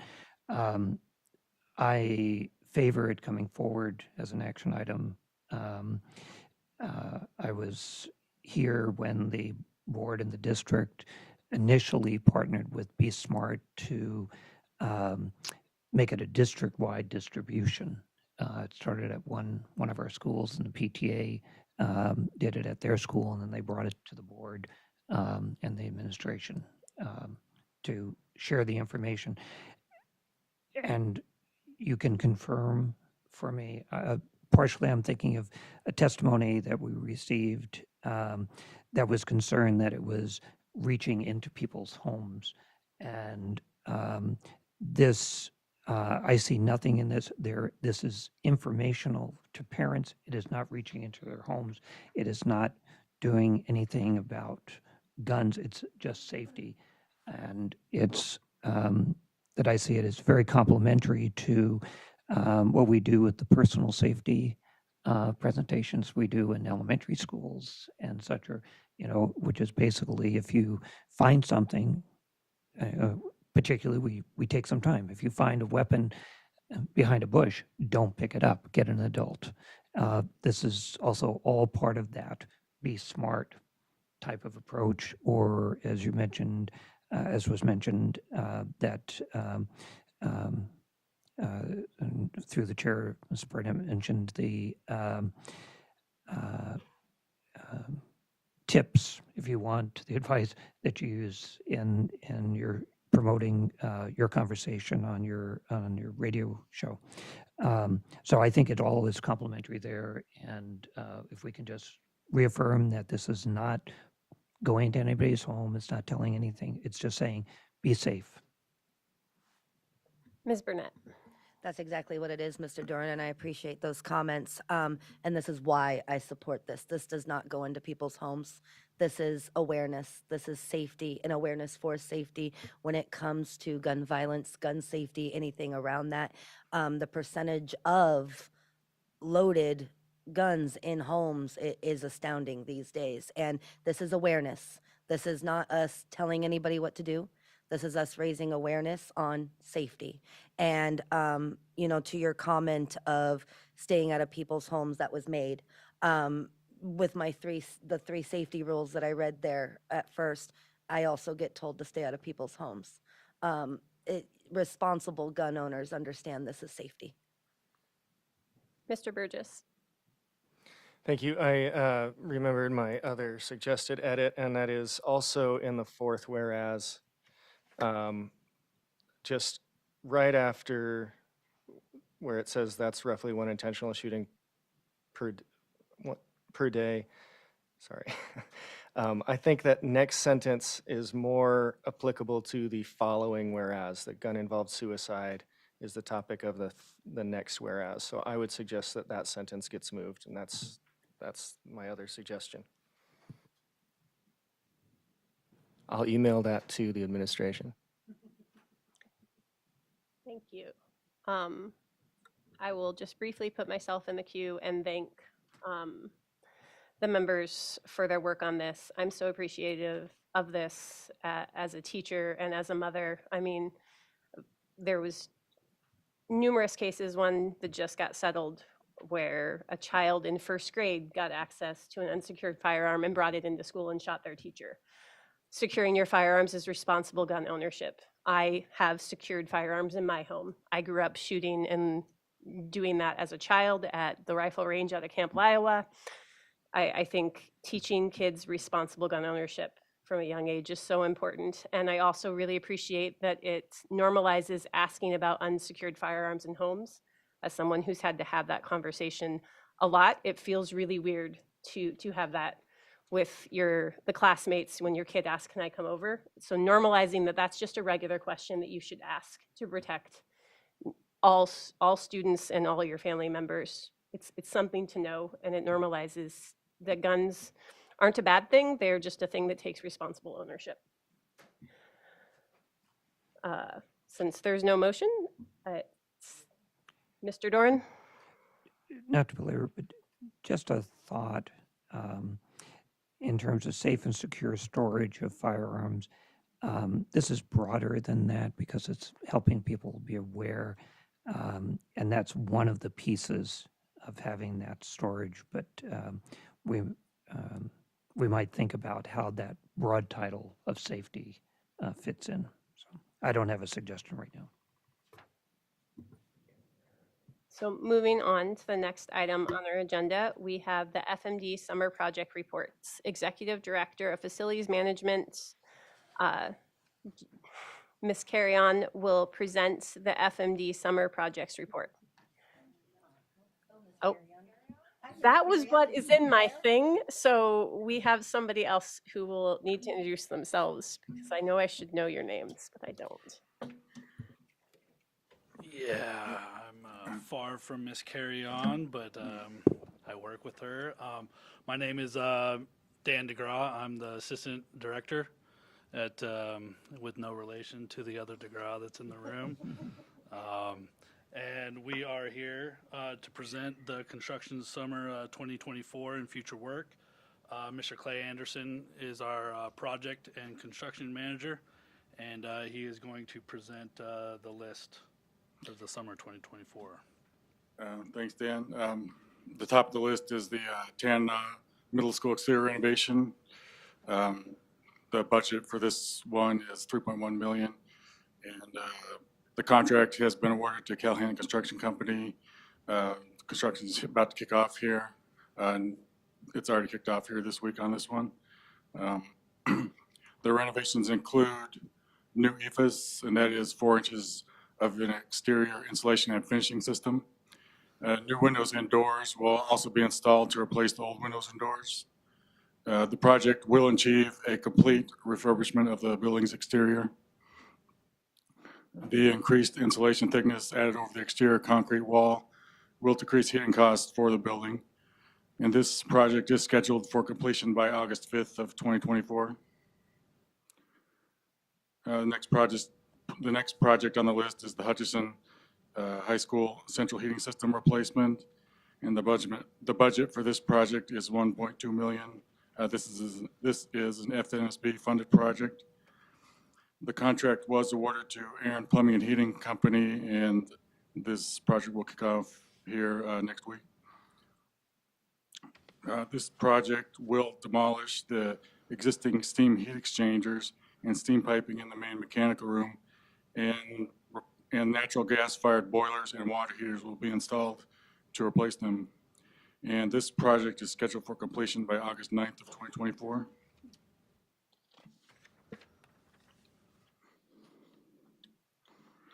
And we also have the Pearl Creek Elementary school access improvements and plugins. The existing parking lot will be reconfigured and a new access driveway to the school will be constructed from Auburn Drive. This is a DOT Alaska statewide transportation improvement program. It's funded from that program. This project is still out to bid. We don't foresee it being awarded till the end of June. But there will be 2 phases to this project, and this first phase will be in the summer 24. It'll be just 2 weeks of that phase, the first phase. And in that phase, they'll be clearing the land for the driveway, the additional driveway, and then adding the gravel pad for the additional driveway. And then phase 2 of that project will be in the summer 2025, and that will include complete reconstruction of the parking lot. And this will include, the new parking lot will have ADA improvements, drainage improvements, new signage, new HPOs, and new exterior lighting. And those are all the construction projects. The Ann Wien exterior renovation, this project is funded by the Department of Energy Renew America Schools grant, which was for $7.5 million. It was awarded to us. The state of Alaska will match the Department of Energy's grant funding with $400K. And there are 3 phases to this grant process. Phase 1 was the application to DOE in 2023. Phase 2 is the energy audits. And the Cold Climate Housing Research Center, which is a local campus of the Department of Energy's National Renewable Energy Laboratories, will conduct energy audits at the facility in June of 2024. So that's coming up here shortly. And phase 3 of this grant process will, which will follow the energy audits and will include design for exterior renovation and may include HVAC control replacement and exterior lighting replacement. The construction is planned for the summer of 2025. And a few other projects in the design stage. We have the Lathrop High School kitchen upgrade. This work includes a complete upgrade of the kitchen with some reconfiguration to help the kitchen's workflow. And the construction budget for this project is $1.5 million. Next on the list is the Two Rivers Elementary interior renovation. Work picks up on this project where phase 1 left off in 2018. It includes replacing flooring and interior finishes. Final design work on this project will pick up where the where it left off prior to the redirection of funding, and the cost estimate or the budget for this one is $329,000. And on down the list on the projects in the design stage, we have the University Park Elementary site improvements. And this project will reconfigure the parking lot to identify it as one way by restriping and adding signage. It will also update the playground surface to meet current ADA requirements. Construction on this project will happen in the summer 25. The cost estimate is $2 million. And now we're on to our in-house school district facilities maintenance projects. Weller Elementary's school playground installation. The cost estimate is $225,000. A contract for this playground installation was awarded to Trost Construction. The project is adding and installing additional primary playground. The school purchased the equipment, and F&B followed through on the bid process to bring on a contractor on board to get the equipment installed. And then next on the list of our district facilities maintenance projects is the Lathrop High School boiler rebuild.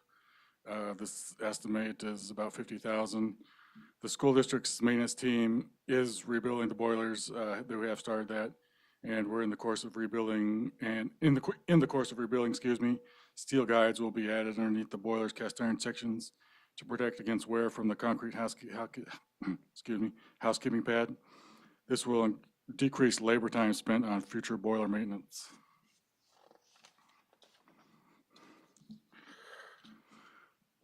And also we have the Midnight Sun Elementary School K-5 fire pump transfer switch replacement.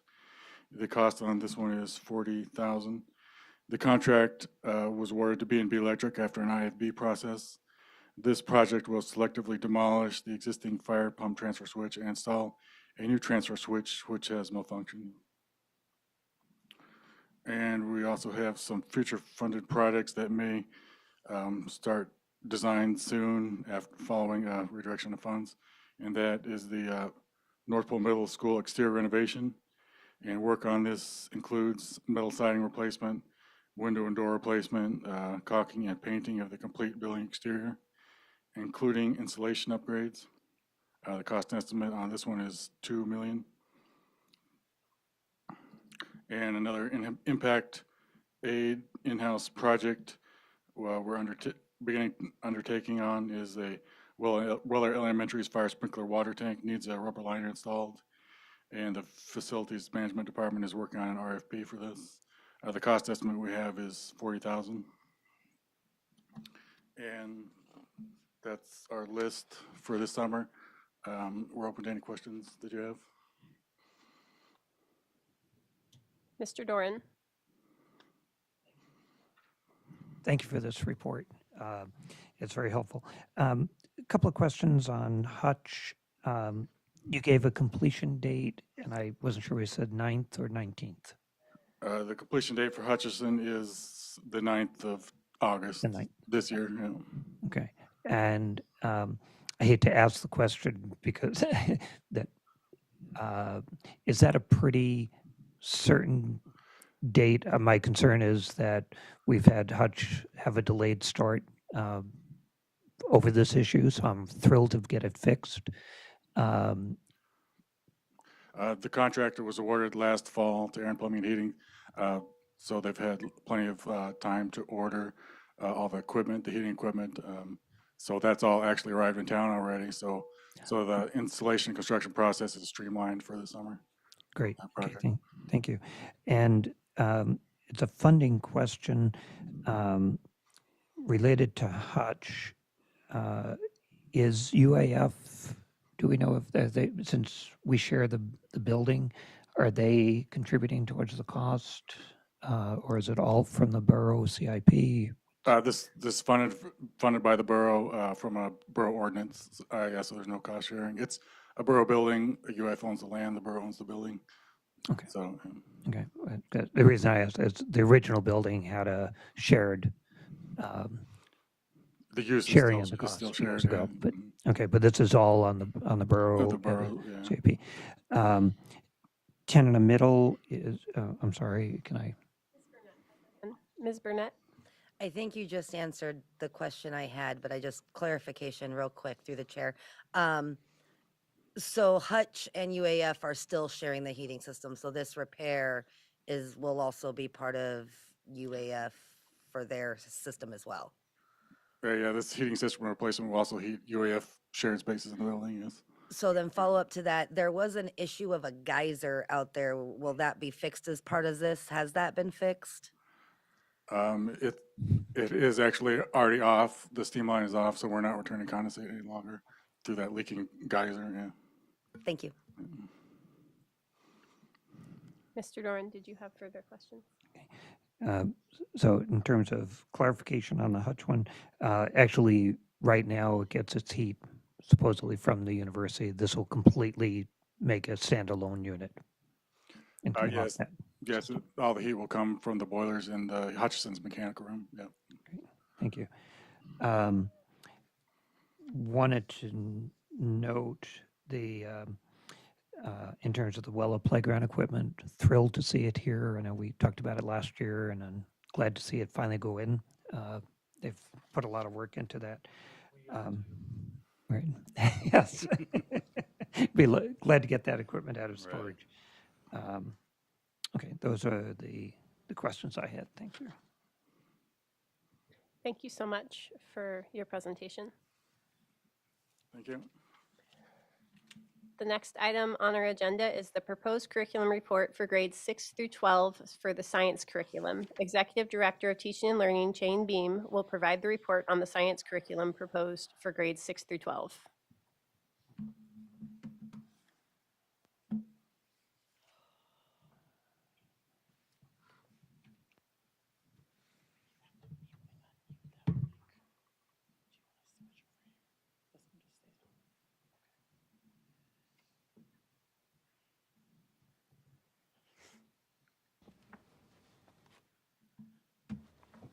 Okay, good evening, everyone.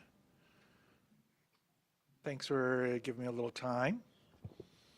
You'll notice I have a team with me today.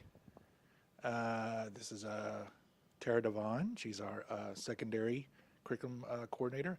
And then via Zoom, we have Miss Andrea Wade. Our CTE director is Miss Wade on Zoom. She's supposed to be. Kudos to Miss Wade. She is logging in from Connecticut, where it is 2:38 in the morning because her son just graduated from Yale. So thanks to her and her great dedication on this. All right, so we will try to go fairly quickly through this. We're going to start with science curriculum. Here is a calendar of how often kind of things went back and forth. You can see this started with a team of high school teachers that wrote draft 1 way back in June. And then August, they took that draft, showed it to the high school teachers during the PD day. They gave their feedback on it. Then we had public comment on it in September. Then in the following 2 months, we wrote draft 2 and had public comment again. In December, we took draft 2 to the board curriculum committee. They gave feedback. I would have to say, just like Mr. Burgess said, we got a tremendous amount of feedback from the board committee because we actually had a UAF professor on our committee who was a science professor, and he had a lot of detail, so that really helped quite a bit.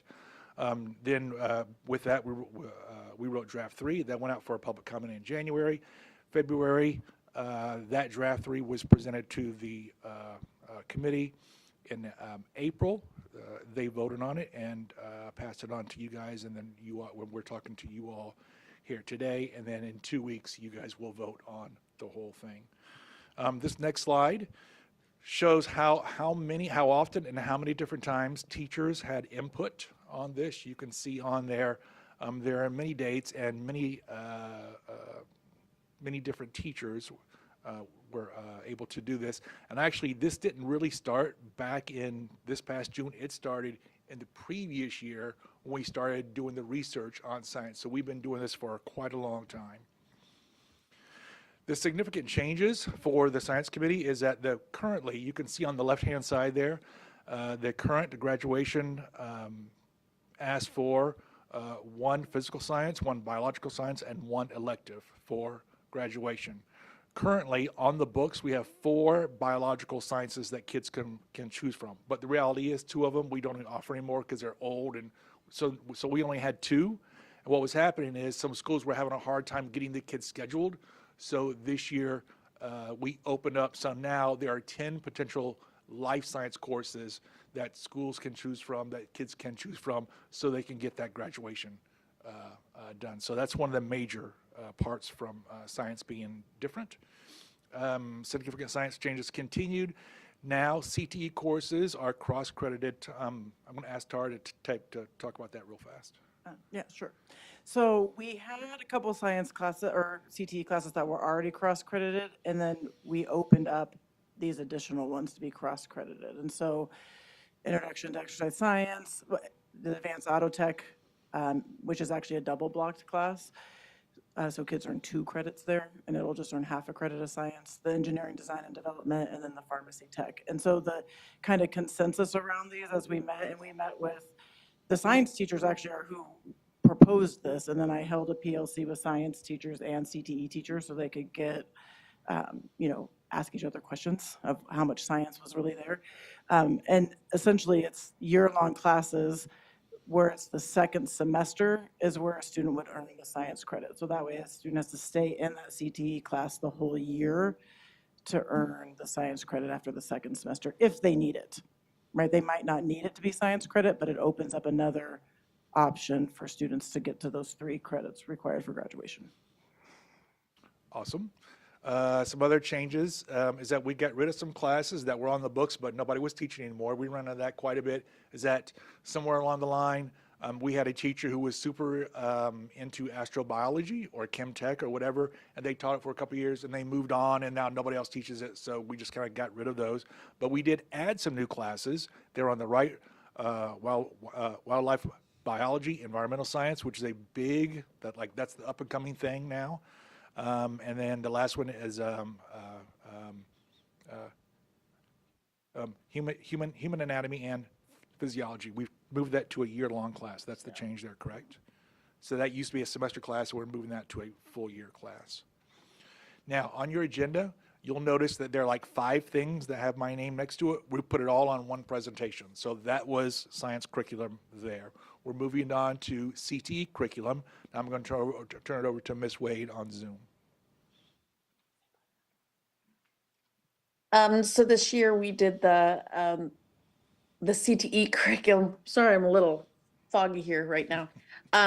So we started out with our STEM curriculum, and one of the big goals for us as we're redoing our curriculum and revising our curriculum is to make sure that we have in place, we have middle school courses and high school courses in a real seamless pathway through middle school into high school. So we started out by going outside and looking at some engineering courses with some teachers involved, some principals, and looking to see different programs that were being offered and seeing what would be best for our schools that we have already teaching these STEM courses. So we went outside and started this fall getting together with the teachers and having them come up with a really nice, clear pathway for students from the middle school on through high school. And, you know, we had the courses before, but we were able to make things clearer for each one of the schools, and each school was still able to keep their identity as their engineering classes, their STEM classes, and being able to offer those things to students. And so they met in August right away, and then we met again in December. Our STEM curriculum, it was nice because we ended up, it only actually went to public comment once. Everything that came back was positive. And so, you know, we worked to this point that we are now in front of you, talking about, you know, our curriculum that our teachers were able to talk about and discuss and put together for our students.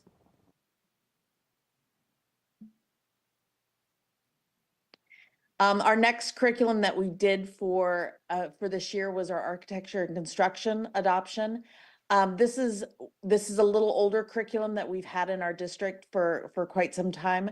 So our teachers were able to get together, and like I mentioned before, really having a push of bringing in these middle school classes and really making sure that they align up. These kids, when they go through the middle school, they're able to take classes that engage them and expose them to different architecture and construction pathways that they can go into in high school.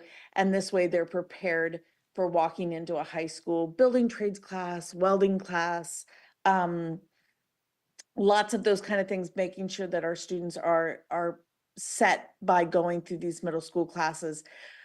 So we also met we met early January, I believe, and we were able to sit down with middle school teachers and our high school teachers, look through the things. This was a little different when it went out for public comment. It was very helpful because we had the carpenters come back. Our local carpenters union came back, and we discussed some of the things that could be improved based on industry standards. So that was one of the things that was very nice for us, because that's one of the things we really work at hard in CTE, is to have students be able to walk out of high school with certificates that give them a step into, into jobs and apprenticeships right away. And so the Carpenters helped us with some material and some curriculum that would help our students and build our relationship with them. So then it went out for a second and it came back and we didn't have anybody respond on it, which, is always nice because we take that as everyone's very excited about what we're putting out there and they're agreeing with it and thinking positively about it. So, and there we come to you guys again at this point. So for STEM and engineering, as I mentioned before, the alignment between middle school STEM classes and the high school engineering pathways was a really important thing. We currently have 3 high schools that have the STEM engineering pathway. That would be North Pole, Lathrop, and West Valley. The STEM teachers brought in some classes that we are already offering in our math department and actually in our architecture and construction department as well. So the computer programming, AP computer science, and drafting classes have been brought in where students can add that into their pathway and prepare them better for things such as, a computer engineering degree or architecture, civil engineering. Those were included in with some pretty strong recommendations from our partners up at the university and then through some of our industry partners such as Design Alaska, part of our advisory committee. And when they looked over, they said, these are things you guys are already offering that would be really nice as added classes into the pathways so students can have a more robust pathway as they go through that isn't just concentrated solely on engineering, but is also kind of breaking out and giving them students more options. One of the classes that we added was aerospace engineering. That had been a pilot class before, and so we went ahead. It had worked really well at Lathrop, and we added it into our curriculum.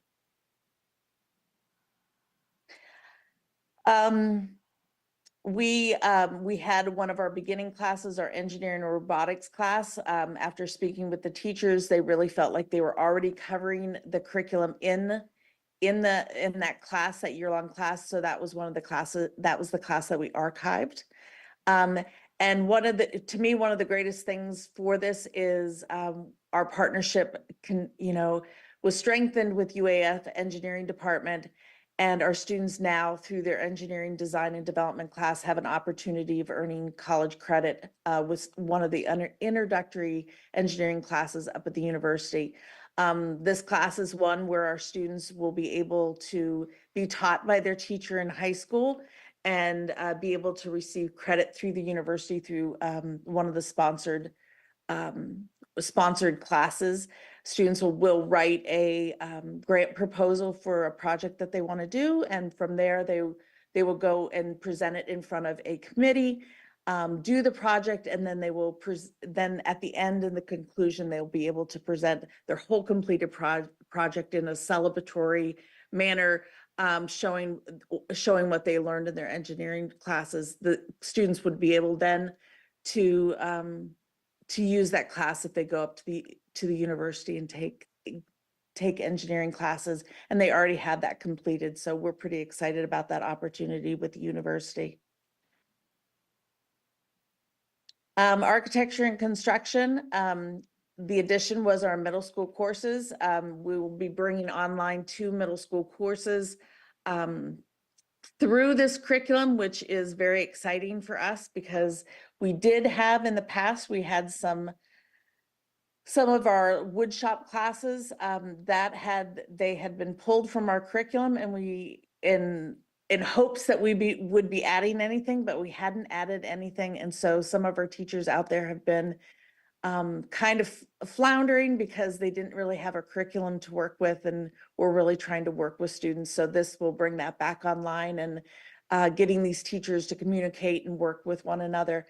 As I mentioned before, our relationship with the Carpenters, a local 1243, their curriculum that they have developed through the Carpenters Union's Career Connections is some material that we are adding to our curriculum so that students have the opportunity Then once they graduate from high school, if they've gone through this curriculum in our school and worked through these projects, they get a leg up on entering an apprenticeship program with the Carpenters Union.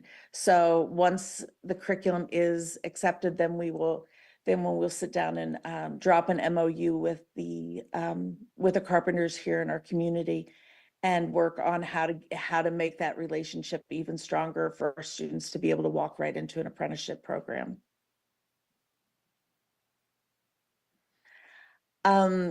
The capstone class that we have for our building trades portion of the architecture and construction is our building trades 4 class. It currently right now is being offered as a 1-period full year class. We're looking to change that to a 2-period-a-day class. This is similar to what we do with our advanced auto class. Just gives kids a lot more time to be able to get in there and get projects done.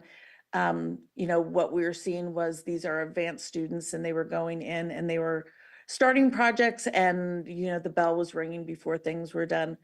So that was one of the things we looked at. We looked at other schools across the nation to see how they were doing that senior class. And so that was a really, really big plus. And part of that also was much like what the science did with some of the CTE classes, we did it the reverse way. And in this building trades, we looked at, if this was a class that once students got to this level, how much math were they using? So students have an opportunity to earn 1 math credit out of those 2 credits that are available to them for that building trades class. Autodesk Inventor was brought into the curriculum. It was a class that we had piloted in the past and it had worked very well. And then our Metals 1B was archived.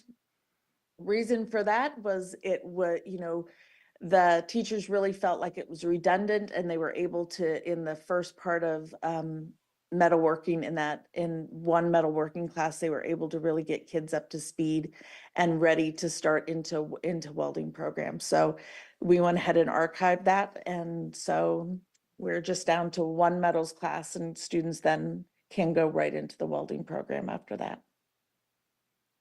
Okay, thank you, Mrs. Wade. We're moving on to. You're welcome. Moving on to the next item. So these are the textbooks and such that we're looking at.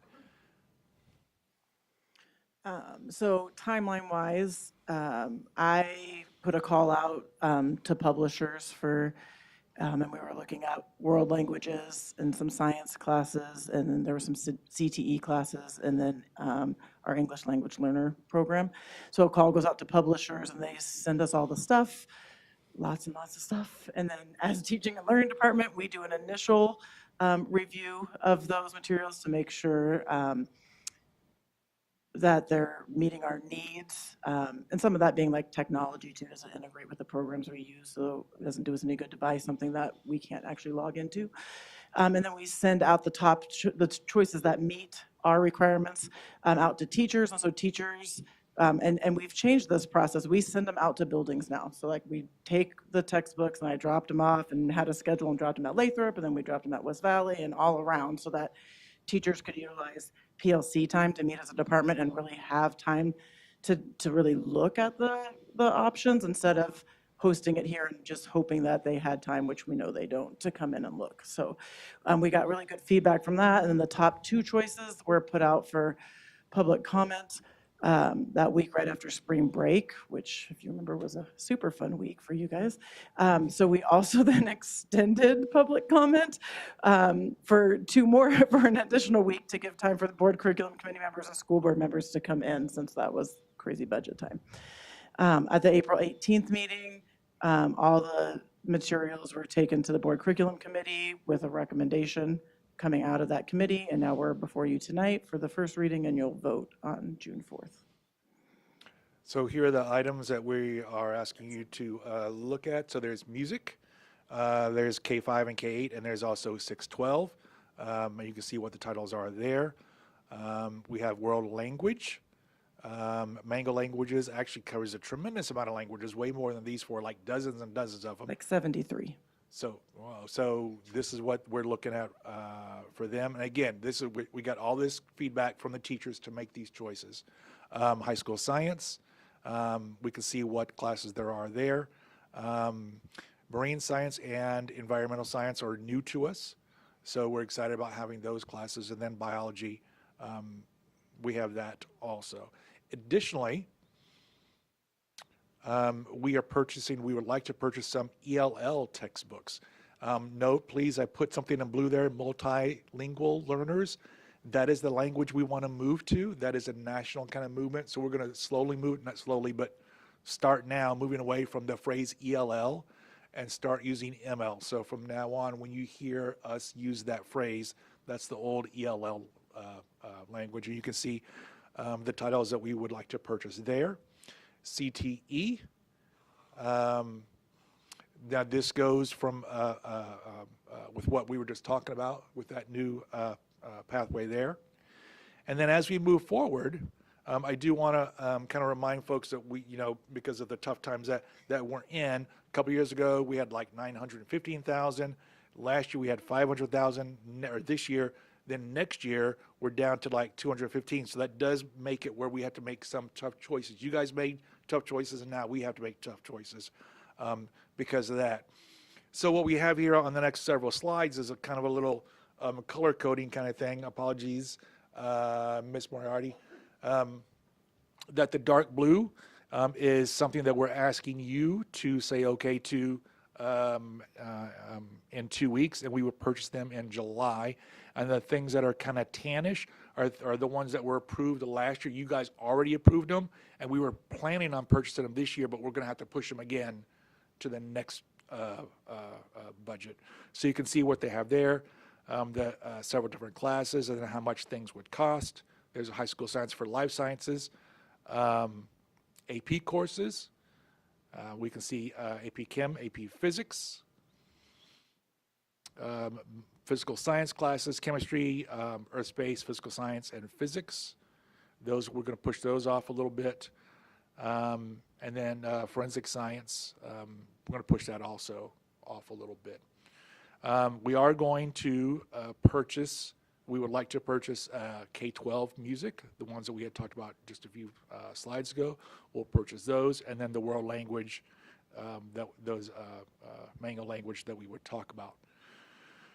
Here is kind of the total cost of things, the things we would like to order in July with your okay in 2 weeks. That's going to run us about $190.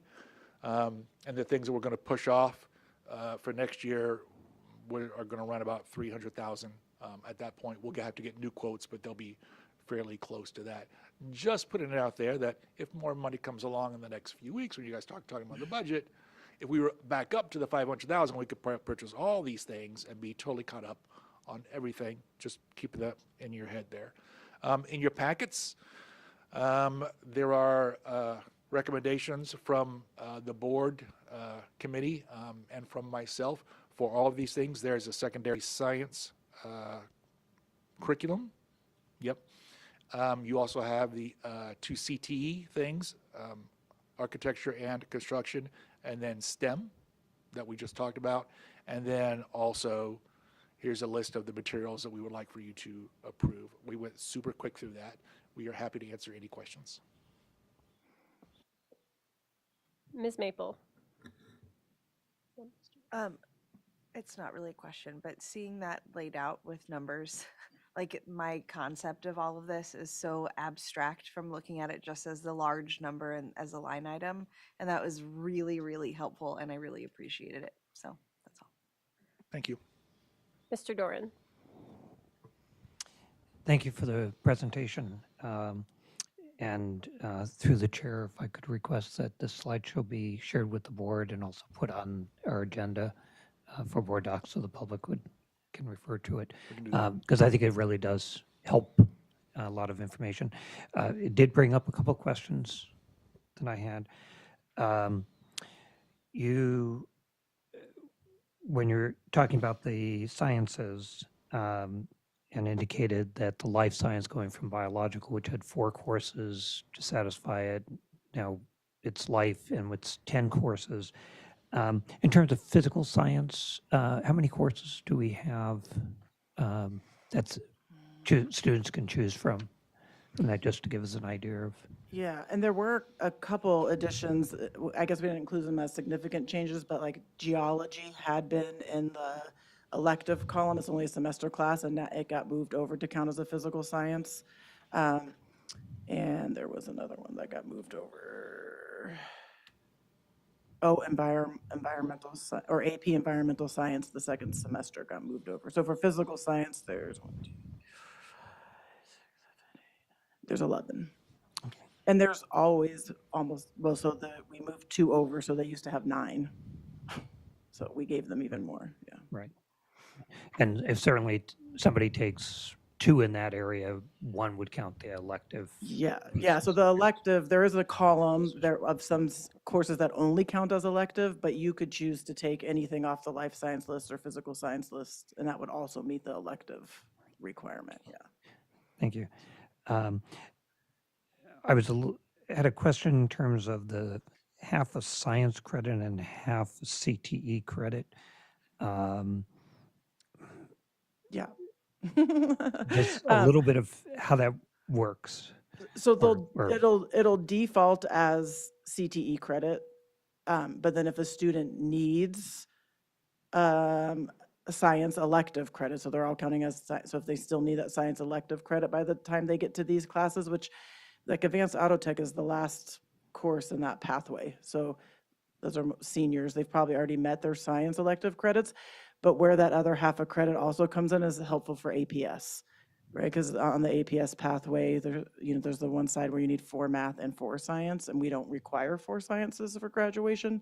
So this is another way to help students meet that APS as well. Okay, great. So it will come down to, like counselors and students having a conversation and where do you need that credit and it getting coded correctly for them. Okay. Actually, I do want to say that I'm very pleased with that, especially with the APS, the Alaska Performance Scholarship standards to meet those. And I'm very mindful of our daughter who is taking physics and one of the auto classes, and happened to say that well observed that she learned probably as much or more physics in that, and especially by the voice telling her, explaining it to her. We had welding on And the so list at it's- one it's point, great. but it just isn't taught in a science way. But like Right. Pete Daly could talk to you all day about all the science that he's teaching in welding at Hutch. But Yeah, so I'm glad to see that. And I've got one more, if I might. In the architecture and construction for slide, it references will now be a 2-credit course because they'll be going for 2 periods. Is that right? But they can also get a 1 math credit. So is that 3 credits they would getting, or if you just clarify that for me?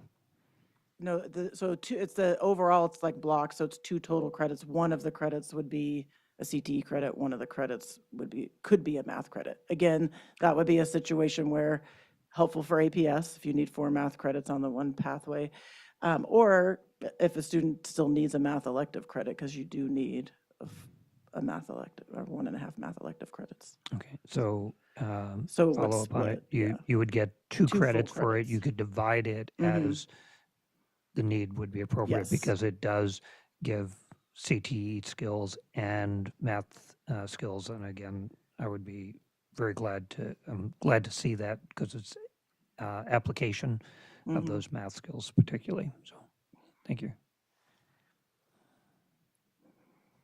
Any other board questions? Seeing none. Oh, Mr. Doran? Then I have one, just clarification on your materials report. I really appreciate that, but just to clarify that if we still are short on money, materials that are currently being used, though we may adopt the new ones, the current materials would continue and supporting our curriculum. And then at such time as we can afford the others, then they're in line to come in and replace. Correct. So as soon as we can afford them, we will purchase and then catch up as quickly as we can. Right, but the current ones. Current then ones, they have them, for and full then that's use. fine. Yeah. Okay, thank you. I'll see no further questions. Thank you so much for that presentation. It was really informative, and I definitely appreciated having the slideshow tie it all together. Thank you very much. And I do want to say thank you to Tara. This is her first time going through this whole process, and she did a great job. So thank you very much. Thanks, everyone. That leaves us at our final item, which is board and superintendent comments. We'll start down on that end with Ms. Maple. I do not have any comments. Ms. Burnett. I did have some, and I'll make it very fast because I see poor Miss Gillum fading over there.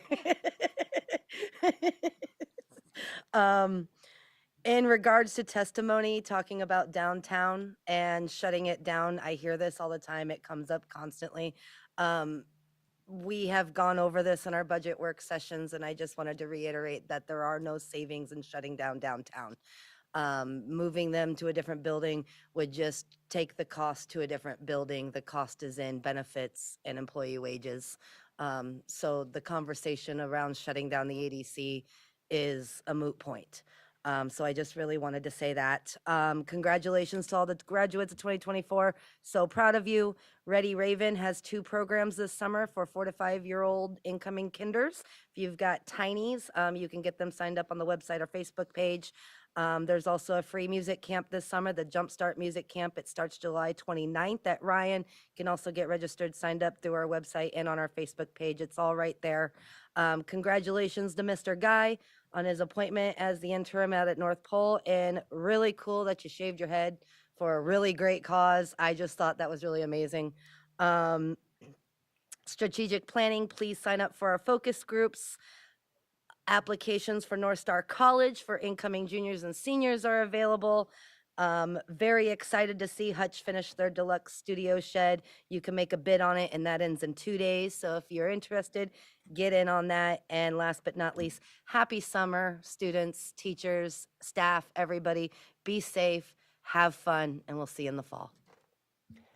Mr. Burgess.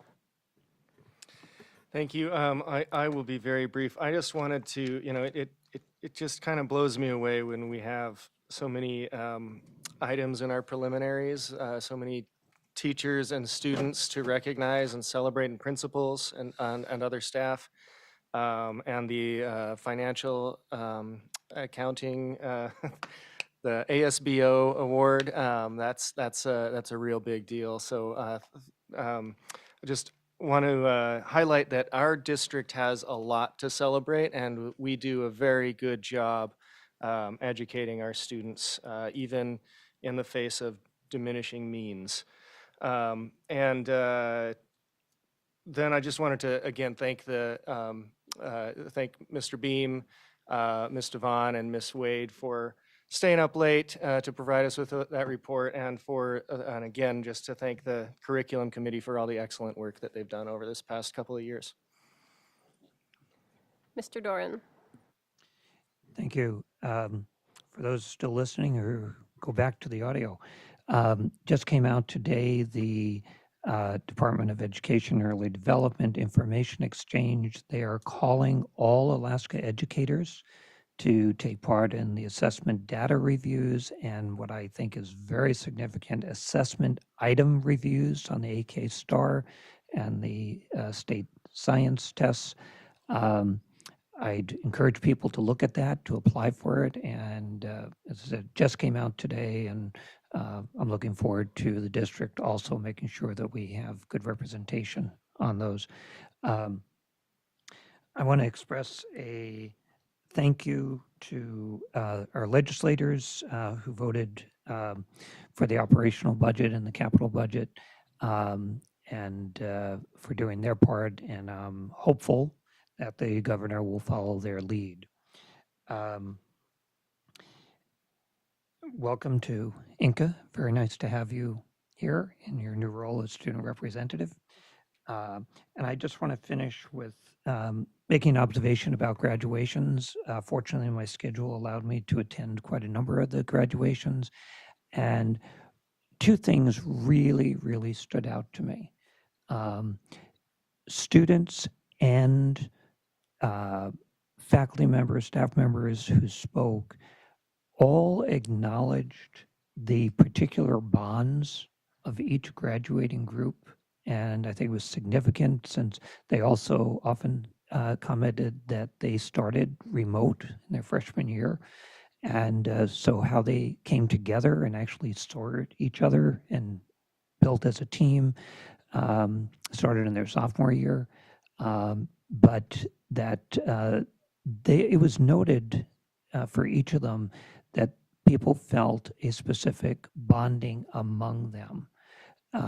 And I think that was really significant and speaks well of our students and our staff working together. And if anyone has a question about how well our students are doing, it was a great celebration highlighting their success going through high school. The other thing that stood out to me was the high fives, the hugs, exchanged between staff and students afterwards, and even before as they were lined up. That says so much about the relationship building that goes on in our schools. So we thank